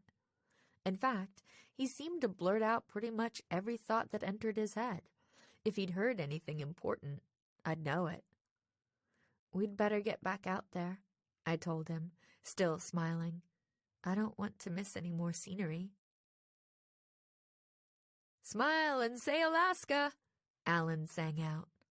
Bess giggled, tossing back her blonde hair as the sea breeze whipped it across her face. No way, she said. If I say that, my face will look funny. I'll stick with the traditional. She struck a pose leaning against the gleaming brass railing, with the Skagway shoreline behind her. Cheese! Alan snapped the photo. Gorgeous, he exclaimed, hurrying over to let Bess check out the screen on his digital camera. George rolled her eyes.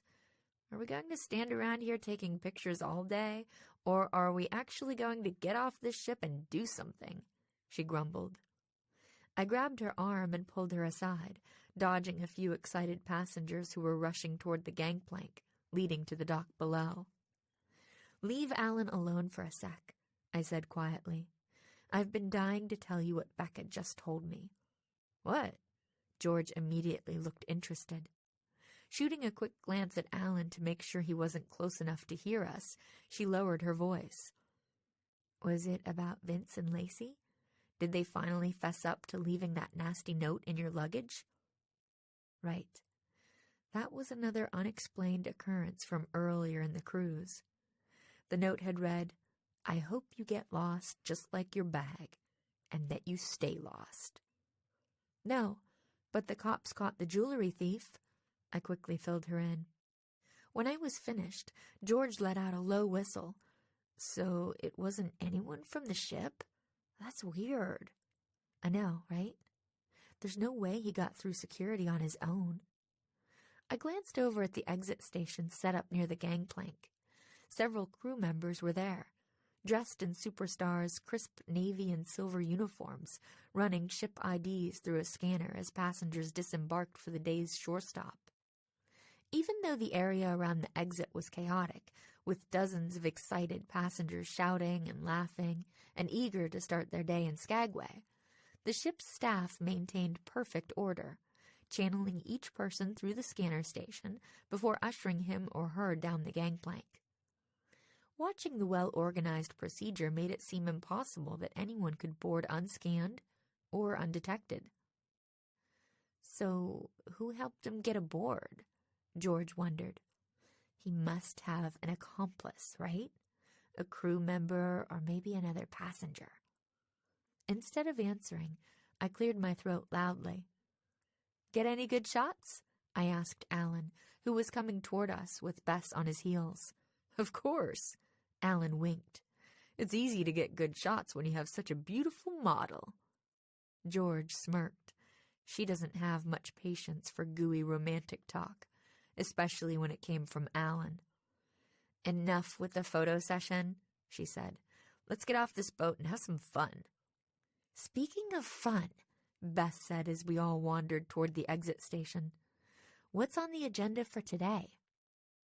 You girls weren't there when Scott came around at lunch yesterday, so I signed us up for a few things, Alan said.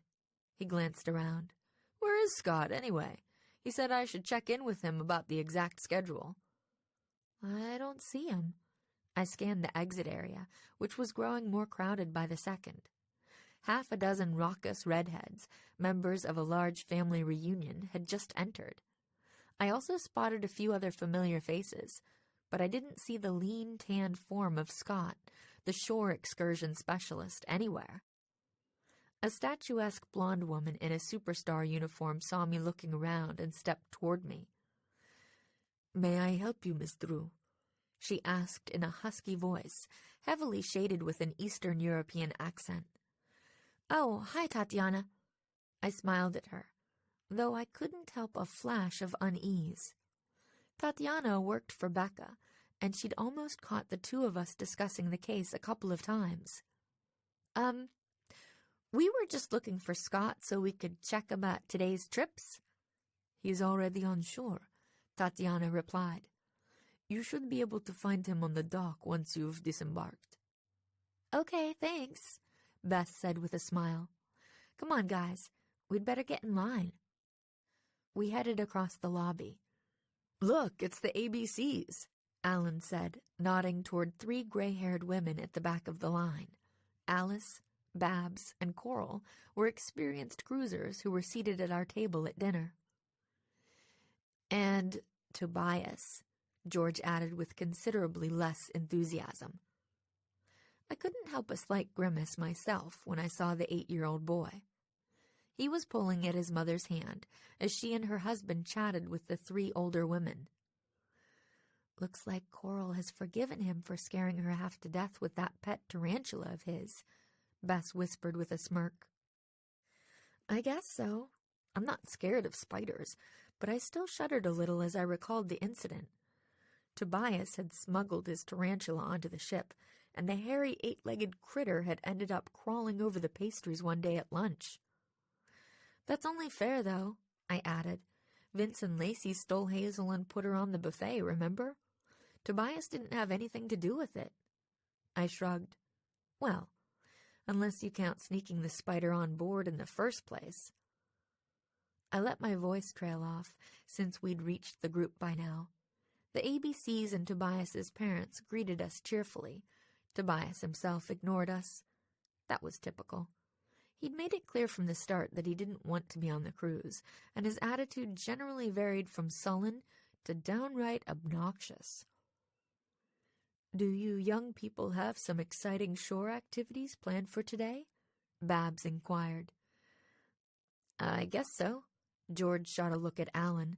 "You'll have to ask our own personal event planner." Alan grinned and swept into a goofy bow. "At your service."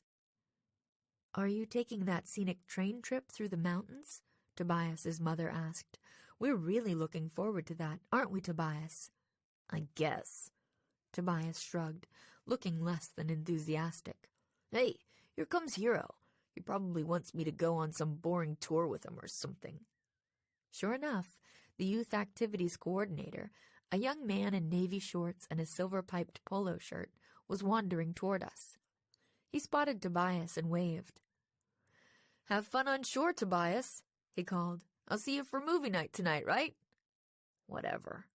Tobias waved back, then turned to peer at the line in front of us. "When are we getting off this stupid ship anyway?"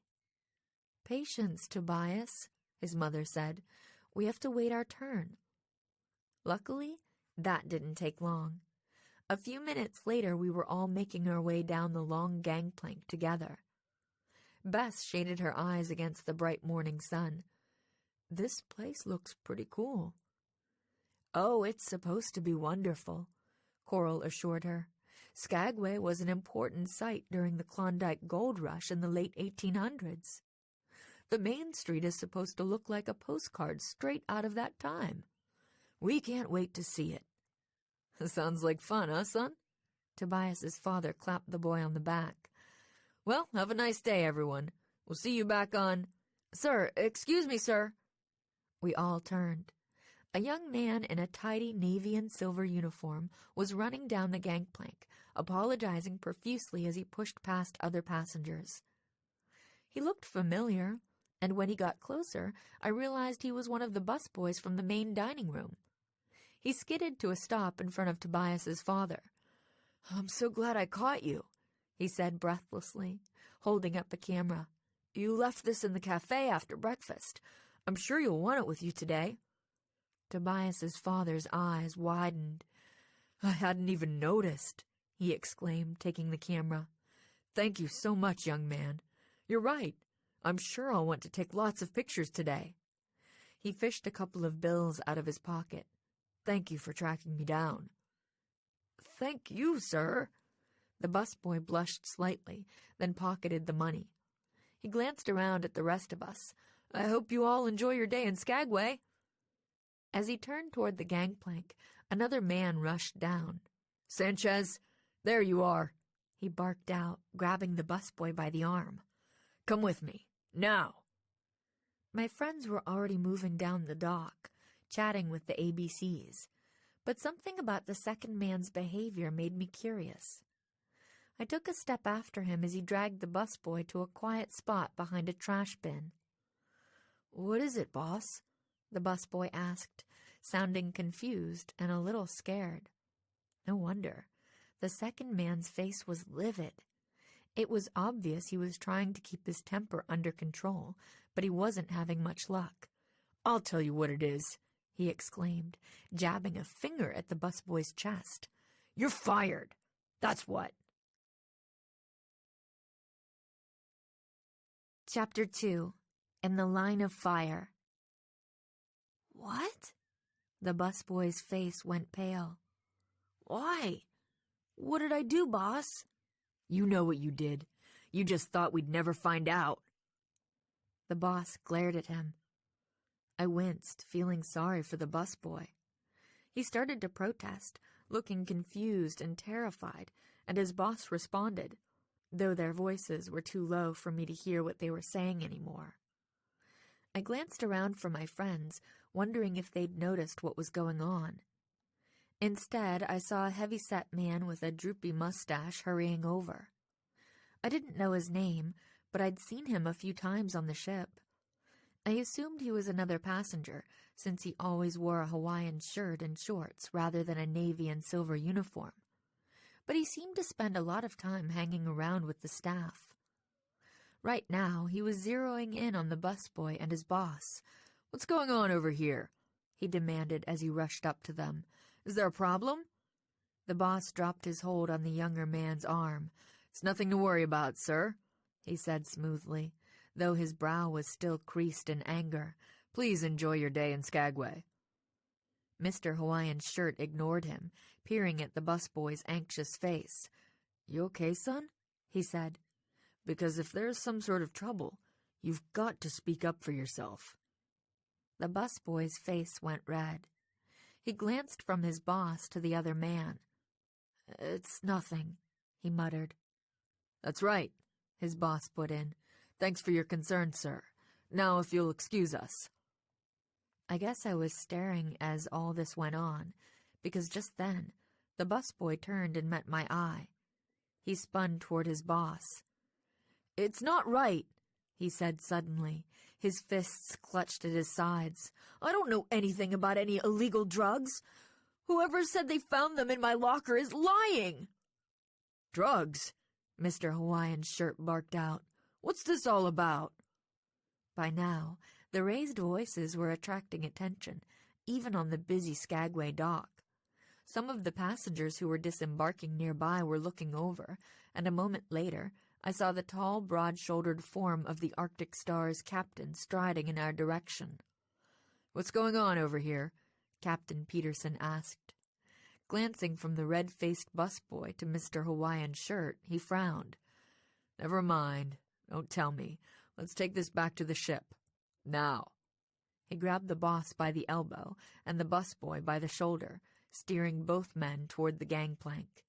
"Wait!" Mr. Hawaiian's shirt hurried after them, but he was cut off by a group of laughing red-headed children from the family reunion.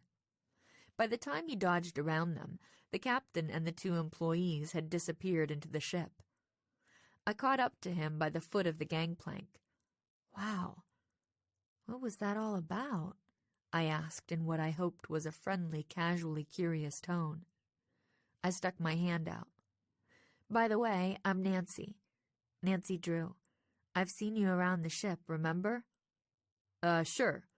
The man glanced at me and shook my hand, though he looked distracted. "Nice to meet you, Fred Smith."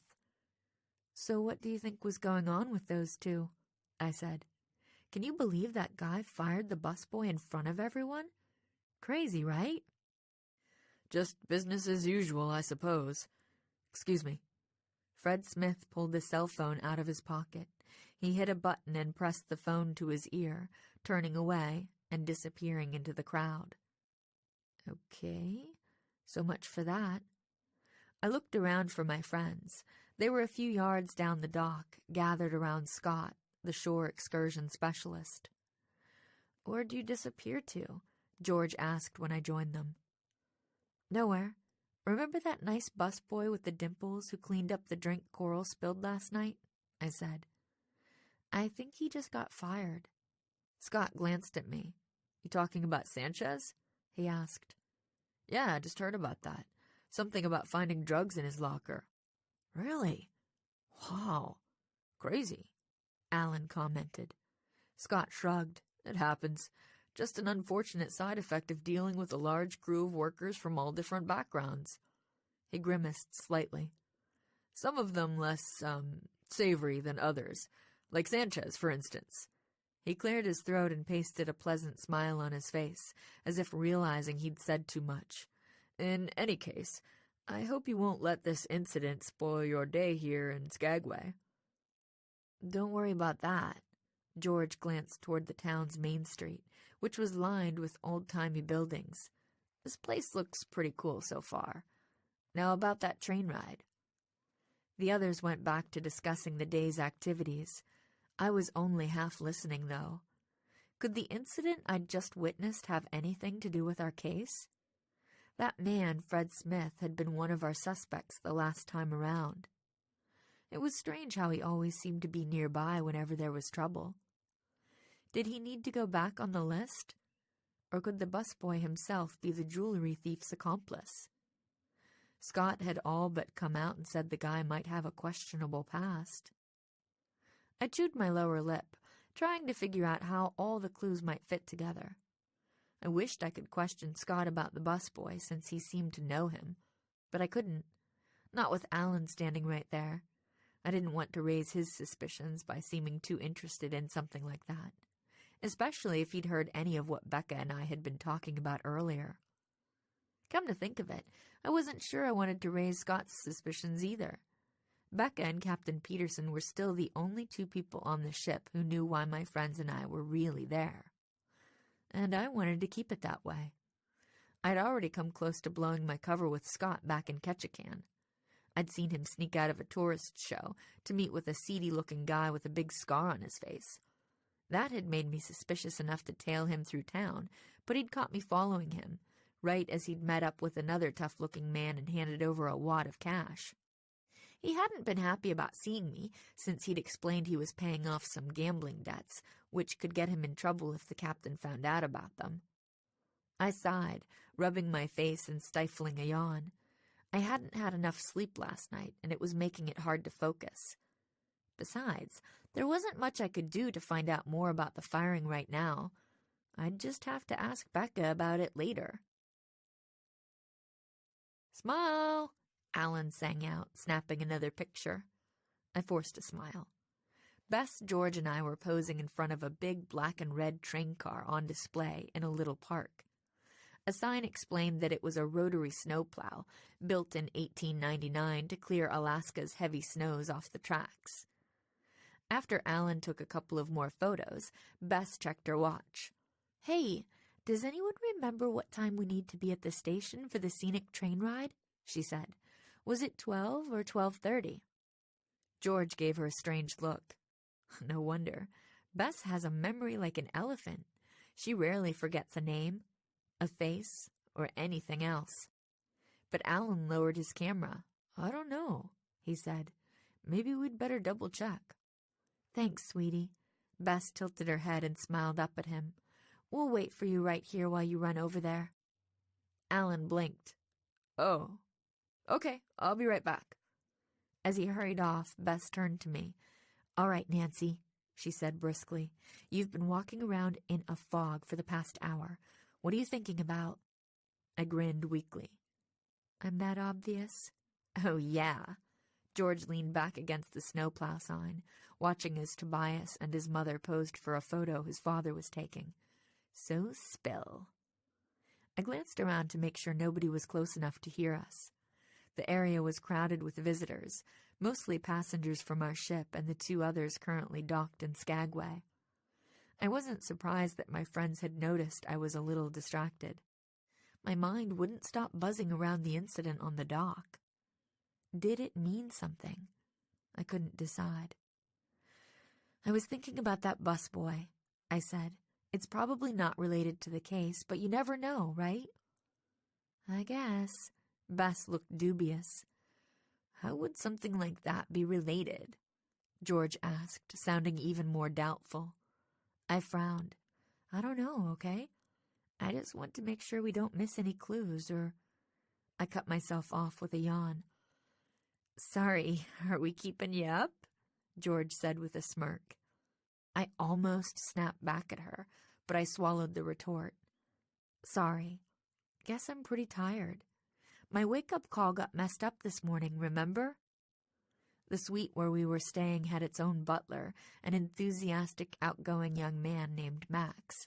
One of his duties was handling our daily wake-up calls, and that morning he'd entered my room at 5 a.m. on the dot. "I know I requested a 7:30 wake-up call," I murmured, stifling another yawn. "Whatever, everyone makes mistakes," George shrugged. "Max said it was just a text mix-up or something, right? And he apologized like crazy for, the entire morning." Bess nodded. "I don't know why you didn't just go back to sleep, Nancy." "I tried, but your boyfriend was snoring so loudly next door that I couldn't." "So that's why you're so cranky today," George muttered. I shot her a look. "That, and I still can't believe you knocked my bagel on the floor yesterday at breakfast." George protested. "I told you that wasn't my fault. Alan totally bumped into my arm." Yeah, Bess put in. "It's always Alan's fault with you, isn't it, George?" "Shh," I said as I saw Alan hurrying toward them. "Speak of the devil." That was the end of any private talk for the moment. We wandered around town, sightseeing and shopping for souvenirs and snacks, until it was time to head back to the station for our scenic train excursion. "Wow, this is cool," Bess said as we entered the old-fashioned train car. "It's like stepping back in time." I nodded, though I wasn't paying much attention. I'd spotted a couple of our fellow passengers from the Arctic Star in the car. One of them was young travel blogger Wendy Webster. As usual, she stood out in the crowd in her plaid skirt, tank top, and long scarf. She looked up from her laptop computer and spotted us. "Hey, guys," she called, shoving her oversized black-framed glasses up her nose and waving. "Is this place epic or what?" "Sure, if you say so," George said. "Totally epic." Hearing shouts of laughter from the other end of the car, I glanced that way. Hero was seated there, surrounded by about half a dozen kids from the Arctic Star, though I noticed Tobias wasn't among them. "Dibs on the window seat." George pushed past me and flopped into the seat. I sat down next to her while Bess and Alan sat down in front of us. Soon the train was winding its way into the mountains. The scenery was so incredible that it actually woke me up a little. The train chugged along the tracks, which wound their way up steep inclines and across rusty iron bridges, all the while revealing stunning views of foothills blanketed with dense evergreen forests, rivers cutting through mountain passes, and distant peaks still dusted in snow, even though it was summer. Eventually, though, my mind started to wander. I glanced ahead at Wendy, who was snapping photos and oohing and ahhing along with everyone else. She'd been one of our original suspects, too. That had made sense at the time. We'd thought she might be drumming up readers for her blog by creating weird happenings to write about. But now? Was she still a viable suspect? What would she have to gain by smuggling a jewelry thief on board? Money, I supposed. Everyone liked money, right? Then again, by that logic, everyone could be a suspect. I shook my head, which was feeling fuzzy and sleepy again. "Be right back," I told George. "I want to go get some fresh air." Uh-huh. George was peering at the little screen on her camera and didn't even glance over as I stood up. I made my way down the aisle, swaying side to side with the motion of the train. At the end of the car, a door led onto the little open-air platform between our car and the next. I stepped out there and took a deep breath of the cool, clean mountain air. I had the platform to myself for the moment, so I stepped over to the railing and looked out. It was kind of a scary view. The train was hugging the side of the mountain on a ledge so narrow I couldn't see the edge of it when I looked down. I'm not normally afraid of heights, but I gulped when I saw the dizzying drop-off to the valley floor far, far below. Suddenly, the door to the next car burst open and someone stomped out onto the platform. It was Scott, the shore excursions guy. He had a cell phone pressed to his ear. "And you'd better figure out a way to fix things before I get to Anchorage," he hissed into the phone, his voice practically seething with fury. "Because if you don't, I'm going to—" He cut himself off abruptly as he noticed me standing there, staring at him. Clicking the phone off, he glared at me. His face was twisted with anger, making him look like a completely different person than usual. He took a step toward me. I clutched the railing behind me, the only thing between me and a 200-foot drop to my certain death. "You!" Scott growled. "What are you doing out here?" Chapter 3. Rebuilding the List. I sucked in a deep breath, ready to scream for help. At that moment, the door to my train car flew open. "Nancy!" Bess exclaimed. "There you are!" She rushed out with Alan and George right behind her. "I told you she went outside," George said. Alan grinned. "Okay, but you weren't too sure," he teased. "All we knew was that we turned around and she was gone." I looked at Scott. His face had relaxed into its usual calm, jovial expression. He caught me looking and smiled sheepishly. "Sorry if I startled you, Nancy," he said. "You startled me too. I guess that's what I get for trying to do two things at once, huh?" Dropping his phone into his shirt pocket, he reached for the door. "Enjoy the scenery, folks." As he left, Alan tugged at my arm. "Check it out. I went to get a shot of you guys standing here when we passed that waterfall up ahead," he said. "Hurry, Nancy. Get over there between Bess and George." I obeyed, though I wasn't focused on the scenery. I'm not the type of person who gets rattled easily, but Scott had really scared me for a second. The depth of anger in his eyes had been terrifying. Could there be a dark side to him? Maybe a criminal side? I'd asked Becca about his background after the incident in Ketchikan, and she'd assured me he was an industry veteran who'd been recommended by Captain Peterson himself. That had been enough to make me cross him off the suspect list then. Was it time to investigate him a little further now? I wished I could talk to both my friends about it. As it was, the best I could hope for was talking to one of them. As we wandered back toward our seats, I poked Bess in the shoulder. "This train ride is really romantic, isn't it?" I said meaningfully. "It's nice that you and Alan are getting to enjoy it together." Bess got the hint right away. "Come to think of it, it's a little crowded around here to call it romantic." She linked her arm through Alan's and peered up at him with a smile. "Should we go find the caboose and take some pictures there? Just the two of us?" "Sure, Bess. Your wish is my command." Soon they were heading out the door toward the back of the train. I grabbed George and pulled her in the opposite direction, stopping when we reached a block of empty seats a couple of cars up. "Very smooth," George said. "Good thing Alan's so clueless. He obviously doesn't even realize we keep trying to ditch him." "Yeah." I glanced around, double-checking to make sure we wouldn't be overheard. It seemed pretty safe. Our closest neighbors were a pair of senior citizens snoozing in their seats several rows away. There were also a few members of that family reunion huddled at the windows up near the front of the car, but the clanking, chugging sounds of the train drowned out their conversation. "So, listen," I told George. "Something happened right before you found me just now." I filled her in on the incident with Scott. George looked surprised. "Shore excursion, Scott?" she said. "You really think he could be our bad guy?" "I don't know," I sighed, leaning back in my seat and staring out the window at the looming mountains. But he was obviously angry with whoever he was talking to on the phone. What if it had something to do with that robbery? "What if it didn't?" George countered. "You said he mentioned fixing something before he got to Anchorage. That's the ship's next stop, remember? He was probably just doing business. organizing the buses to take us from the ship to the city. Something like that. Maybe. I flashed back to the moment he'd lunged toward me.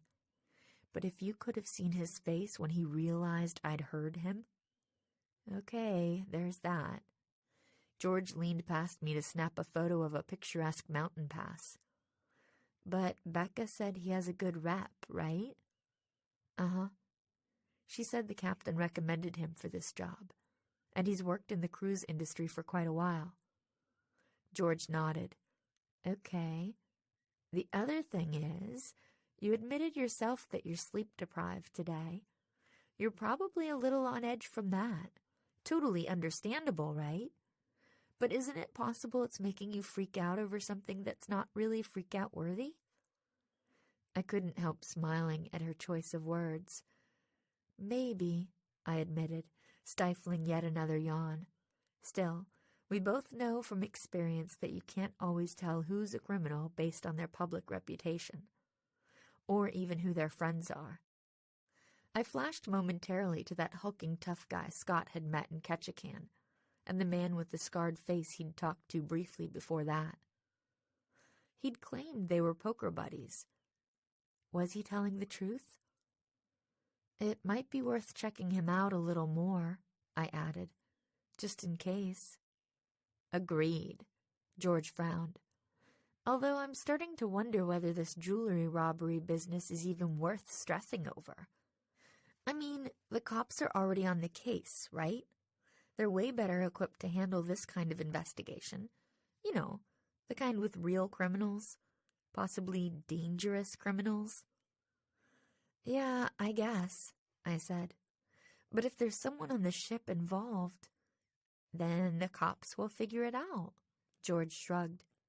That's their job. Besides, it was probably that busboy we saw get fired earlier, so we could be doing all this investigating and sneaking around for nothing. Maybe. I wasn't quite as convinced as she seemed to be. After all, neither the busboy nor his boss had mentioned anything about the robbery, just the illegal drugs. But even if that busboy is the robber's accomplice, we still don't know who left me that threatening note. That couldn't have been the busboy. He'd never even laid eyes on me at that point. How do you know the busboy didn't leave the note? George countered, tapping her foot against the seat in front of us. You're famous, you know. Sort of, anyway. I cocked an eyebrow at her. How do you figure? How many times have you been written up in the papers back home in River Heights for solving mysteries, big and small? George said. All those stories end up on the newspaper's websites, you know? For all the world to see with a quick web search. So maybe your rep as the Sherlockina Holmes of the Midwest preceded you, and that busboy thought you were coming to Alaska to investigate him. He might have been trying to scare you off before you got started. Sounds a little far-fetched, but I suppose anything's possible. I shook my head. Until we know for sure, we've got to keep our eyes open. I mean, I know we thought the case was closed when we caught Vince and Lacey. But they swore they didn't do some of the bad stuff, George said with a nod. Like pushing you off that walkway in Ketchikan, and the moose antler thing, and some of the problems Becca told us about from before the cruise started. Yeah, a few of those incidents could have been accidents or red herrings, I said. Maybe somebody just bumped me innocently on that narrow walkway, and I lost my balance. And maybe there was an oversight and the screws on that moose antler never got tightened properly, so it fell when Bess and Alan leaned on it. And maybe the pre-cruise problems were just bad luck, or human error or whatever, George went on. Right. But someone left that note in my suitcase. And if that same someone might possibly have been the one who pushed me over the railing back in Ketchikan, I need to figure out who it is before something even worse happens. If it turns out that busboy was behind it all, like you said, cool. All we've lost is some time and energy we could have used for sightseeing today. I shrugged. If not, Then we'd better not waste an entire day looking at pretty scenery and shopping for souvenirs, while the real culprit could be planning his or her next move. George didn't answer for a moment, instead clearing her throat loudly. Glancing up, I saw Hero hurrying down the aisle. He spotted us too and smiled. "Having a nice time?" he asked, pausing and leaning a hand on the back of our seat. "The scenery is spectacular out here, isn't it? I thought I'd miss the warm blue waters of the Caribbean when I left Jubilee to take this job, but it's been great to see a new part of the world." "You worked for Jubilee before?" I was surprised, though I wasn't sure why. The cruise industry was really pretty small, and Jubilee Cruise Lines was one of its largest players. A lot of the Arctic Star's crew, including Becca, had worked for Jubilee before being lured away by Superstar Cruises. Hero nodded. "I was assistant cruise director on one of the ships," he said.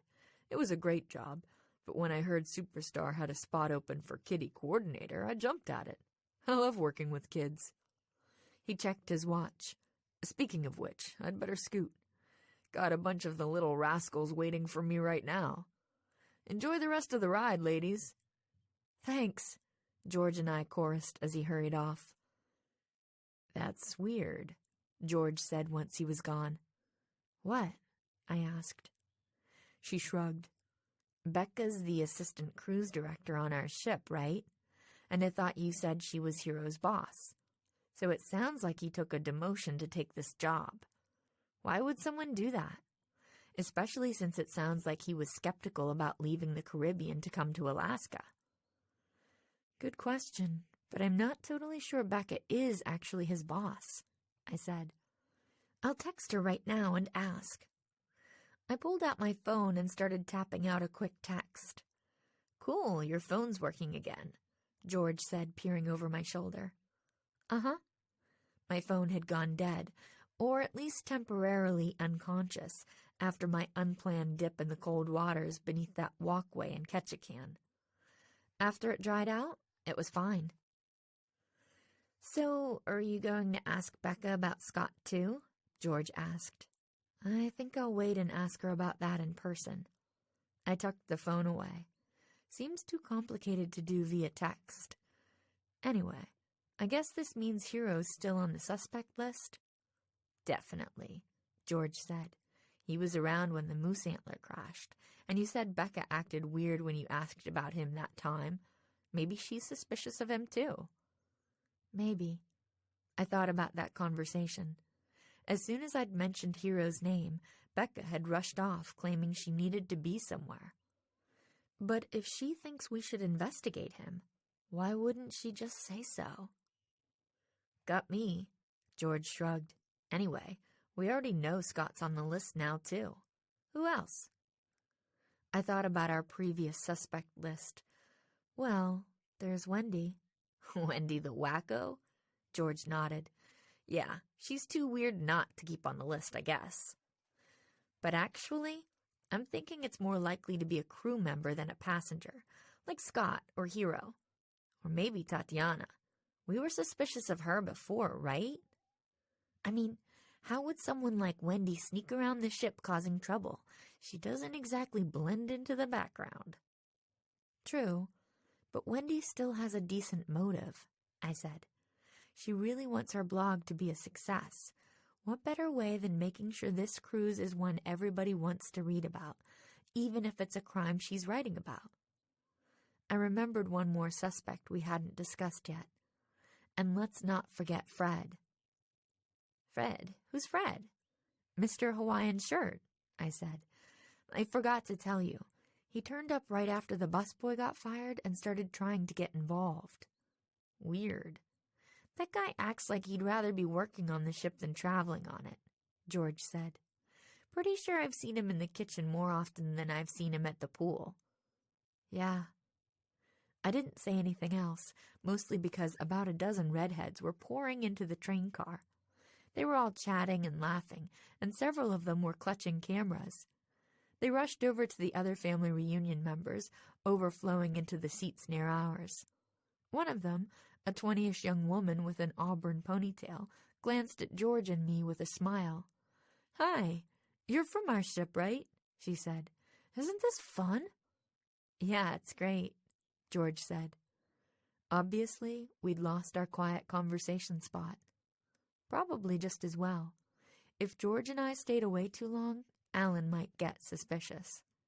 Especially if he'd heard even a little of my conversation with Becca earlier.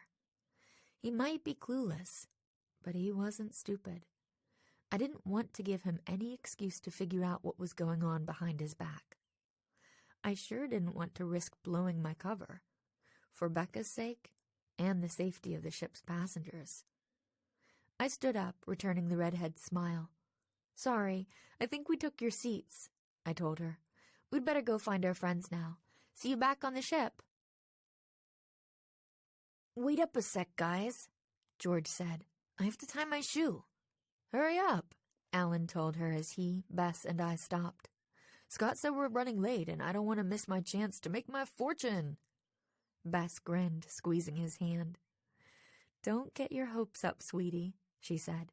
"This gold panning place is just a tourist spot right here in town. It's not exactly breaking new ground in the next gold rush." George glanced up from fiddling with the laces of her sneakers. "Still, gold's gold," she said. "Scott said this place guarantees we'll each get to find some real gold in our pans." "Yeah, like 3 granules of gold dust, probably," Bess said. As they continued squabbling amiably, I glanced forward. We were at the tail end of the large group of Arctic Star passengers making its way from the train station to the next activity in Skagway. Scott was at the front, leading the way. My gaze lingered on him. He was back in professional mode, smiling and helpful, with no hint of the terrifying anger I'd seen. Could George be right? Had my exhaustion, not to mention my obsession with this case, made me see something that wasn't there? I forgot about that as the crowd shifted and I spotted another familiar figure. It was Fred. He wasn't part of the group heading to the gold panning place. Instead, he was scurrying along the sidewalk across the way, with his hands in his pockets and his head tucked down between his shoulders, almost as if he didn't want to be seen. Interesting. George finally finished tying her shoe. "Come on, let's hurry," she said. "I want to make sure I get the best gold panning spot." "You guys go ahead," I said. I need to find a restroom. I'll meet up with you in a minute." "You sure?" Alan said teasingly. "Don't expect us not to steal your gold if you take too long, Nancy." I forced a smile, trying to keep Fred in view out of the corner of my eye. "I'll have to take my chances. See you in a bit." By the time I pushed my way through the eager, gold-crazed crowd around me, Fred had disappeared. I hurried off in the direction I'd last seen him going. Phew! I spotted him again as soon as I rounded the next corner. He was just a few yards ahead of me, moving fast. I fell into step behind him, doing my best to keep a few people between us. Good thing. Halfway down the block, Fred stopped abruptly, then turned and peered behind him. Oops. Luckily, he didn't seem to see me, but it reminded me to be careful. I continued to tail him. It wasn't easy. He stopped and stared around suspiciously every few moments. What was he doing? Finally, he ducked into a large souvenir shop. I waited a moment, allowing a few other people to pass before stepping inside myself. The place was cavernous and crowded, packed with tourists pawing through tables overflowing with t-shirts, keychains, stuffed animals, and every other imaginable form of souvenir knick-knack. But where was Fred? I glanced around but couldn't see him anywhere. Outside, his brightly colored Hawaiian shirt had made him easy to spot. In here, surrounded by every flavor of colorful tchotchke, not so much. I moved deeper into the store, dodging a sticky-looking little girl cooing at a stuffed Arctic fox, and several loud, excited women with Boston accents, exclaiming over some salmon jerky. Still no sign of my quarry. Then I spotted a flash of orange and red toward the back of the store, near an oversized stuffed grizzly bear wearing a Skagway souvenir hat and an apron emblazoned with the Alaskan flag. Hurrying closer, I finally spotted Fred. He was huddled behind the bear, deep in conversation with Sanchez, the fired busboy. Chapter 4. Unpleasant Surprises. My heart pounded as I crept closer to the stuffed bear. Fred appeared to be doing most of the talking, but he was keeping his voice too low for me to hear what he was saying. "Nancy! Hey, Nancy! Over here!" a voice yelled loudly, cutting through the din of the souvenir shop. I glanced back over my shoulder, wincing. It was Wendy, the blogger. She was rushing toward me, clutching her laptop under one arm as she used the other to wave vigorously at me. Biting back a groan of dismay, I quickly turned toward Fred and the busboy. But they were gone. By then, Wendy had reached me. "Hey, girl," she said breathlessly. "What's up? Shopping for some new shades?" She grinned. "Huh?" Glancing down at the nearest table, I realized it was filled with garish novelty sunglasses. "No, just looking around." I sneaked another glance around the store, but Fred was nowhere in sight. Had he skedaddled when he'd heard Wendy's bellowing and realized I was watching him? If so, what did that mean? Did he know I was investigating, or was he just trying not to let anyone see him talking to the fired busboy? "Cool!" Wendy grabbed a pair of moose print socks off another table. "Wow, some of this stuff is tacky." I wasn't sure she had much room to talk, given her usual crazy thrift shop style.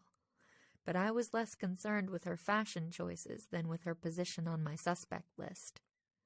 Deciding to try to salvage the situation with a little subtle interrogation, I gave her a friendly smile. "So, what are you doing here?" I asked. "I thought everyone was still down the street learning to be gold panners." "Oh," Wendy tossed the socks back on the table. "Nah, I did a gold panning thing like that in California once, and it was kind of lame, so I decided to save my pennies this time." Oh? Was it my imagination, or had she briefly grimaced when she'd said the part about saving her pennies? "Yeah, figured I'd skip it and see if I could find something a little more interesting to share with my readers." "So, have you found anything yet?" I asked. She grinned, waggling a finger in my face. "Nuh-uh, not telling," she sing-songed. "You'll just have to check out my blog to find out."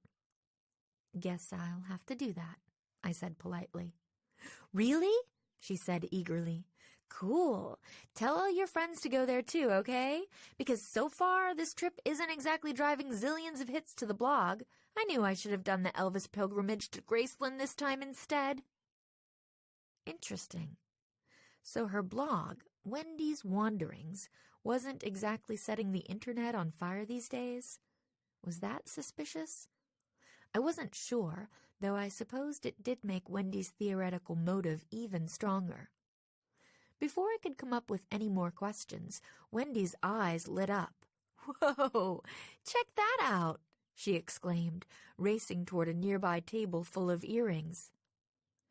I didn't understand why she was so excited until I read the sign, which explained that the earrings were made of moose droppings. Wendy pulled a camera out of her pocket and snapped a few photos. "That's so going on the blog," she murmured gleefully. As she started digging through the earrings, I decided to take the opportunity to exit stage right. "See you later," I said, hurrying off before she could answer. Once I was back out on the street, I texted Becca to see if she was available to meet with me. She texted back almost immediately, saying she was free for a few minutes if I could meet her back on the ship. Soon I was hurrying into a snack bar on one of the Arctic Star's middle decks. Becca was sitting at a table with her laptop open in front of her. She glanced up when I came in and waved me over. A handsome young man was bustling around behind the counter, But otherwise, the place was a ghost town. Actually, the whole ship was all but deserted.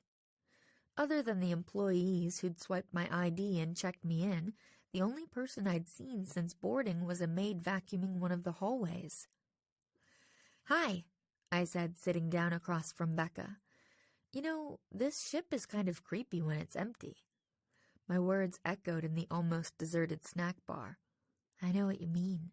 The ship feels different without passengers. Kind of peaceful, and yes, maybe a little creepy." Becca snapped her laptop shut. Meanwhile, the young bartender had just come around from behind the counter. He was carrying a pair of tall, frosty glasses of iced tea. "There you go, ladies," he said, setting the drinks down in front of us. "Anything else?" "Thanks, Omar." Becca smiled at him. "And yes, actually, could you do me a favor? Marcello's up in his office, and I know he'd love a cup of coffee. Would you mind bringing him one?" "Sure thing." As the young man hurried out, coffee cup in hand, Becca winked at me. "Okay, now we can talk freely, at least until he gets back." I grinned. "Nicely done. I didn't realize you had such a talent for misdirection and deception. Have you ever considered leaving the cruise industry and going into undercover work?" Becca chuckled, but soon her face went serious again. "So what did you want to talk about, Nancy? Are we any closer to figuring out who helped that robber get on board?" "I don't know." I took a sip of my iced tea. "But I have a question for you. What do you know about the busboy who got fired this morning?" "John Sanchez?" Becca nodded. "How did you know about that?" I explained about the scene I'd witnessed on the dock. "So now I'm wondering if there's a connection," I finished. Becca shook her head.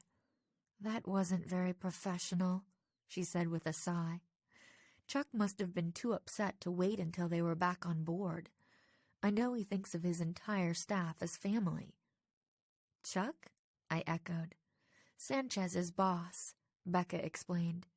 "He got an anonymous tip this morning advising him to check the guy's locker. When he did, he found the drugs hidden under a spare apron." "An anonymous tip?"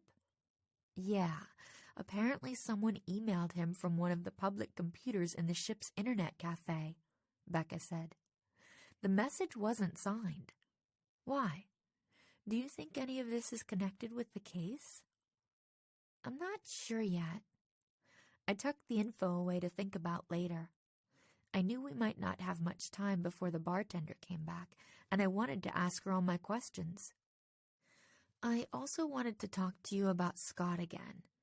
You know, the shore excursions guy. You said he's got a good rep in the industry, but how well do you really know him?" Becca shrugged. "Not that well. I never met him before he got hired here. All I know is he used to work for Happy Seas Cruises, and his old boss put in a good word for him with Captain Peterson." "Why? Has Scott done something suspicious? You asked about him before, right?" "Maybe. I don't know. Sort of?" The more time passed after the incident on the train, the more I doubted my own reaction. Was I grasping at straws by treating Scott as a viable suspect? "Okay." Becca checked her watch, then glanced toward the door.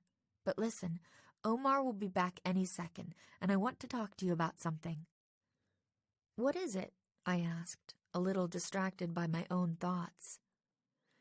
"It's Tatiana. She's been acting, well, kind of strange lately." Instantly, I snapped back to attention. Even though Tatiana had been on the original suspect list, I hadn't been thinking much about her lately, mostly because my suspicions of her were based on the way she seemed to keep turning up whenever I was discussing the case with Becca, which really wasn't all that suspicious, given that Becca was her boss. "What do you mean, acting strange?" I asked. Becca twirled her straw in her iced tea, her expression troubled. "It's probably nothing. It's just that she hasn't been answering calls or texts right away lately, and a couple of times I haven't been able to find her where she was supposed to be. It's like she just disappears now and then. It's not quite enough to put my finger on, but... Okay, I'll look into it, I said. As a matter of fact, Tatiana's... I cut myself off as I heard rushing footsteps. Glancing at the door, I expected to see Omar returning. Instead, I saw that Hero had just burst in, red-faced and breathless. "Hi," he said, looking startled to see us there. "That is, what are you doing here?" Becca blurted out. I was surprised to see him, too. "I thought you were herding kids at the gold panning place," I said with a smile. "That wrapped up a few minutes ago." Hero returned my smile, though it looked a bit forced. "The passengers are on their own for the rest of the afternoon, even the little kids." Becca stood up. "Excuse me," she said, looking strangely uncomfortable. "I just remembered I'm supposed to take care of something before the passengers get back. I'd better go. Talk to you later, Nancy." "Wait," I said. It was too late. She was gone. And Becca had never answered my text about Hero. I glanced at Hero, who was shifting his weight from foot to foot, looking as agitated as one of the hyper little kids he was paid to entertain. Maybe this was another opportunity for some impromptu interrogation. "Were you looking for Omar or something?" I asked. "He should be right back if you want to sit down and wait." "Oh." Hero glanced at me with that same forced smile. "That's okay. I was just looking for, someone else. Thanks, though." With that, he darted out the door. I shrugged. Oh well, so much for that. But what was up with Becca? Her behavior reminded me that this wasn't the first time she'd reacted oddly to seeing Hero. What was that all about? My phone buzzed, interrupting my thoughts. It was George calling. "Where are you?" "Never mind. Don't tell me. Just get over to the ice cream parlor near the gold panning place pronto," she hissed. "Alan's driving us crazy asking where you are, and we're running out of excuses. Bess can only distract him for so long by fluttering her eyelashes and laughing at his lame jokes." I sighed, all thoughts of snooping around the nearly empty ship fleeing my mind. "Be right there," I promised. "Do we really have to change for dinner?" George complained as we walked down the carpeted hallway toward our suite a few hours later. "I'm starved, and if we don't get there soon, Babs will snarf all the rolls." "Yes, we do," Bess told her. "We've been walking around all day in summer weather, and we all could use a shower and some fresh clothes." She wrinkled her nose.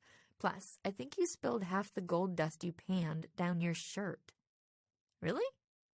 George plucked at her t-shirt, trying to get a look at it. I, for one, was looking forward to showering and changing. After I'd rejoined my friends at the ice cream parlor, we'd spent an hour or so wandering around seeing the sights. Then we'd returned to the ship, where Alan had insisted on finding a spot on one of the upper decks so we could watch the ship pull away from Skagway. By now, we were all sunburned and hungry. Bess reached for the door, but it opened before she could touch the knob. Our butler Max stood in the doorway, grinning at us. He was short and wiry, with thick blonde hair, dancing blue eyes, and seemingly boundless energy. Upon first meeting him, he'd reminded me of a golden retriever in human form, and my impression hadn't changed since. "Welcome home," he exclaimed. "How was Skagway?" "Great," Alan said. He started telling the butler all about our day as we entered the suite. I didn't hear much of what he said as I headed for my bedroom. My stomach grumbled as I yanked open a dresser drawer.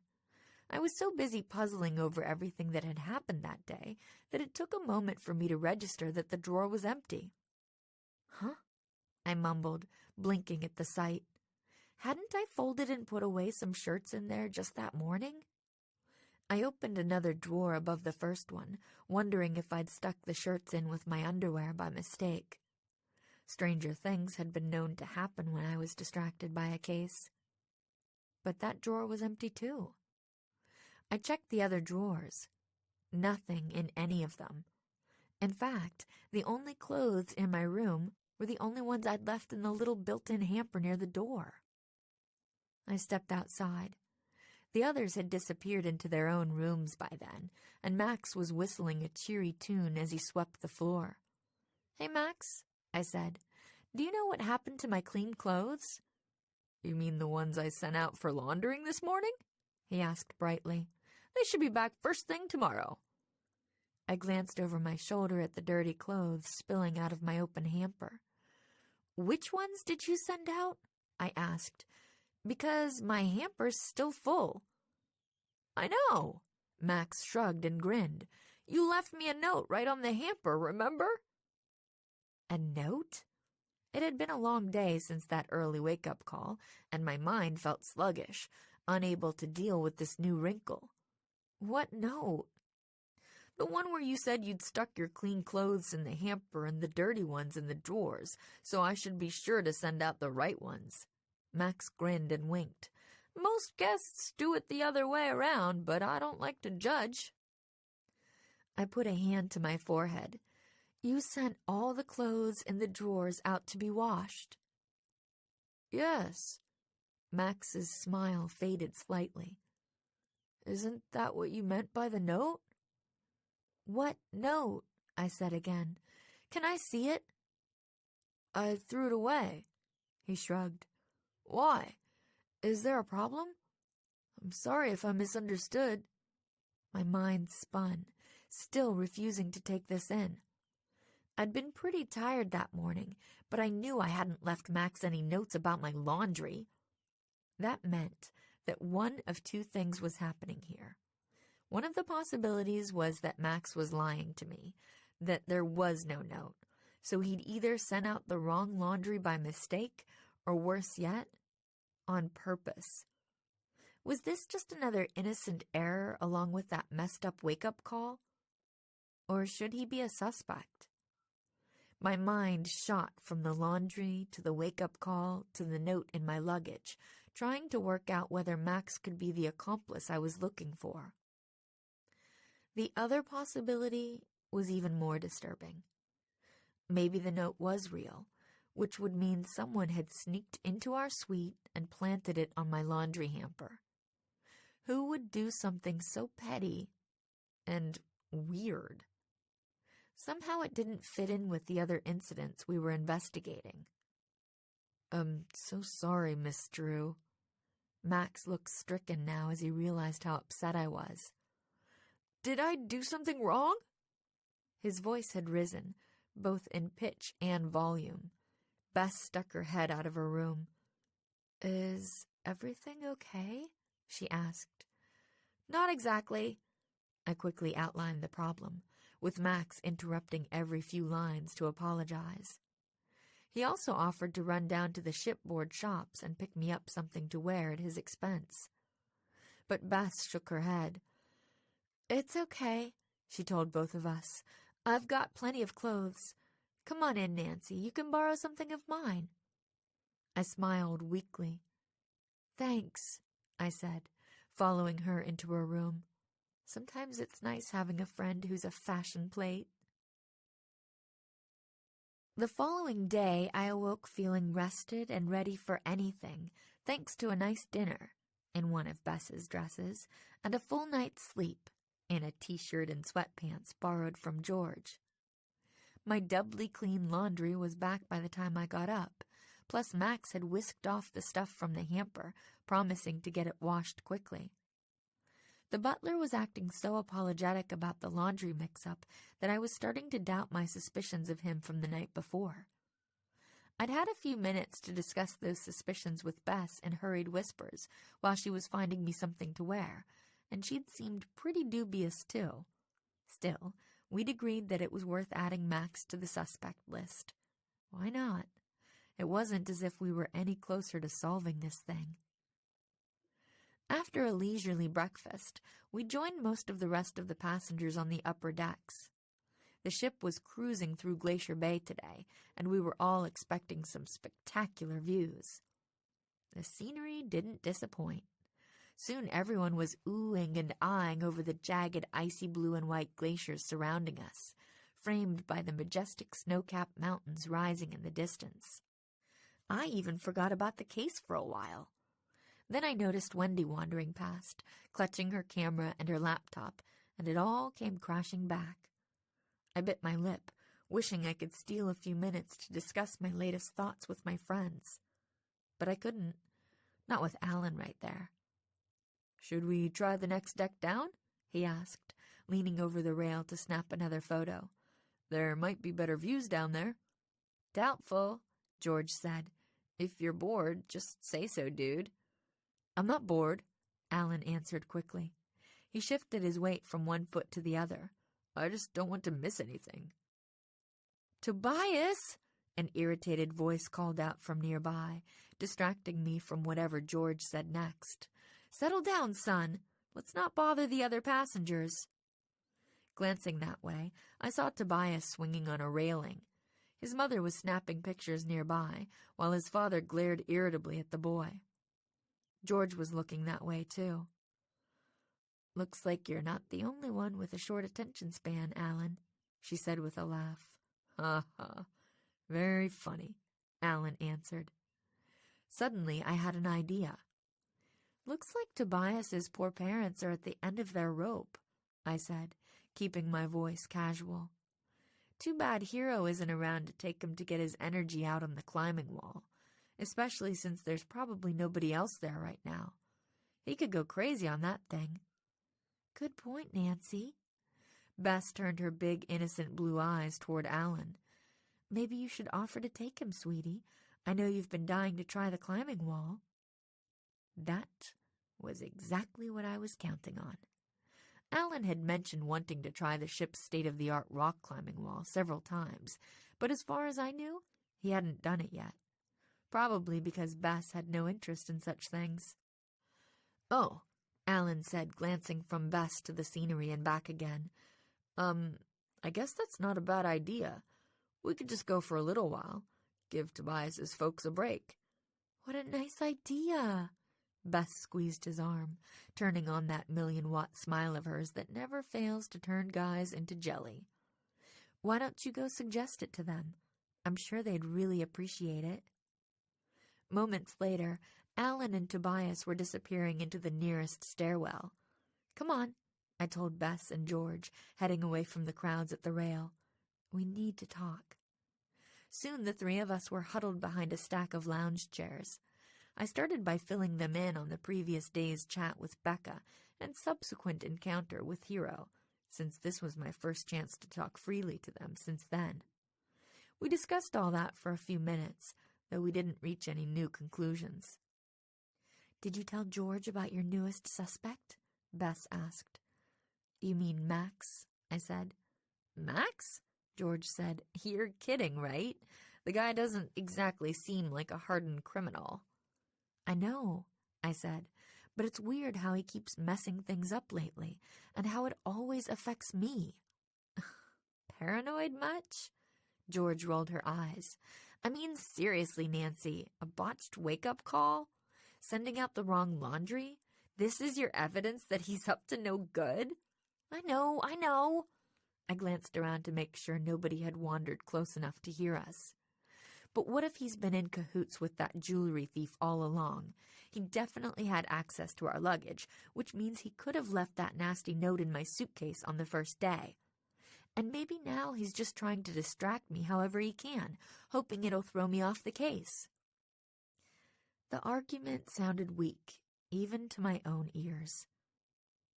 "Okay, there's that," Bess said diplomatically. "What about the rest of the suspect list?" We went on to discuss our other suspects, including Wendy, Scott, Fred, and Tatiana. Could any of them be the thief's accomplice? None of us could come up with any compelling evidence for or against. "It just doesn't quite add up, does it?"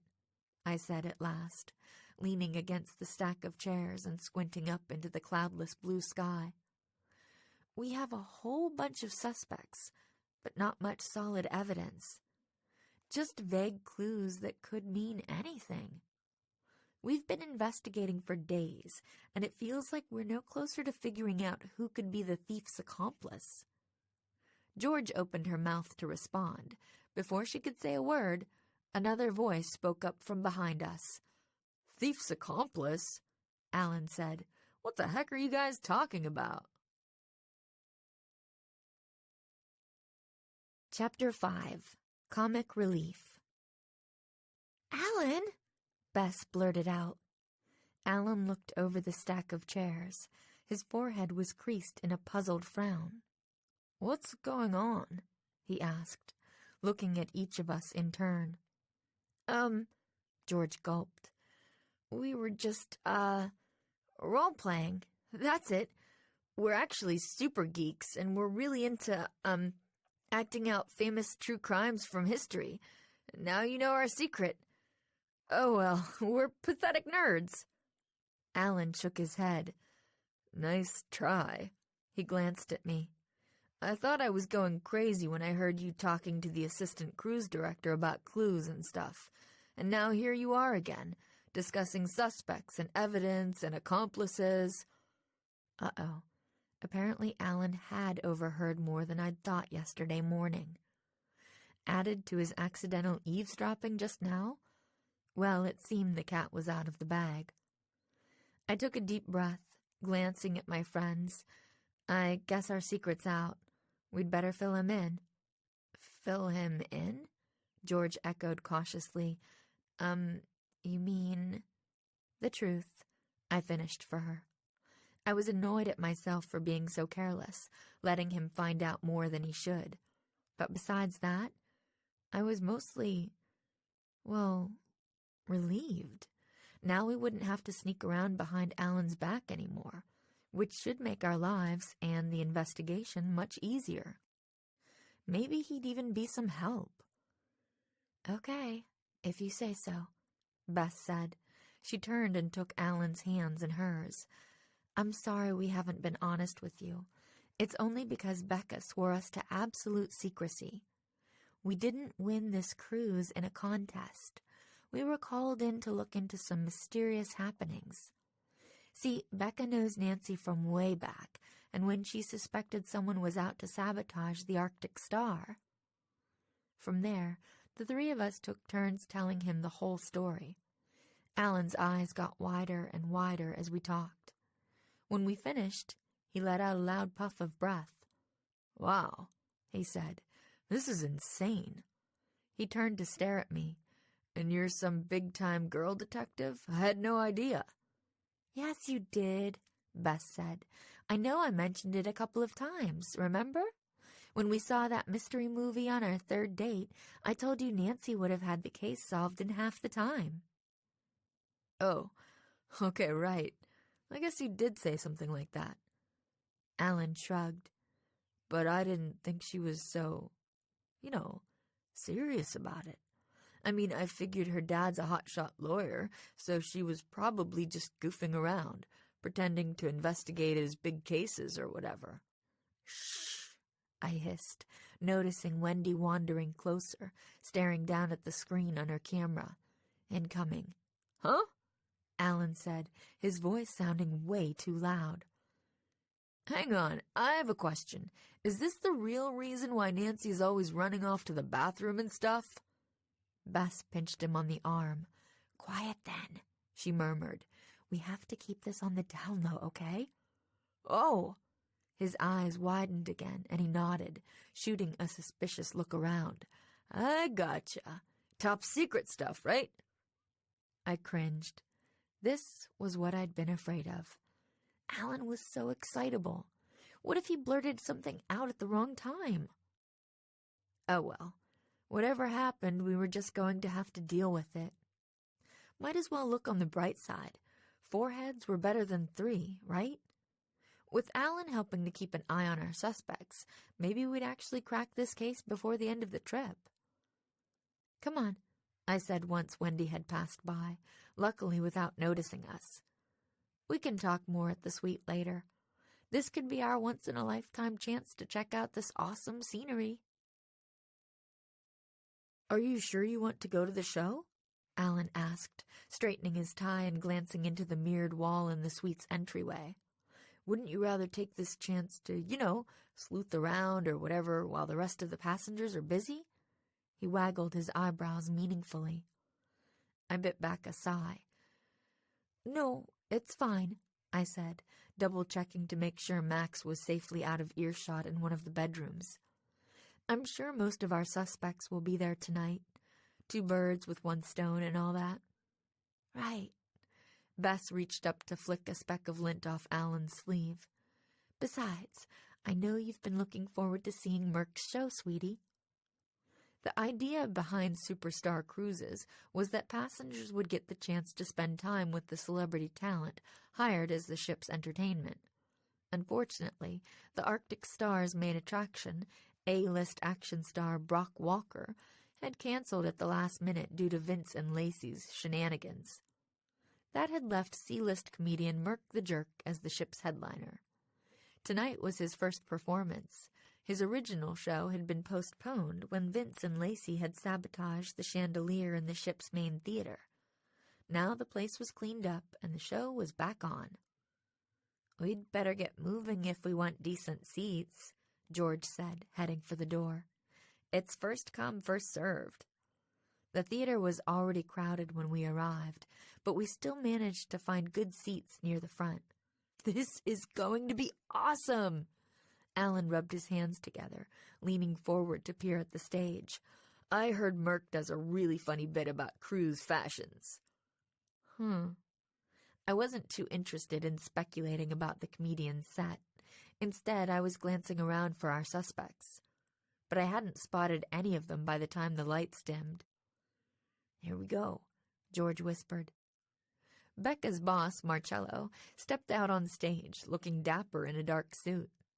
A smattering of applause greeted his appearance, and he raised both hands and smiled. Thank you," the cruise director said. "I know we're all looking forward to having our funny bone tickled by our wonderful celebrity guest, Merck the Jerk. First, though, the captain would like to say a few words. Sir?" He turned and swept into a gallant bow.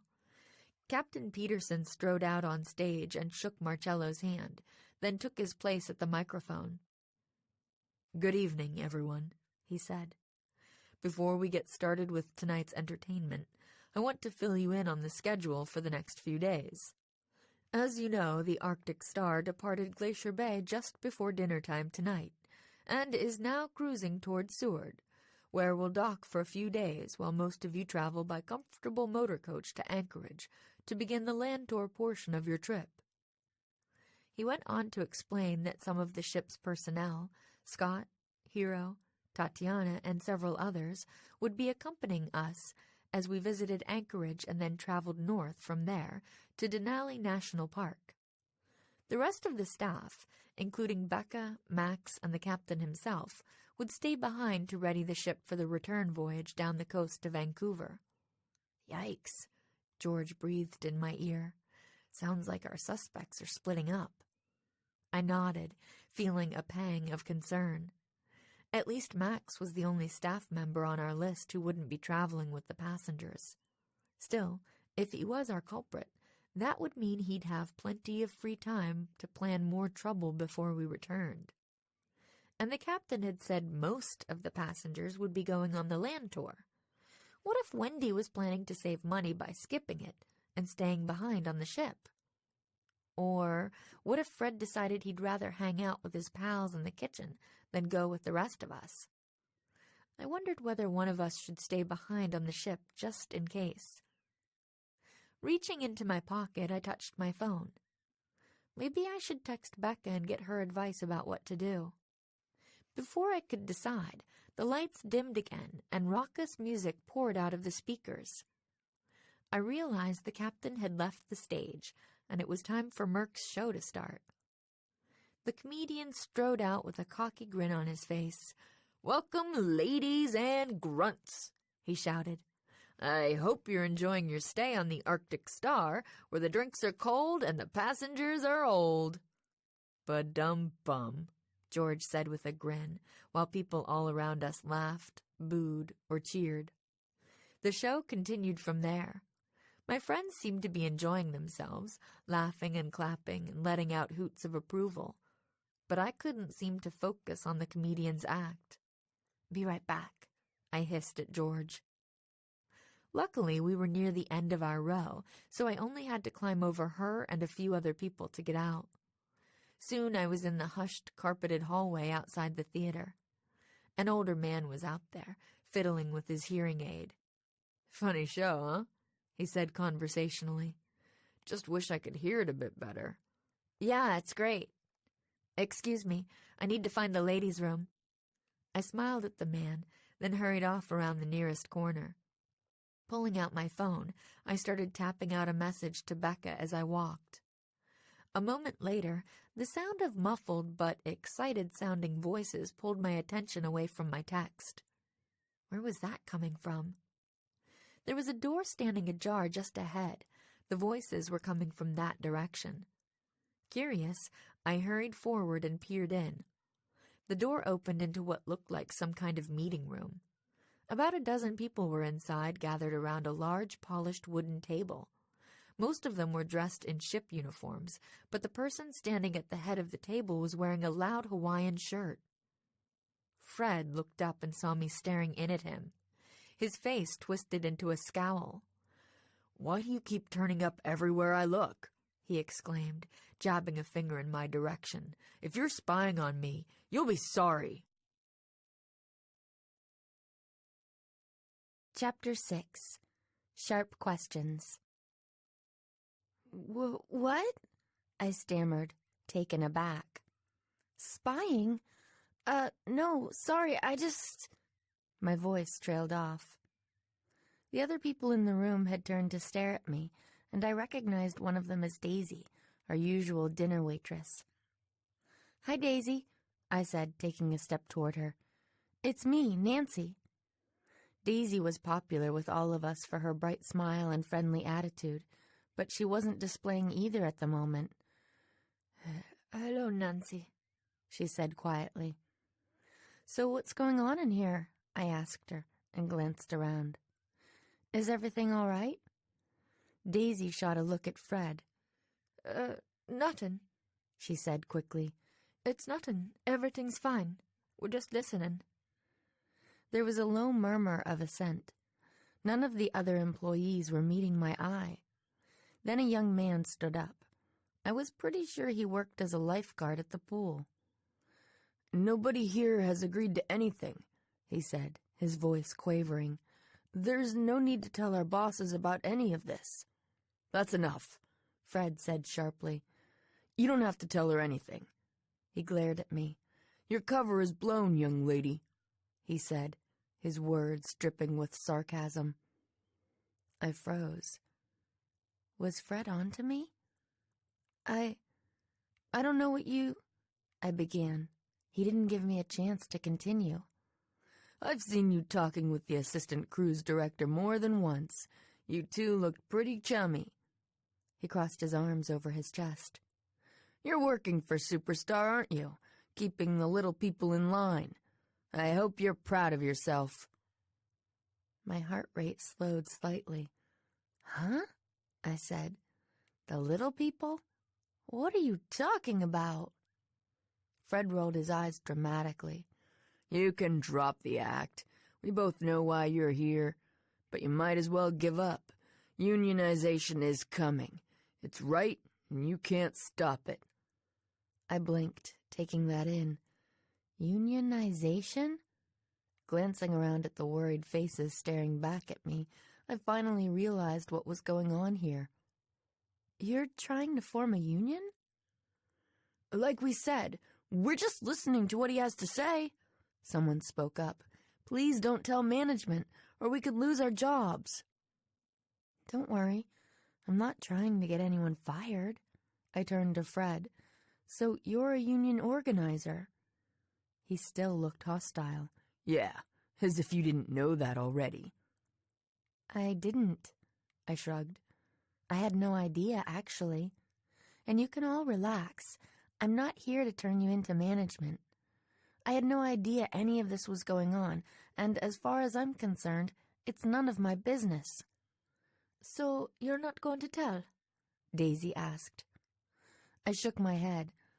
As long as there's nothing illegal going on here, and it sounds like there's not, Your secret's safe with me." Murmurs of relief came from around the room. Daisy's sunny smile reappeared. "Thanks, Nancy," she said. "No need to thank me." I smiled back, then returned my attention to Fred. "So this whole time you've been trying to organize a union," I said.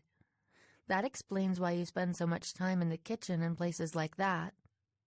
Fred still looked suspicious and a little confused. "Hang tight, people," he told the employees. "I'll be back in a minute."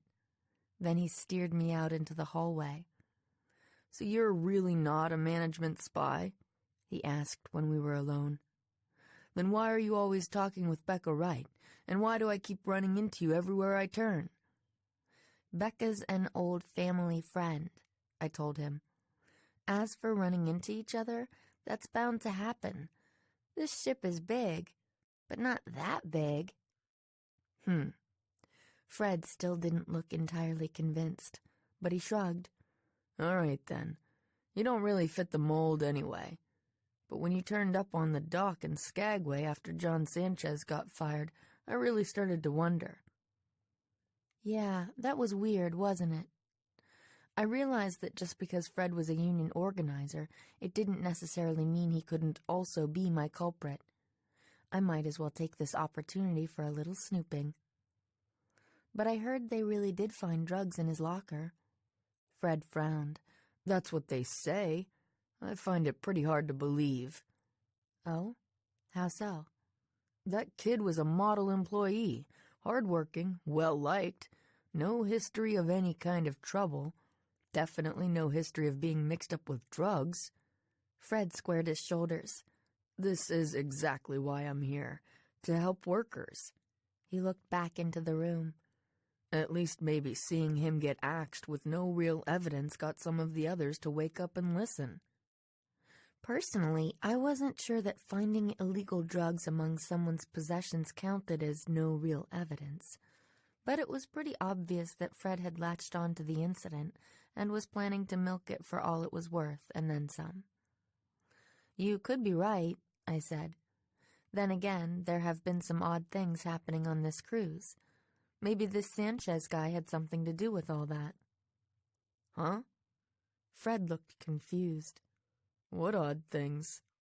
"You know, like the jewelry store getting robbed and the chandelier falling in the theater," I prompted. Okay, so I already knew that Vince and Lacey had sabotaged the chandelier. I figured it would still be interesting to see his reaction. "I thought they caught the robber, didn't they? And I heard the chandelier thing was some kind of accident." He chuckled. "Actually, I'm not convinced the thing actually fell at all. Figured Merc the Jerk just felt like lounging by the pool for a few more days instead of doing an honest night's work." He was already glancing back toward the room behind him, but I wasn't ready to let him go just yet. "There was an accident on the mini-golf course, too," I said. "An antler came off that big fake moose." "Really? Wow. Didn't hear about that one. Were any employees hurt?" No employees were nearby." I didn't bother to tell him that I was the one the antler had almost landed on. Unless he was a better actor than I thought, I was pretty sure this was the first he was hearing about the incident. "Crazy." He rubbed his chin. "Guess being friends with the assistant cruise director gets you all the gossip, huh? But listen, you can tell your friend Becca that John Sanchez wasn't involved in any of that stuff. He's a good kid." He glanced over his shoulder again. "Now, if you'll excuse me." "Sure." I watched as he hurried back into the meeting room. I wasn't ready to take Fred's word that the busboy couldn't be our culprit. He had too much to gain by insisting that Sanchez had been wrongly terminated. As for Fred himself, now that I knew why he was really on the ship, his suspicious behavior didn't seem so suspicious anymore. I was pretty sure I could cross him off the suspect list. "Now this is traveling in style," George exclaimed, settling back against her comfortable seat. "Where else can you sit on your rear end and get views like this?" "No argument there," I said. But you're going to give me a shot at the window seat sometime, right? George grinned. Maybe, if you're nice to me. We were aboard the train that was carrying us from Anchorage to Denali National Park. It was definitely a different experience from the train ride in Skagway. This train was a sleek, modern double-decker. We were on the top level, which featured 2 double rows of seats and enormous windows that offered an uninterrupted panoramic view of the scenery we were passing. The bottom level held the dining cars. Alan leaned over from his seat beside Bess across the aisle. "Aren't you glad I talked you into coming, Nancy?" he whispered. "You wouldn't have wanted to miss this just to stay on the boat and keep an eye on you-know-who." I glanced around to make sure nobody was listening. Luckily, all the nearby passengers were glued to their windows and paying no attention to our conversation. "Yeah, you were right, Alan," I said. "I'm glad we're all here." It was true. As it turned out, all my suspects, except Max, were going to be on the land tour. Well, and Fred. He'd stayed behind on the ship, too. But when I'd told the others about my encounter with him, they'd agreed with my decision to cross him off the list. Becca had said she'd keep an eye on Max while we were gone, so I'd decided it wasn't worth leaving someone behind, especially for such a weak suspect. Thinking about that reminded me that we'd been on the train for at least an hour, and I hadn't done a thing except admire the scenery. "Think I'll stretch my legs for a bit," I said, standing up. "Good plan," George said, snapping a photo as the train rumbled over a bridge crossing a scenic river. "We've still got a long way to go." I nodded. The trip to Denali would take about 8 hours. That should give me plenty of time to check out all the suspects on board. I'd already seen that Wendy and Hero were in our car, and I figured Scott and Tatiana couldn't be too far away. Most of the Arctic Star people seemed to be seated in the same section of the train. Heading up the aisle, I came to Wendy first. Good. The blogger still wasn't my favorite suspect, and I was hoping I could cross her off my list with a few key questions. I mean, sure, maybe writing about odd happenings on the cruise could drive more viewers to her blog. At least it had seemed like a decent motive when we were only talking about falling moose antlers and similar incidents. But it just didn't seem like a good enough reason to aid and abet a jewelry store robbery. "Hey," I said, pausing beside her seat. "Enjoying the scenery?" "Sure, what's not to like?" Wendy grinned up at me and patted the empty seat beside her. "Want to hang for a bit? Tobias's dad is sitting here, but he just left to take Tobias for a walk to see the rest of the train. Guess the kid was getting restless." "Thanks." I sat down and glanced across the aisle where Tobias's mother was staring out the window with her camera in hand. "So, you're sitting with Tobias and his family, huh?" "Yeah, we were talking last night at dinner, and they invited me to hang with them today," she replied. "They had an extra seat, and I didn't want to get stuck with some stranger." She barked out a laugh. "Anyway, they're cool, even if Tobias is kind of a pain. He's been freaking out about Hazel." "The spider?" I couldn't help a slight shudder. "Uh-huh. The room steward is taking care of the thing back on the ship while they're gone, and Tobias is afraid she'll get squashed or something." She grinned. "Maybe Hazel should have tagged along. She could have had my seat. Now that would be a photo worth posting on my blog." I smiled. "Speaking of your blog, I bet all your readers will love reading about your adventures in Denali." "Yeah, I hope so." A shadow passed across Wendy's face. "They're not exactly flocking to read about the trip so far." "Really?" Apparently things hadn't picked up since I'd last talked to her, a couple of days earlier. "Uh-huh." She picked at the back of the seat in front of her. "I was really hoping that blogging this trip would grab me some attention out there. You know, get some buzz going. Maybe attract some advertisers or get me some paying gigs. Whatever. Make this writing thing happen, you know?" "Actually, I don't know that much about how blogs work," I said. "Do you mean you're hoping someone will want to pay you to turn your blog into a book or magazine article or something?" "That would work."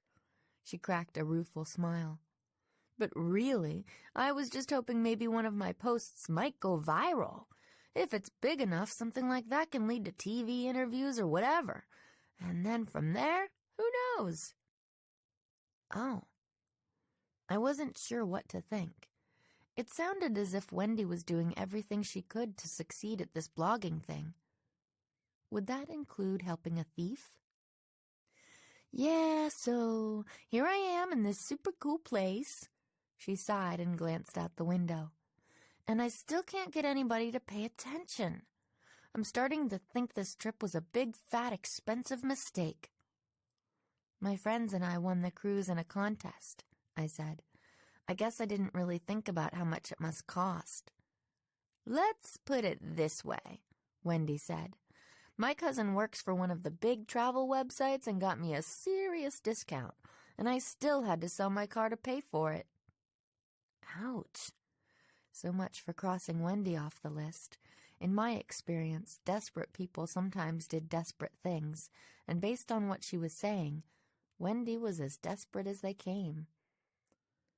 Well, let me play the world's tiniest violin, right? Then she wiggled her shoulders, as if shaking off her gloomy thoughts. What will be, as they say. Anyway, look at me, spilling my guts to someone I just met like a week ago. She laughed. Sorry about that. It's okay, I said. I understand how money troubles can get you down. Yeah, but when you get right down to it, I'm lucky I get the chance to, follow my bliss. That's enough reason to stay optimistic, right? She grinned. And hey, the trip's not over yet. Who knows? Maybe somebody will get eaten by a grizzly bear and I'll be there to document it. I noticed Tobias and his father making their way down the aisle. Looks like your seatmate's back, I told Wendy. I should go. Okay, but hey, thanks for listening. Anytime. I got up, exchanging greetings with Tobias and his father as I passed them. Then I wandered up toward Hero's seat. I'd been just about ready to cross Wendy off the suspect list, but this changed everything. Was it time to move her to the top? Hero was deep in conversation with another passenger. Not wanting to interrupt, I kept moving past his seat, planning to check the next car for Tatiana and Scott. Before I reached the door, Alan caught up with me. Hey, he said, glad I caught you. We heard we're about to pass through an area where you can sometimes see moose grazing in a field right along the train tracks. Come check it out. Oh, that did sound cool, but I wasn't really in the mood for wildlife watching. But I should have known better than to protest. Alan wouldn't take no for an answer. Before I knew it, I was heading back toward our seats. When I got there, I saw that George had moved across the aisle to sit with Bess. What are you doing over there? I asked. George shrugged. Bess had better snacks, she said. Anyway, this is your chance to snag that window seat for a while. Good point. I glanced at Alan. You don't mind, do you? Go for it. He waved a hand toward the seats. I sat down by the window, and he took the seat beside me. For the next few minutes, we watched for moose, but there was no sign of them. So where are the meese? George asked, sounding impatient. Guess they're not out today, Alan said. Don't worry, Bess put in. Even if we don't see any now, everyone says we'll see tons of them on our tour through Denali tomorrow. The wildlife viewing is supposed to be spectacular there. Cool, George grinned. Think I'll get to pet one? I don't think that's such a good idea, Bess said. Moose actually injure more people in Alaska every year than grizzly bears. Really? George sounded skeptical. Where'd you hear that? It's one of the fun facts in the brochure about this land tour, Bess said. Didn't you read it? After a bit more bickering, the cousins went back to peering out their window, while Alan and I did the same. The two of us chit-chatted about the scenery we were passing, but soon I was feeling restless again. The clock was ticking, and I didn't want to miss my chance to check out our suspects while we were all trapped on the train together. Excuse me, I said. I think I'll go explore the train a little. No way. You can't leave now, Alan said with a grin. We might still spot those moose. No, seriously. I lowered my voice. I want to go have a look around, if you know what I mean. His eyes widened. Oh, he exclaimed. Wait, do you have a new lead or something? Did one of the suspects do something suspicious? He was whispering, sort of, but his voice still seemed way too loud. Shh, I cautioned, hoping the people in the seats nearby weren't paying attention. Oops, sorry. He pressed a couple of fingers to his mouth, pretending to lock his lips shut. But seriously, he whispered, if you need help. No, it's okay. I sighed and leaned back in my seat. Actually, it can probably wait. We still hadn't seen any moose, and I hadn't done any more investigating by the time Hero stood up and said it was time for our section of the car to head downstairs for lunch. George hopped to her feet immediately. Finally, she exclaimed. I'm starved. Really? Bess raised one perfectly groomed eyebrow. Even after eating all my pretzels and my granola bar? George ignored that and stepped into the aisle. Come on, let's get down there. Alan stood and moved into the aisle behind her. After you, ladies, he said, sweeping a hand forward in a little mock bow. Bess smiled. So gallant, she cooed. I crawled out of my seat and straightened up. Thanks, I told Alan. As he leaned down to grab his knapsack off the floor beneath the seat, I caught up with Bess and George. When we started down the stairs, we saw Tobias and his family ahead of us. The little boy turned and spotted us. Hey, where's Alan? He demanded. Right behind us. Bess glanced over her shoulder. At least I thought he was. Here I am, Alan exclaimed, bursting into the stairwell. Hey, Tobias, what's up? How's my girl Hazel? Bess, George, and I traded a glance as Alan and Tobias started chattering away, mostly about Tobias's pet spider. I guess they must have bonded at the climbing wall yesterday, Bess murmured with a smile. We all continued downstairs together. There were plenty of windows in the dining car, so we were able to enjoy more scenic views as we ate. Tobias was at the next table, along with his parents and Wendy. The little boy kept turning around in his seat to talk to Alan. What can I say? Alan said with a grin. I have a way with kids. Tobias's mother heard him and turned with a smile. Sorry if he's being a pest, she said. He was so excited when he found out you were an environmental studies major. He wants to be a zookeeper when he grows up. After the meal, we all headed back upstairs. Tobias went past his seat, following Alan down the aisle. So, do you get to study tarantulas in your college classes? He asked. Dude, we study every kind of spider, Alan said with a laugh. It's awesome. I glanced around the car to see if Hero was free. He was nowhere in sight, so I decided maybe it was time to look for Scott and Tatiana. Bess and George had already taken their seats together, but I hovered beside my row, realizing I couldn't tell them what I was really doing. Not with Tobias hanging around and several other passengers close enough to hear. I'll be back in a bit, I said, patting my purse. I'm going to the restroom to brush my teeth. Are you kidding? Alan exclaimed. Didn't you hear what our waiter told us just now? He said we'll be coming up on a great view of Mount McKinley soon. You don't want to miss that. His voice was loud and enthusiastic, as usual. I cringed as several nearby passengers turned to stare at us. So far, letting Alan in on our real purpose hadn't helped much with the undercover stuff. Okay, I said, figuring I could whisper my real plans to him once we sat down. Want the window seat this time? Nah, you can have it. I'm taller. I can see past you just fine. Alan stood back to let me by. Stepping past him, I dropped into my seat. Ow! I cried as I felt something jab into my skin. I leaped up again, almost hitting my head on the curved glass of the window. "What's wrong, Nancy?" Bess exclaimed. I stared down in horror. "Glass! Shards of broken glass all over my seat!"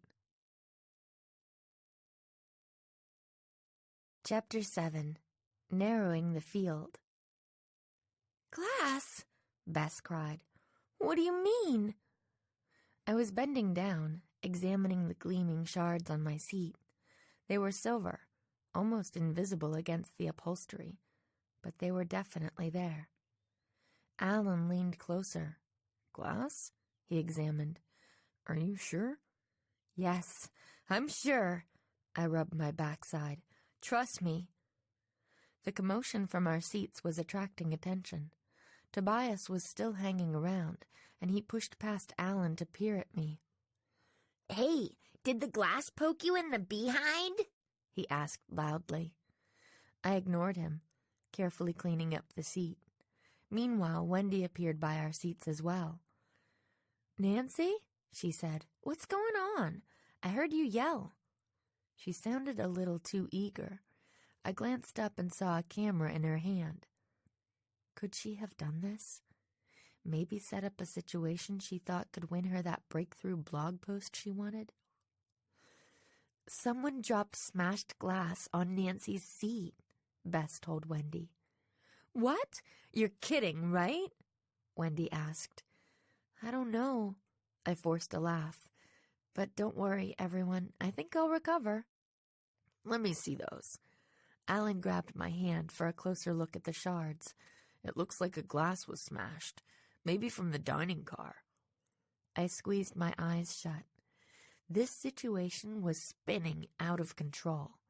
The last thing I needed was to become some kind of mini celebrity on this train. If everyone was watching me, it would be that much harder to do any investigating. When I opened my eyes, Hero was making his way toward us. "What's going on back here?" he asked. "Nothing, I'm fine," I assured him. "Nothing," Alan said quickly, "except that someone put slivers of glass all over Nancy's seat. Anyone who would do that must be a sick person. Who knows what he or she might do?" Hero looked confused and concerned. "Okay, somebody had better fill me in here." When he heard the story, Hero insisted on contacting the train's security team.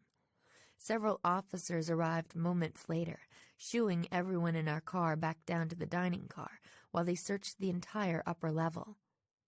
Finally, we got the all clear and returned to our seats. "Thanks for taking that glass for me, Nancy," George said, clearly trying to lighten the mood. "That was technically my seat, you know." "I know, and you're welcome." I stuck out my tongue at her. "You want it back?" "No way," Alan spoke up. "Go ahead and sit down, Nancy. After what you've just been through, you deserve the window seat. I'll sit right here with you and keep an eye out for any more trouble." Thanks." I sat down. Across the aisle, I could see Bess and George with their heads bent close together, talking in whispers. I wished I could be over there with them, discussing this latest twist in the case, because it had to be related, didn't it? There was no way it was a coincidence that broken glass had turned up on my seat. A moment later, my phone buzzed. I pulled it out and found a text from George. "Bess and I think you should get checked out by a medic when we get to Denali, just in case." I didn't bother to text back. I just leaned forward so I could see past Alan to their seat. Both Bess and George were staring back at me. I rolled my eyes and shook my head. A moment later, another text came. "Seriously, Nancy, what if A is right and someone put something on the shards? Could be the same person who pushed you off the walkway in K." This time I typed a return text. "Like you said, G, the glass wasn't on my seat. It was on yours." George texted back again. Good point. Maybe the bad guy is after all of us now." I realized I hadn't thought of that. Just then, Alan glanced over. "Who are you texting?" His voice sounded impossibly loud. Nobody, I said. I'm just sending a note to Ned, my boyfriend. Oh, right, Alan nodded. I met him that time we all went out to dinner together, remember? Nice dude. I smiled weakly until he turned his attention back to the scenery. Then my fingers flew over the tiny keyboard. Why would someone be after you guys now? The response came quickly. Maybe we are getting too close to the truth. I leaned back, feeling troubled. Could my friends be right? Were we all in danger now? After a moment, I texted them again. So what should we do? The response, you should stay put. B and I are going to investigate. I frowned and texted, no, if someone is after you too, it's too dangerous. We need to come up with a plan. I sent the text and waited for the response. Instead, I heard the sounds of activity across the aisle. Glancing over, I saw Bess and George getting up. Where are you two going? Alan asked before I could. Just taking a walk, Bess said sweetly. Keep an eye on Nancy while we're gone, okay? She needs to relax and recover. Absolutely. Alan reached up and squeezed her arm as she went past. Hey! I called as my friends hurried up the aisle. But neither of them responded. Let me out, I told Alan. I'm going with them. He shook a playful finger in my face. You heard the lady. Relax and recover time. I gritted my teeth, tempted to kick him in the kneecap and make my escape. But I held myself back. He was only trying to help. Besides, how much trouble could my friends get into on this train? I decided to let them go. Maybe I could convince Alan to lower his voice enough for the two of us to discuss the case. A fresh perspective might be just what I needed. Okay, I said, turning to glance out the window. If anything can help me relax, it's looking at all this. I know, right? Beautiful.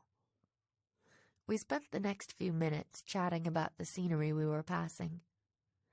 At some point, I realized it was probably the first time I'd ever had a real conversation with him. Just the two of us. It was kind of weird, but kind of nice too.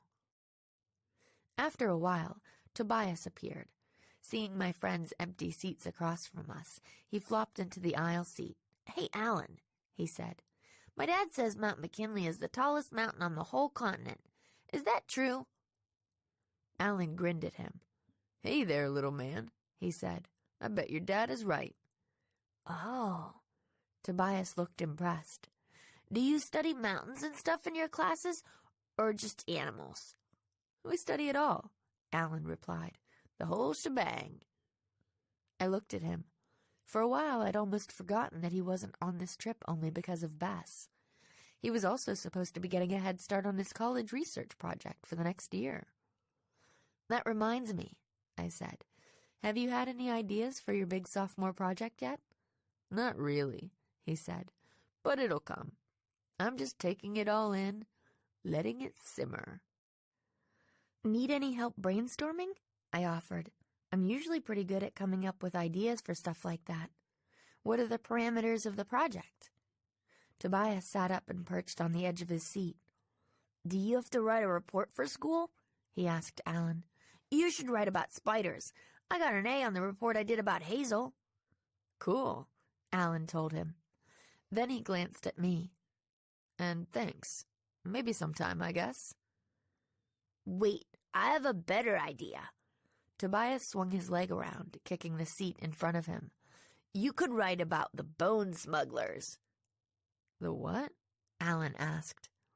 My mom read about it in the newspaper when we were getting ready for this trip. The kid sounded excited. She said the police arrested some guy for stealing tusks and bones and stuff from rare Alaskan animals. He poked Alan on the arm. Which Alaskan animals are the rarest? Think we'll see any when we tour the park tomorrow? I don't know, little buddy. What do you mean by rare? Alan said. He probably means endangered species, I put in. I wasn't too interested in their conversation, though I couldn't help being a little surprised that Alan didn't seem to know much about Alaskan wildlife. Still, I guessed an environmental studies degree covered a lot of ground. He couldn't be expected to know everything about every ecosystem in the world, especially after only a year of study. Right, Alan shrugged. Maybe you can ask the tour guide at Denali about it, Tobias. He grinned. You can also ask him if there are any tarantulas there. I shot him a look, pretty sure he had to be kidding this time. Even I was pretty sure that tarantulas were mostly found in warmer parts of the world. Yeah, right, I said. Tarantulas in Alaska? Hey, there are spiders everywhere, right? Alan shrugged again. Then his face lit up.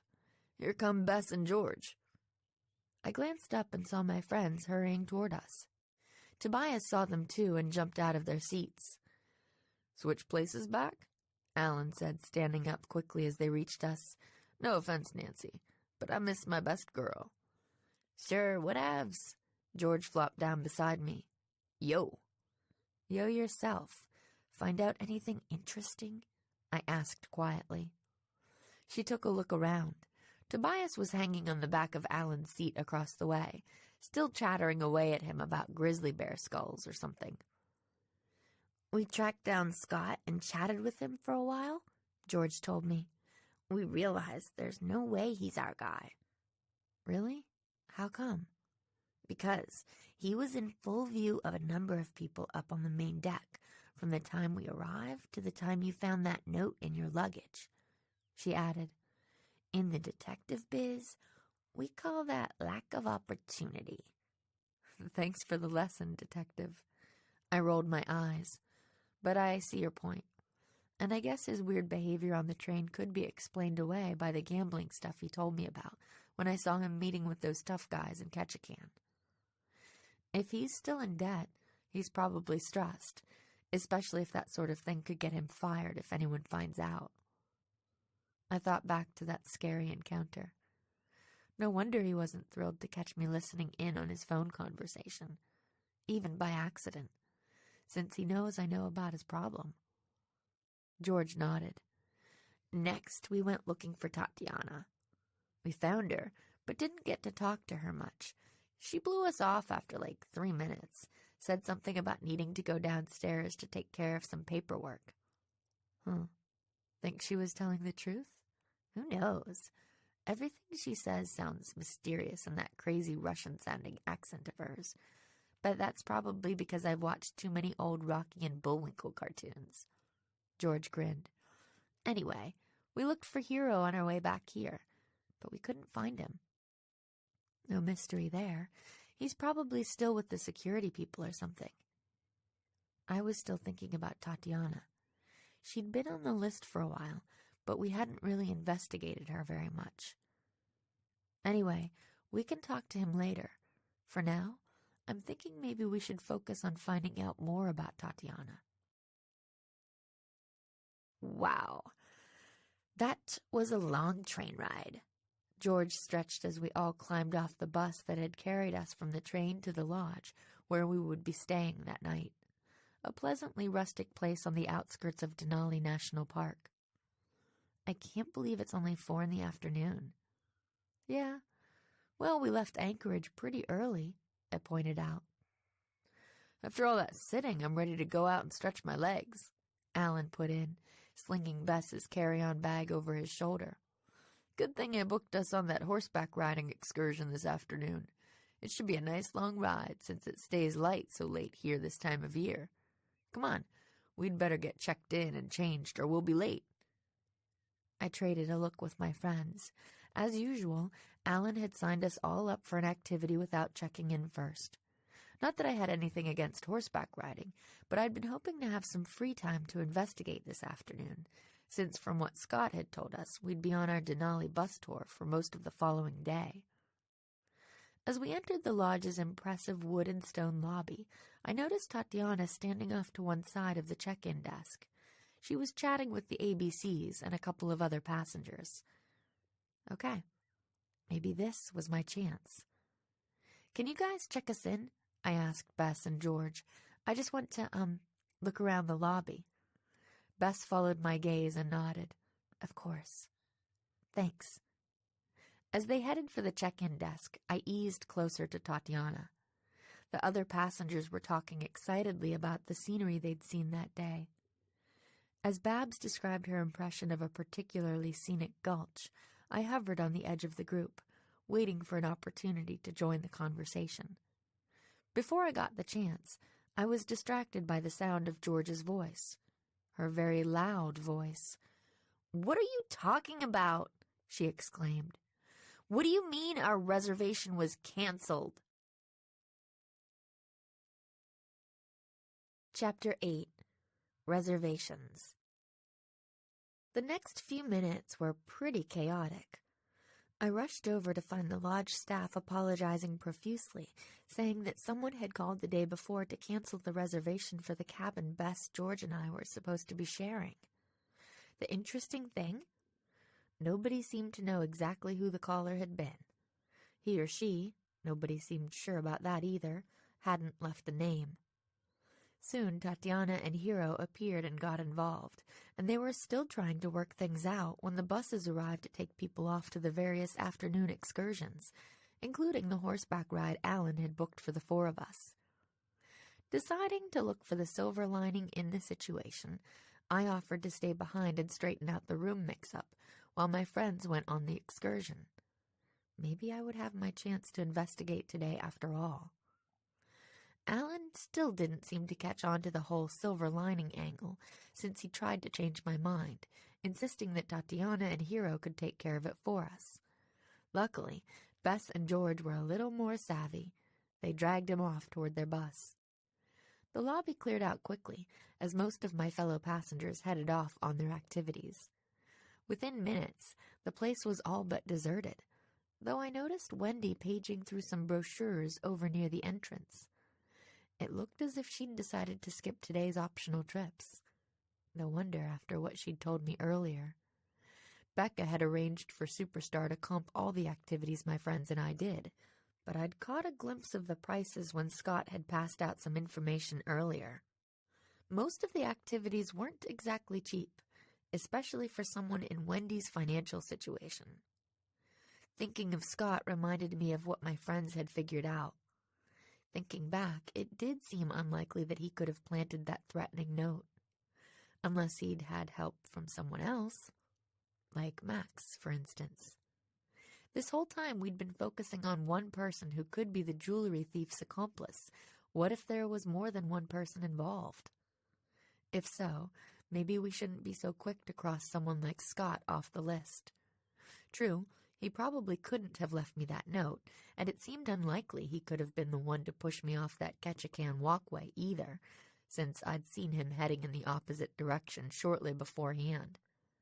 But what about the other staff? The moose antler, the loud argument I'd overheard in the ship's kitchen, the pre-cruise problems, and of course, sneaking the robber aboard? There was no reason he couldn't have been involved in any of those incidents.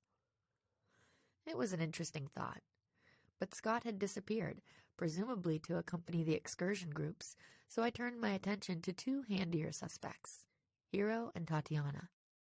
They were still having a stern discussion with the front desk staff. I stepped back and watched the pair. What if one of them had canceled that reservation? It certainly would have been easy for either of them to do it. But why? Was it just another way to throw me off balance? Warn me not to mess with them? I looked around for Wendy again, but she'd disappeared. There were only a few other passengers still lingering in the lobby.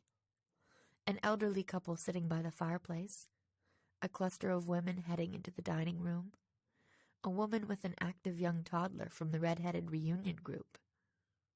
I watched as the red-headed mother led her child around by one chubby hand.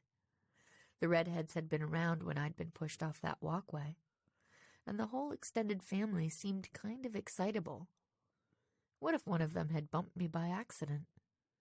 That would mean the whole Ketchikan incident was a red herring.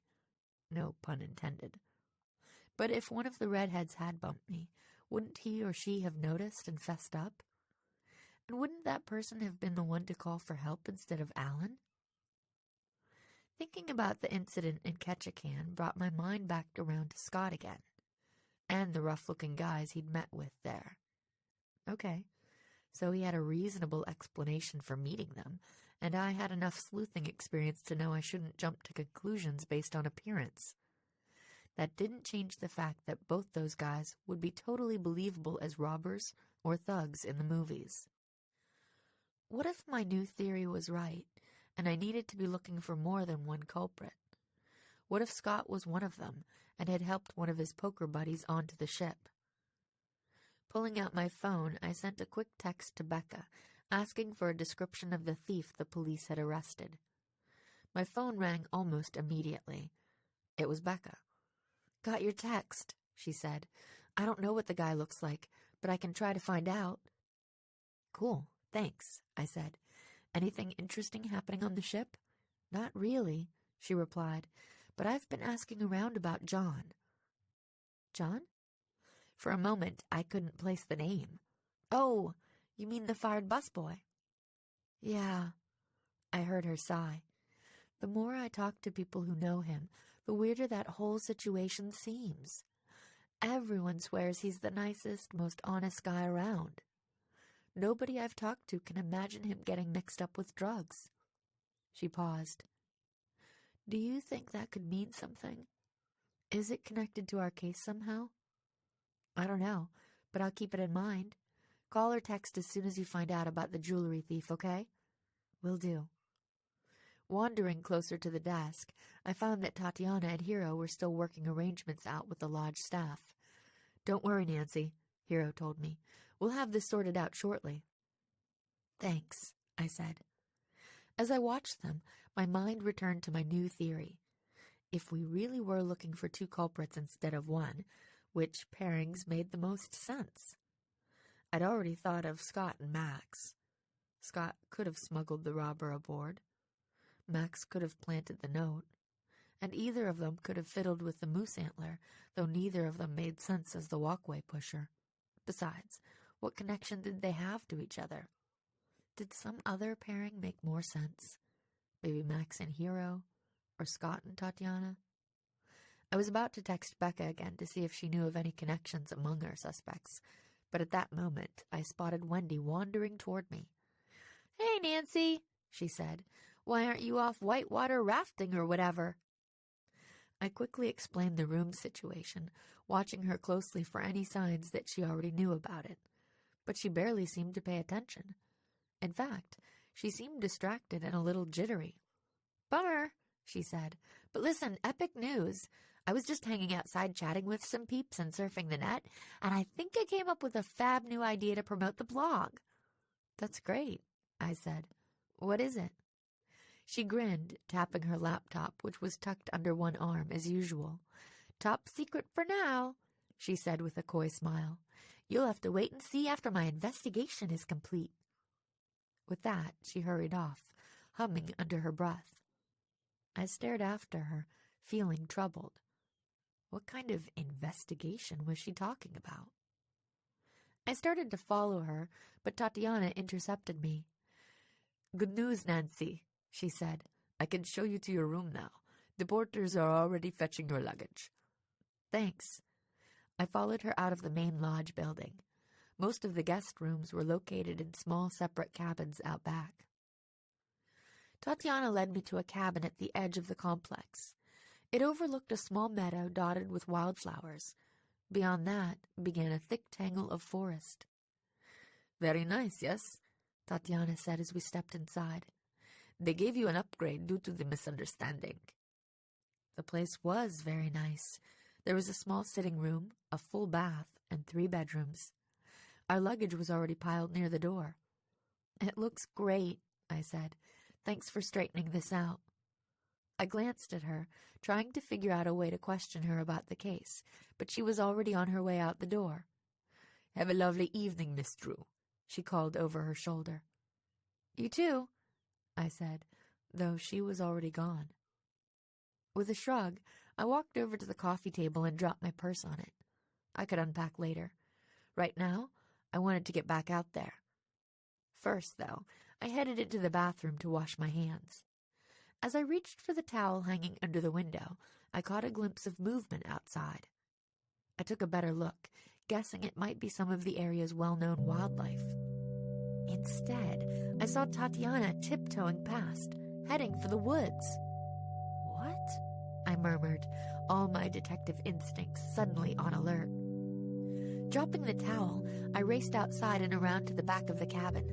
By the time I got there, Tatiana was just disappearing into the woods. I sprinted across the meadow, hoping she didn't look back, and also hoping that nobody else was looking out the windows of the nearby cabins. Luckily, Tatiana didn't seem to realize she was being followed. As I ducked into the shade of the thick evergreens, I could hear her footsteps up ahead, crunching on the dried pine needles that carpeted the forest floor. My heart pounded as I followed, trying to keep a little quieter myself. Was I about to solve the case? I trailed her for about 5 minutes. Finally, she stopped short in a pretty little sun-dappled clearing. Huddling behind a broad tree trunk at the edge, I watched as she glanced around, then pulled a compact out of her pocket and applied a fresh coat of lipstick. Weird. What was she doing out here? I was so focused on watching Tatiana that it took me a moment to notice the hurried footsteps coming up behind me. By the time I tuned in, it was too late. I spun around. "Hey," Hiro blurted out, looking as startled as I was. "What are you doing here?" Chapter 9.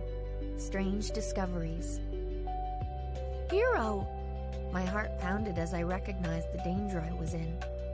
We were pretty far from the lodge out here. Definitely too far for anyone to hear me scream if Tatiana and Hiro were up to no good.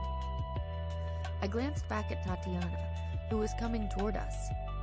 "Nancy," she cried, her eyes flashing with anger. "Did you follow me?"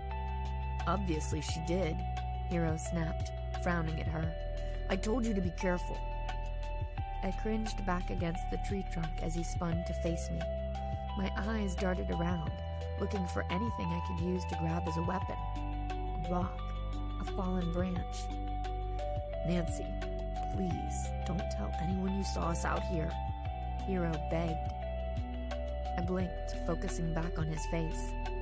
All the anger had disappeared from his expression. Now he just looked anxious and kind of freaked out. "Yes, please, Nancy," Tatiana put in. "If anyone knows we are together, especially Becca." "Wait," I said, confused. "What's going on here?" Hiro reached for Tatiana's hand.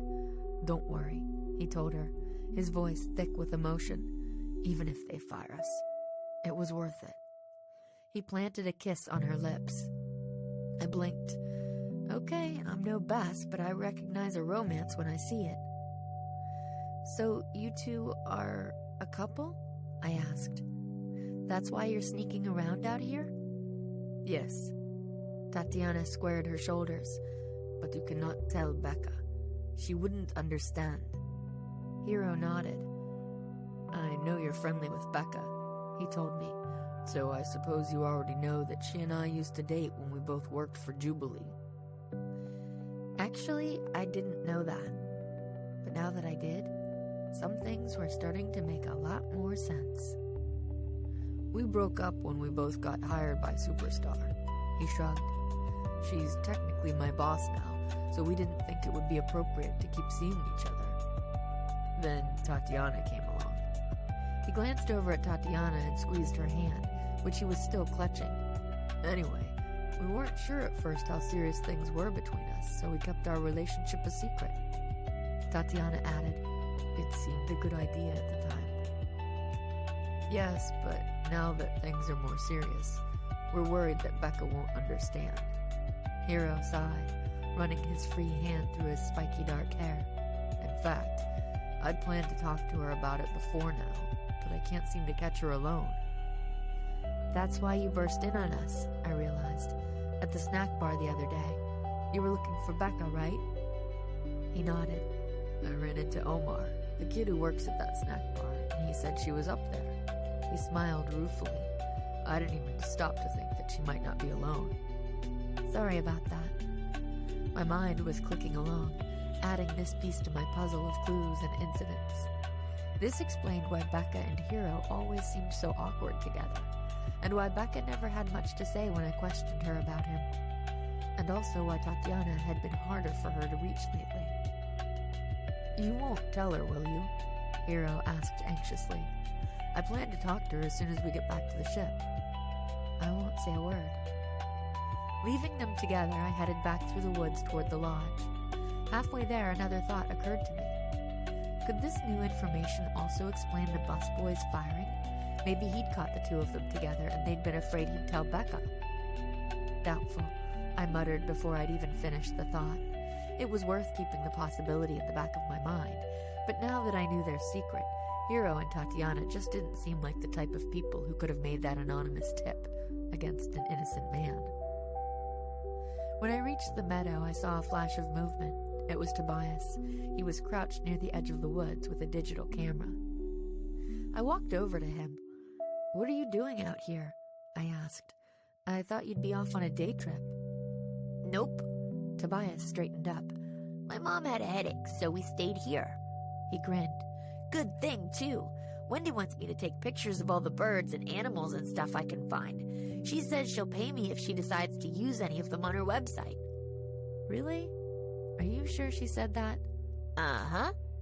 Tobias turned and snapped a photo of a bird flying past.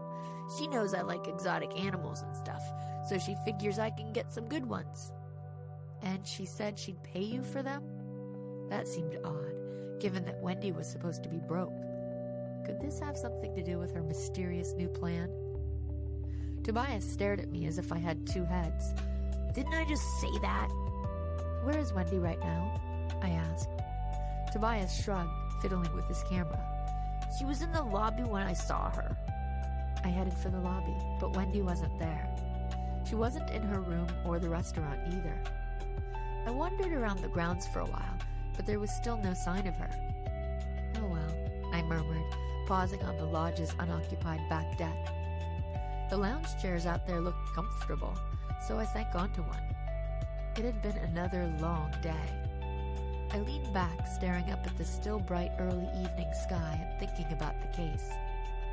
I realized I'd just crossed 2 more suspects off my list.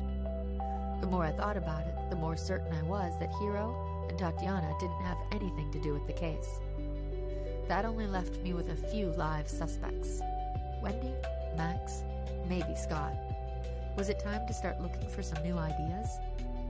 Pulling out my phone, I checked to see if Becca had texted back yet about my questions.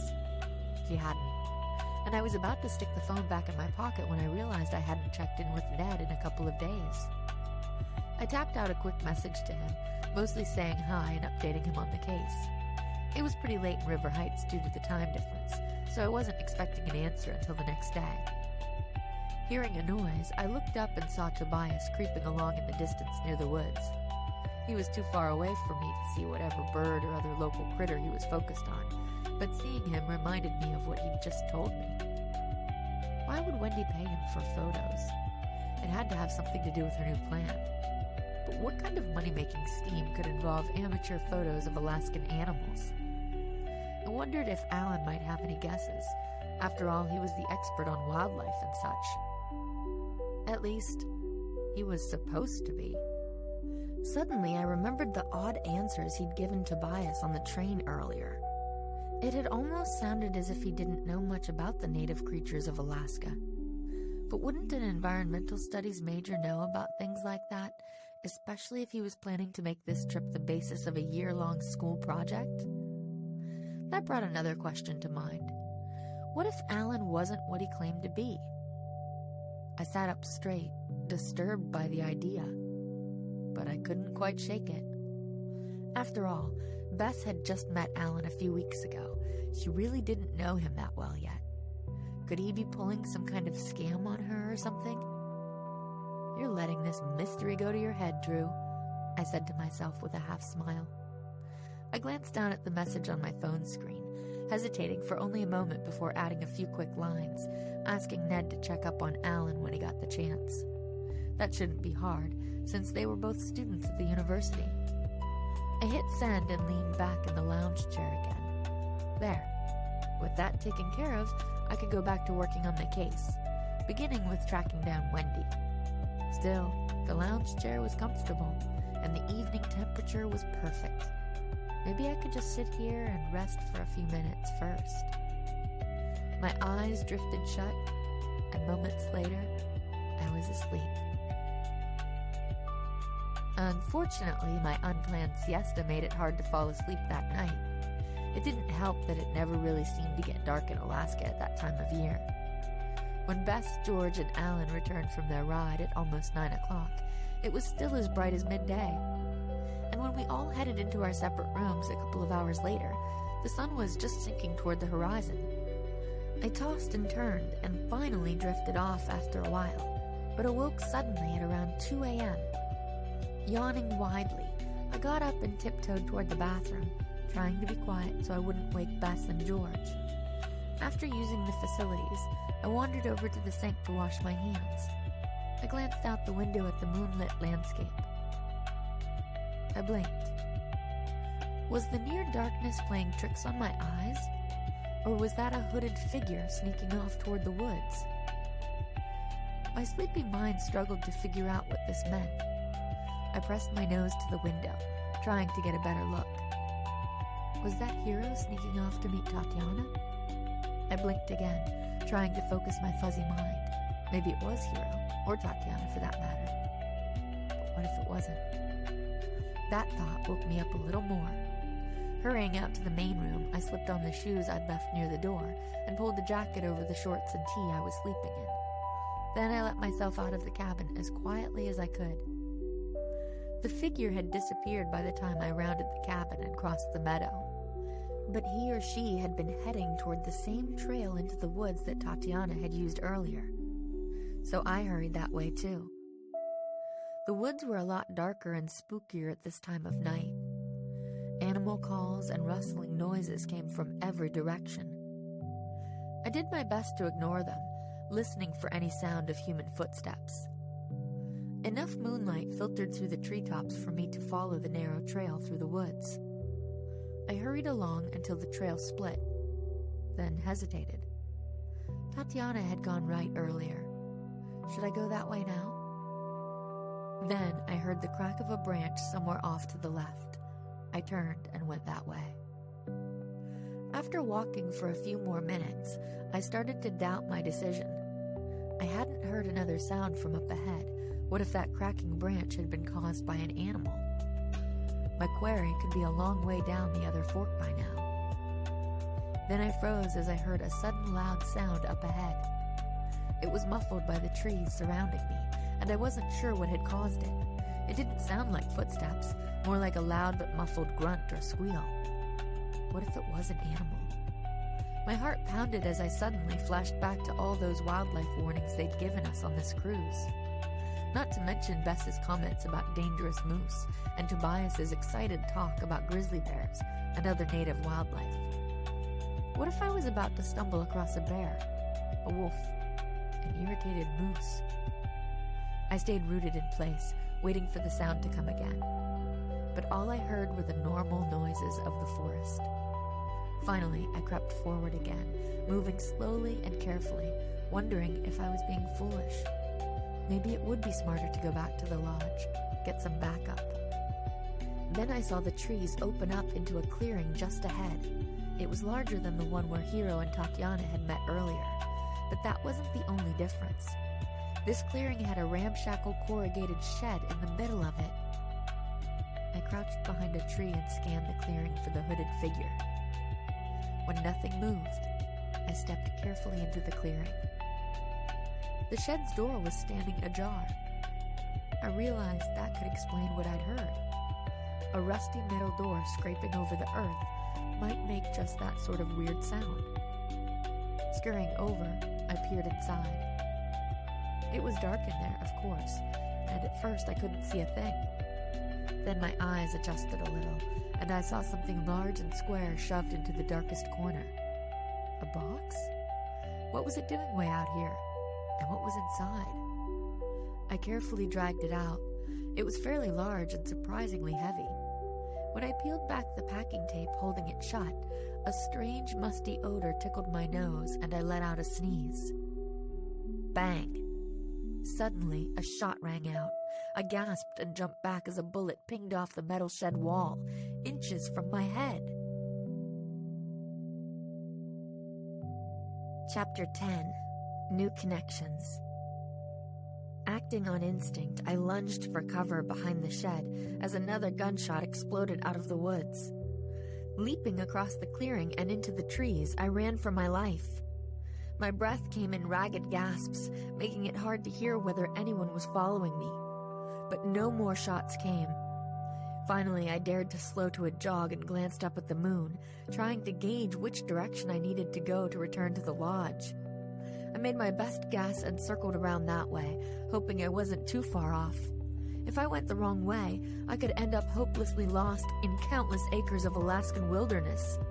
It wasn't a comforting thought. I ran as fast as I dared, trying not to make too much noise. After a while, I found myself on a trail. Was it the same one I'd taken in? I had no idea. The trees all looked the same, and I couldn't see the moon anymore through the thick canopy overhead. Just as I was starting to fear I'd gone the wrong way, that I was racing ever deeper into the forest, I caught a glimmer of light through the trees ahead. Could it be the lodge?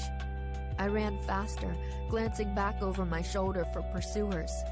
Crash! I let out a shrill scream as I smashed into something. Make that someone. Nancy? A familiar voice said. Glancing up, I blinked in surprise. Scott? I stammered. Panic grabbed me for a second. Was Scott the person I'd followed? Had that light come from the flashlight he was using to track me? Was he about to finish the job he'd started back in the clearing? Then I blinked as I realized we were standing at the edge of the woods. The lodge was right there on the other side of the meadow, and there was a light on in one of the cabins. That was the glimmer I'd seen through the trees. Scott wasn't holding a flashlight. He wasn't wearing a dark hoodie either, just jeans and a t-shirt. I slumped with relief, gulping in deep breaths of air to try to catch my breath. Sorry I crashed into you, I said as soon as I could talk again. It's okay. Scott looked concerned. What are you doing out here this time of night? I saw you wandering into the woods a little while ago. You did? I glanced at those nearby cabins. Several had windows facing onto this meadow, just like mine. More lights were blinking on in some of them now. Obviously, my scream had awakened people. Oops. Scott nodded. I got dressed and came out to see if I could catch up to you, he said. I was afraid you might not realize how dangerous the Alaskan wilderness can be, especially at night. Yeah, no kidding. I took a deep breath, looking back at the dark forest. Did you hear gunshots a few minutes ago? Gunshots? Come to think of it, I guess I did. Probably some locals hunting or something. Why? Is that what scared you? I hesitated, not sure whether to trust him with what had really happened. But then I could see several people hurrying across the meadow toward us.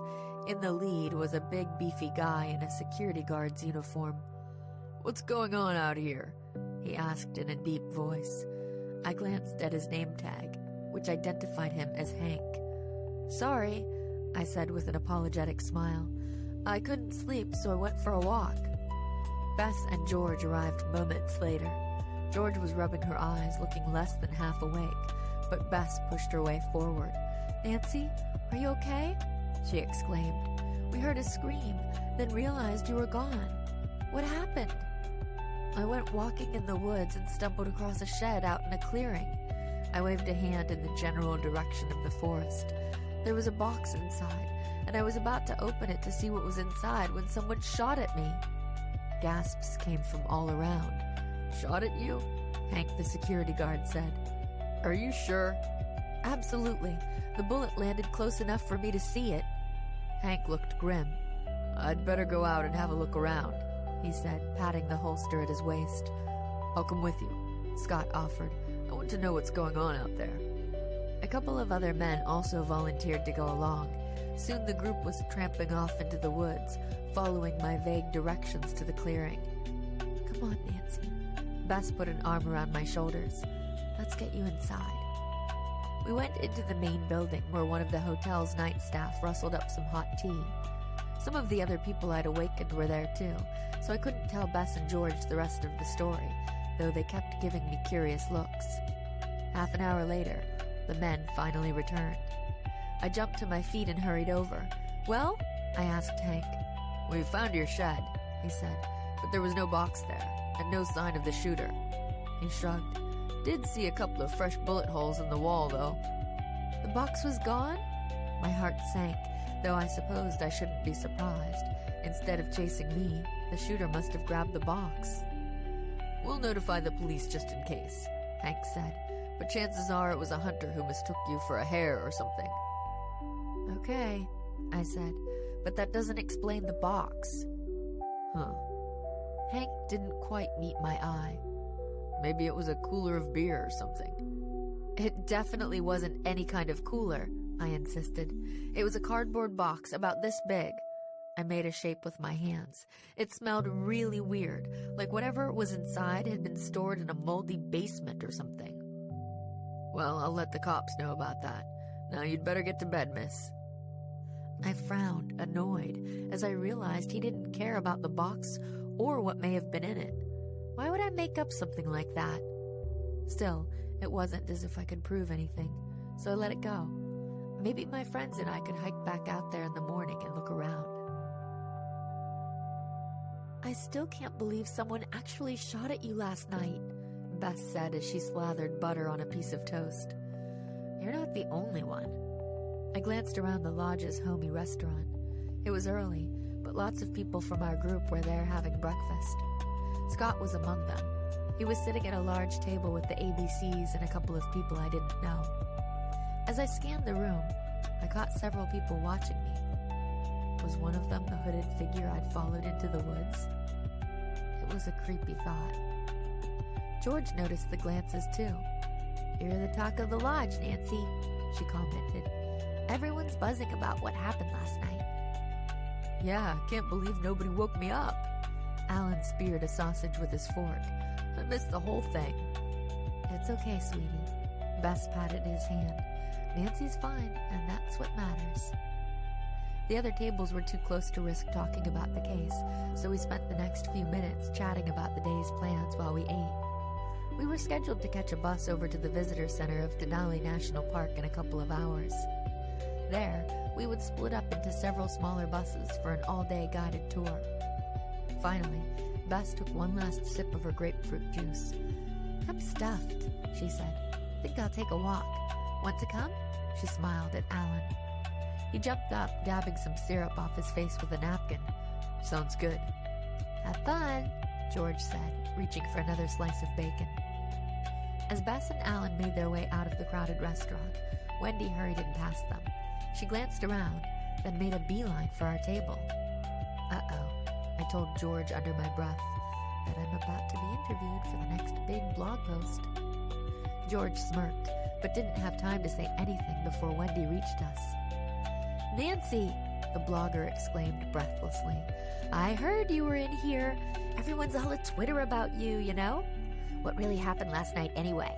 I tried to talk to that security guard afterward, but the dude wouldn't tell me a thing." "There wasn't much to tell," I said. "I just wandered into the woods, and I guess someone out there wasn't happy to see me." "Oh."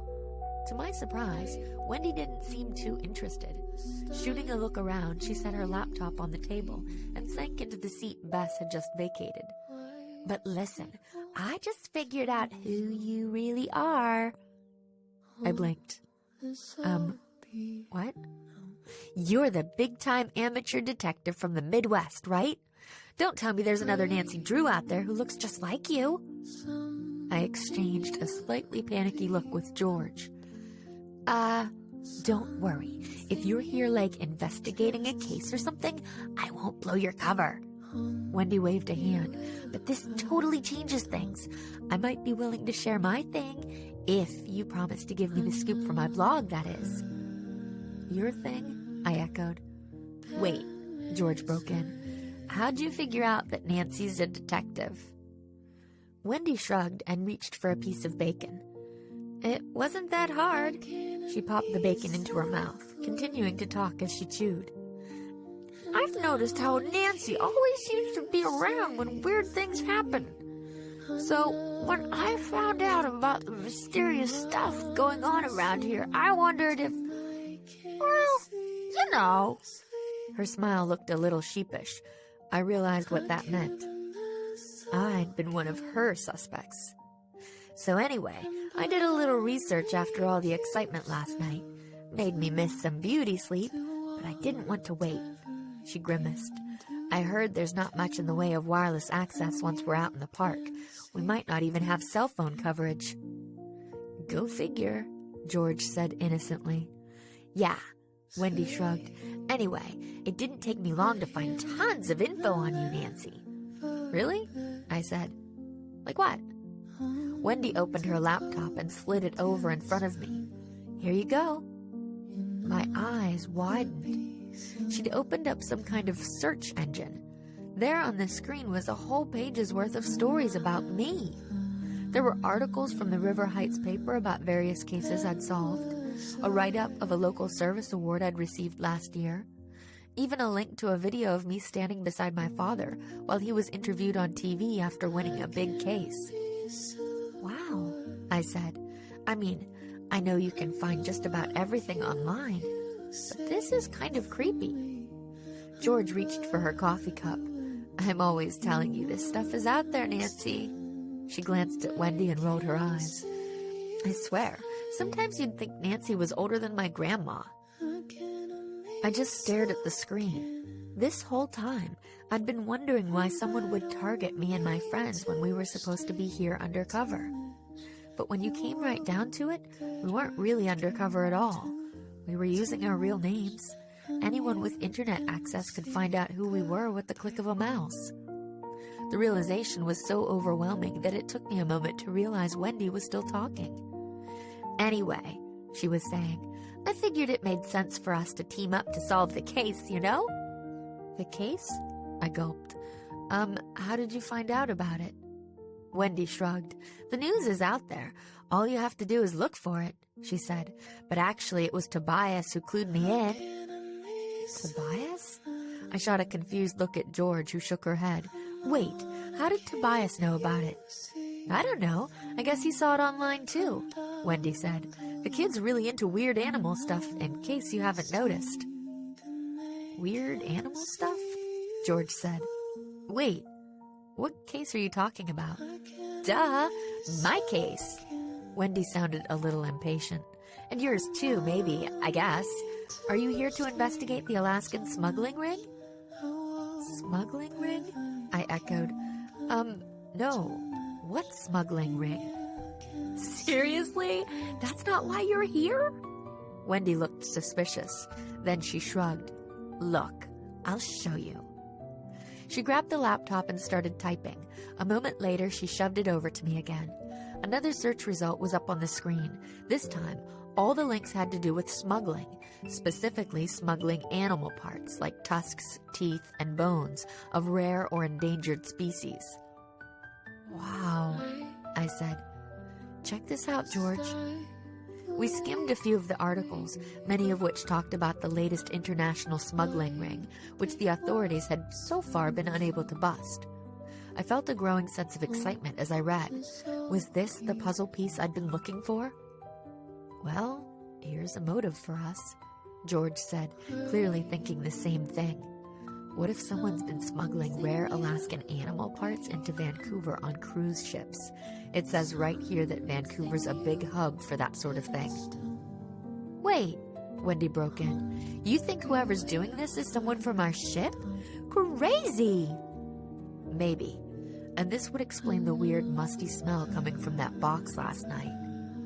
I couldn't help shuddering at the thought that the box might have been full of animal bones and such. The trouble is, how do we prove it? We don't know who that figure in the hoodie was, and we don't even have the box as evidence. Just then, I noticed a security guard hurrying toward us. He was a different guy from the one last night. Nancy Drew, he said. Hi. Hank filled me in on your situation during shift change this morning. I just wanted to let you know that the local police are on the case. We'll keep you posted. In the meantime, just holler if you need anything. My name's John. He pointed to his name tag. Thanks, John. I stared at his name tag, and suddenly, the final puzzle piece clicked into place in my head. A grin spread over my face. Thank you very, very much. What are you looking so happy about all of a sudden? George asked as the guard hurried away. I think I know how to find out who I followed into the woods last night, I said. Maybe even how to solve the entire case, if it's not too late. Really? Wendy exclaimed. How can I help? Can you go online and find out someone's cell phone number? I asked, even if it's a super common name, like Fred Smith? Chapter 11. Final Surprise. Amazing, Nancy, George said. I can't believe you figured things out just from some security guy's name tag. We were sitting in the lobby of the lodge with Bess, Alan, and Wendy. The police were still there. They were dragging Scott toward the door, though he wasn't going easily. He was sputtering with anger and calling the cops every name in the book. It was getting close to time for the buses to leave for the park, and a lot of our fellow Arctic Star passengers were in the lobby, watching the show. Well, I can't believe Scott was our culprit all along, Bess said. I figured he was off the hook, since we knew he couldn't have planted that note in Nancy's bag. I still don't understand exactly what happened, Alan complained. Anyone care to fill me in? Scott was the hooded person I followed into the woods last night, I told him. He was going to meet his contact at that shed. He needed to confirm that the contact had brought the box of illegal stuff, and probably also needed to pay him for it, of course. Then Scott could smuggle the box onto the Arctic Star and pass it off to someone else when he got back to Vancouver. So Scott was the one who shot at you? George asked. I don't think so, I replied. That was the contact. It seemed Scott had already left the shed area by the time I got there. See, he was planning to leave the box in the shed until we were all off touring Denali today. Then he'd have plenty of time to go get it and hide it somewhere. I shrugged. He was already back at the lodge and had removed that hoodie by the time he heard the shots. He was doubling back to see what was going on when I stumbled into him. Then what happened to the box? Alan wondered. Like I said, Scott's contact took those shots at me. I guess he heard me crashing around in the woods and hid to see what was going on. I grimaced. Once he scared me off, he must have moved the box to a different hiding place, which is why the security guard didn't see it. But the police found it when they searched Scott's room just now. Wow. Bess shook her head. Wait, but you still haven't told us how you figured out it was Scott. That's where Fred Smith came in. I traded a smile with Wendy. See, the security guard who came to update me this morning was named John. That reminded me that I've been hearing that name a lot lately. So? Alan looked confused. John's a pretty common name. I smiled. Right. That's why it took so long for me to put two and two together. John Sanchez is the name of the busboy who got fired and framed according to Fred Smith. I shrugged. John is also the name of one of the people I overheard arguing in the kitchen our first night on the ship. I almost forgot about that, George said. I always figured that was just a red herring, since it seemed so random. Yeah, I wasn't too sure myself, I said. But I realized that the John from that argument could have been John the busboy, and that maybe someone was threatening him because he'd stumbled onto something incriminating. Bess's eyes widened. I get it, she exclaimed. Everyone says John the busboy is super honest, right? He found out about what Scott was doing, so Scott framed him to get him fired. Not at first, I said. I guess Scott thought his threats were enough to keep John quiet for a while. But when Vince and Lacey got arrested and security was tightened, and especially after the jewelry store got robbed, he decided it was safer to just get him out of the picture. So Scott was involved in the jewelry store thing too? Wendy asked. Uh-huh. The police already got him to fess up to that. He loaned his ship ID to one of his sleazy friends, probably one of the guys I saw him meeting with in Ketchikan.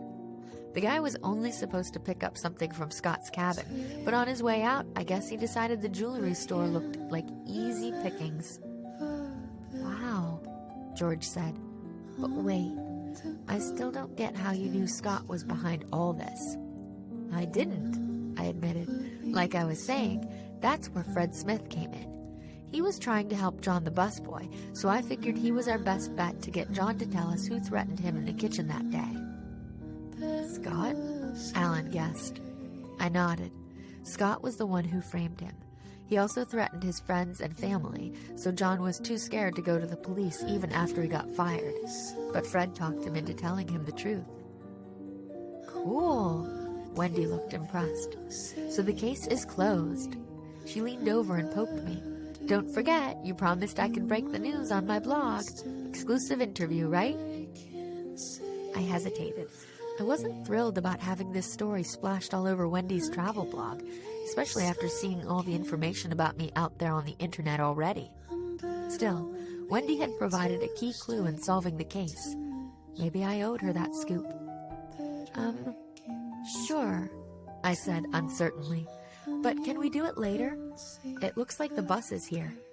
I pointed to the large bus pulling to a stop outside. George jumped to her feet. Come on, let's go get in line. We were waiting to board the bus when Tatiana found us. I just finished talking with the police, she told me. I thought you'd like to know that Scott is agreeing to make a full confession about the smuggling business.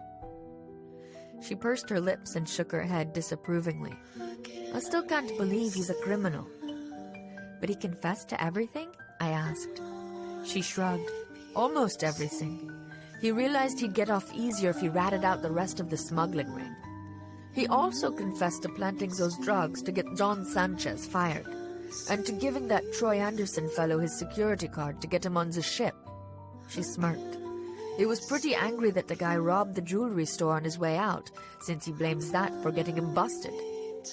He didn't know that Nancy was on the case. George clapped me on the back. She always gets her man. Tatiana didn't look too impressed by that. Anyway, it seems he was also responsible for some funny business Becca was worried about before the cruise, probably to distract her from his real mission.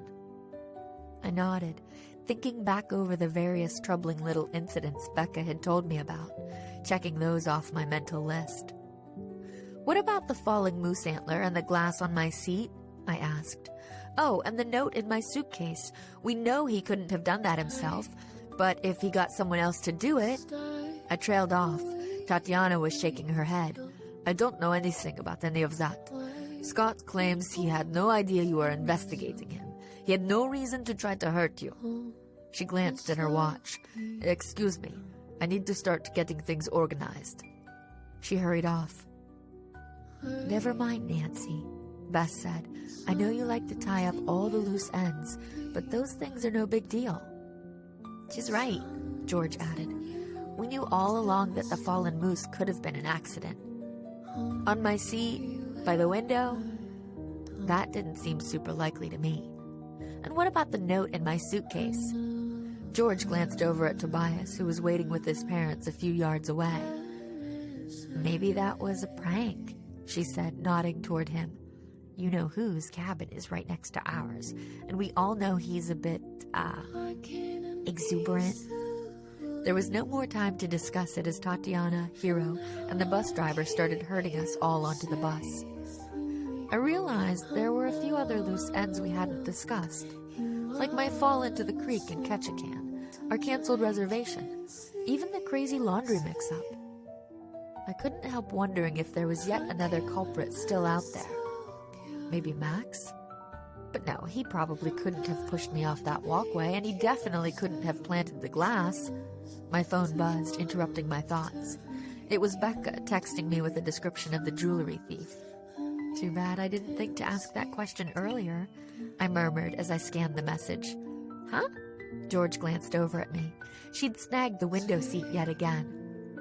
I asked Becca to find out what the jewelry thief looks like, I said, showing her the text.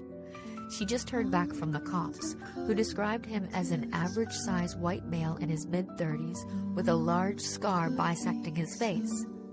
Just like one of the guys I saw with Scott in Ketchikan. Whoa, if we'd known that earlier, George began. I nodded, staring at the phone's little screen. I know. Hero was walking up the aisle, checking names off a list. He paused by our seats and grinned. Better get all your calls and texts in now, he said, gesturing toward my phone.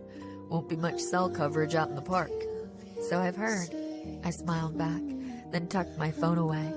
But that's okay. I'm sure we'll have better things to do than chat on the phone. As the bus pulled away from the lodge, I did my best to shake off those last few doubts. Maybe my friends were right. We'd solved 2 separate cases already. What were a few minor loose ends anyway?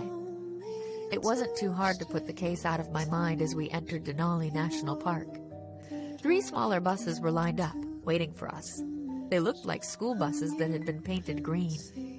Tatiana had already divided our group into 3, and we all headed for our assigned buses. My friends and I ended up on the first to depart. As we trundled off down the road, I glanced around at my fellow passengers. The ABCs and a few other acquaintances from the ship were on board, along with Tatiana. However, Hero, Wendy, Tobias, and his family and others were on the other 2 buses. Within minutes, the visitor center had disappeared behind us, and we were surrounded by wilderness as far as the eye could see. A great greenish-yellow plain stretched out on either side of the road, and we almost immediately spotted a herd of caribou grazing in the distance. Farther off were gorgeous snow-capped mountains, including Mount McKinley, which our guide, a chipper young woman, told us most Alaskans referred to by its original native name, Denali. She also told us that the park covered around 6 million acres, and that the road we were on was the only one in the entire place. We were kept busy for the next couple of hours admiring the scenery and spotting wildlife. The bus stopped a few times so we could get out and take pictures of doll sheep high up on a cliff, a family of grizzly bears in the valley below the road, and a particularly scenic overpass. The bus had paused to let a moose cross the road when my phone rang.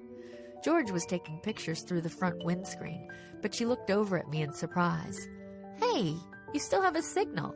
Who is it? She asked. Don't know. I checked the readout. Oh, it's Ned. Wonder why he's calling instead of texting. Bess smiled. Duh, he probably misses hearing your voice. I stuck out my tongue at her as I picked up the call. Ned, I exclaimed. I miss you. How are you? What time is it there? Nancy? His voice sounded fuzzy and very far away. Glancing at the readout, I saw that I barely had 1 bar's worth of reception. Ned, I can hardly hear you. I'm in the middle of Denali National Park and... Nancy, listen. He cut me off. I checked into this Allen guy like you asked and I... Zzz. The line went dead. Ned? I said. Dropped? George asked. Yeah, no surprise, I guess. I shrugged, not wanting to mention what he'd said, since Allen and Bess were in the seat right behind us. Guess I'll call him back when we get back to the lodge. I couldn't help wondering what Ned had found out about Allen. Was it good news or bad news? George was still taking pictures of the moose, which seemed to be taking its time ambling across the road. Good thing Tobias isn't on our bus, she said. He'd probably want to get out and say hello. Be nice, Bess said, leaning forward from her seat. That kid knows a lot about animals. He probably knows moose can be dangerous. I glanced back to see if the other buses had caught up to ours yet, but there was no sign of them. Looks like Mr. Moose is moving on, I said. He might be gone before Tobias's bus gets here. The tour continued. Our guide used the moose's appearance to warn us once more about keeping a safe distance from the animals, especially the larger and more dangerous ones. Allen raised his hand. My girlfriend claims moose are more dangerous than grizzly bears, he said with a grin. True or false? Depends how you look at it, the guide responded. It's true that people have been hurt and killed by both species. Moose aren't normally as aggressive as bears, though females with young can be quite protective. But due to their numbers and large size... I barely heard the rest of the guide's answer, distracted by wondering once again about Alan. Was he just joking around by asking a question like that? Or was it a clue that he might not be what he seemed? I wished Ned had been able to finish whatever he was trying to tell me. Even if Ned had found out something bad, like that Alan was only posing as a university student to impress Bess, there wasn't much I could do about it at the moment. If there was another mystery there, it could wait until we got home to River Heights. Oohs and ahs were rising around me, and I realized we'd just come into view of a gorgeous lake. I didn't waste another thought on anything but soaking up the scenery until we stopped at a picnic grounds for lunch. The lunch spot was just as scenic as the rest of the park. It overlooked part of the valley, with rocky foothills behind it. We all ate quickly, talking about everything we'd seen so far. Then people scattered in different directions, snapping photos of scenery, wildflowers, and some doll sheep visible on a ridge nearby.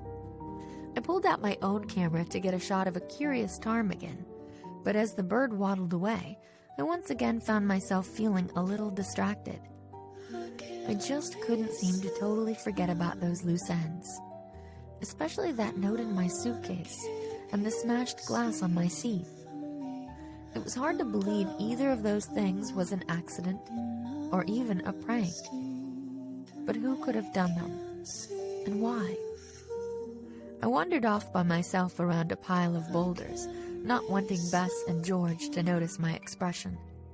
They both knew me pretty well, and I wasn't in the mood for their teasing. Leaning against one of the rocks, I stared at the mountains in the distance and tried to puzzle out some answers. "Nancy!" Alan burst into view, breathless and giddy. "You have to come check this out. I just spotted a litter of adorable baby foxes." "Really?" The guide had mentioned that we would probably encounter some foxes in the park, though we hadn't seen any yet. "Where are they? Did you tell Bess and George?"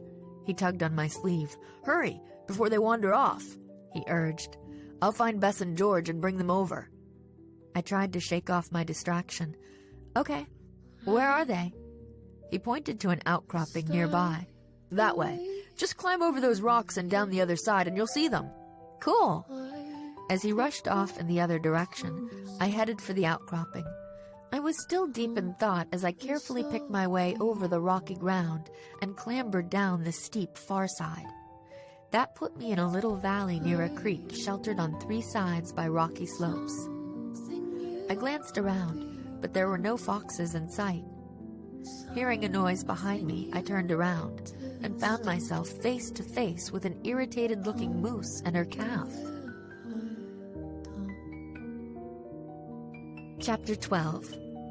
Final Answers at Last. "Oh!" I blurted out before I could stop myself. My mind raced. What had that guide told us about Mother Moose being dangerously protective of their babies? I wished I'd paid more attention. "Easy does it." The moose lowered her head, her ears back and her hackles raised. She grunted, moving her huge body between me and the calf. I glanced over my shoulder, ready to scramble back up the slope, but it was steep and pretty high. Would I have time to make it to safety before the moose charged? Or was it better to stand still and hope she'd realize I wasn't a threat? Those seemed to be my only 2 choices, since the moose were blocking any other escape. Then I heard footsteps at the top of the rocky slope. Glancing up, I saw Alan peering down at me. "Thank goodness!" I cried. "Alan, quick! Toss a stone or something behind the moose to distract it. Then help me up!" Alan bent and picked up a rock. He wound up and threw it, right at the baby moose. The calf bleated in surprise and pain as the rock bounced off its head. That riled up the mother moose even more. She took a step toward me. "What are you doing?" I cried. "I said throw it behind them, not at them." Alan smirked. "I was hoping for a grizzly bear," he said. "But thanks to Encyclopedia Bess, I figured Mama Moose here would do just as well." I gaped up at him, my brain not quite processing what he was saying. But he wasn't quite finished. "Maybe this will teach your father not to meddle in other people's lives," he growled, throwing another stone at the baby moose. Luckily, that one missed, but the mother moose was pawing now, looking really angry. Alan picked up a large rock, tossing it from hand to hand. Don't do this, Alan," I said, my voice shaky. "Bessa and George will be along soon." "Don't count on it," Alan sneered. "I just sent them off looking for those imaginary fox kits in the other direction." Despite the anger, my mind couldn't help fitting this piece into the puzzle. "It was you," I said as realization dawned. "You're the one who was responsible for all the loose ends." "Ding, ding, ding. Give that lady a prize," he said sarcastically. "Took you long enough to figure it out." He hefted the rock. "You know, for such a fabulous detective." I gulped, glancing at the moose. If Alan threw one more rock at her baby, I was pretty sure it would be the last straw. I had to distract him. "So you were the one who left that note in my suitcase?" I asked, trying to keep my voice from shaking. "That was an easy one," he said with a mirthless laugh. "I pretended I'd left my passport in my suitcase. Nobody even gave me a second look when I was pawing through our bags. I switched the tags on your suitcase and slipped that note inside." He actually sounded proud of himself. "Okay, good one," I said, pressing back against the rock wall and trying to keep my voice calm. The moose eyed me suspiciously and let out a snort, but stayed where she was. So what about the mini-golf moose thing? Was that you too?" "Of course. I was just bummed that the antler mostly missed you." Alan looked at the real moose, seeming amused. "Who knew it was the real version that would finish you off?" "And you pushed me off the walkway and catch a can, didn't you?" Now that I thought back, I couldn't believe I hadn't seen it sooner. "I could have been killed." "Bingo!" His mouth twisted with amusement.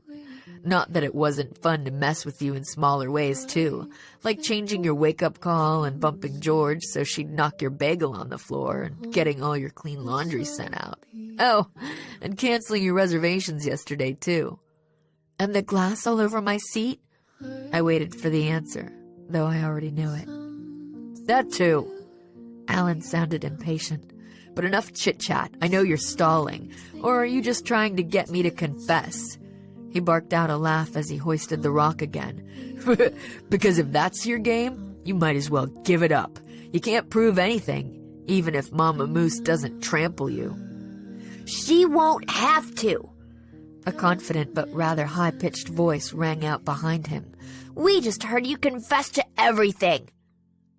Alan dropped his rock and spun around in surprise.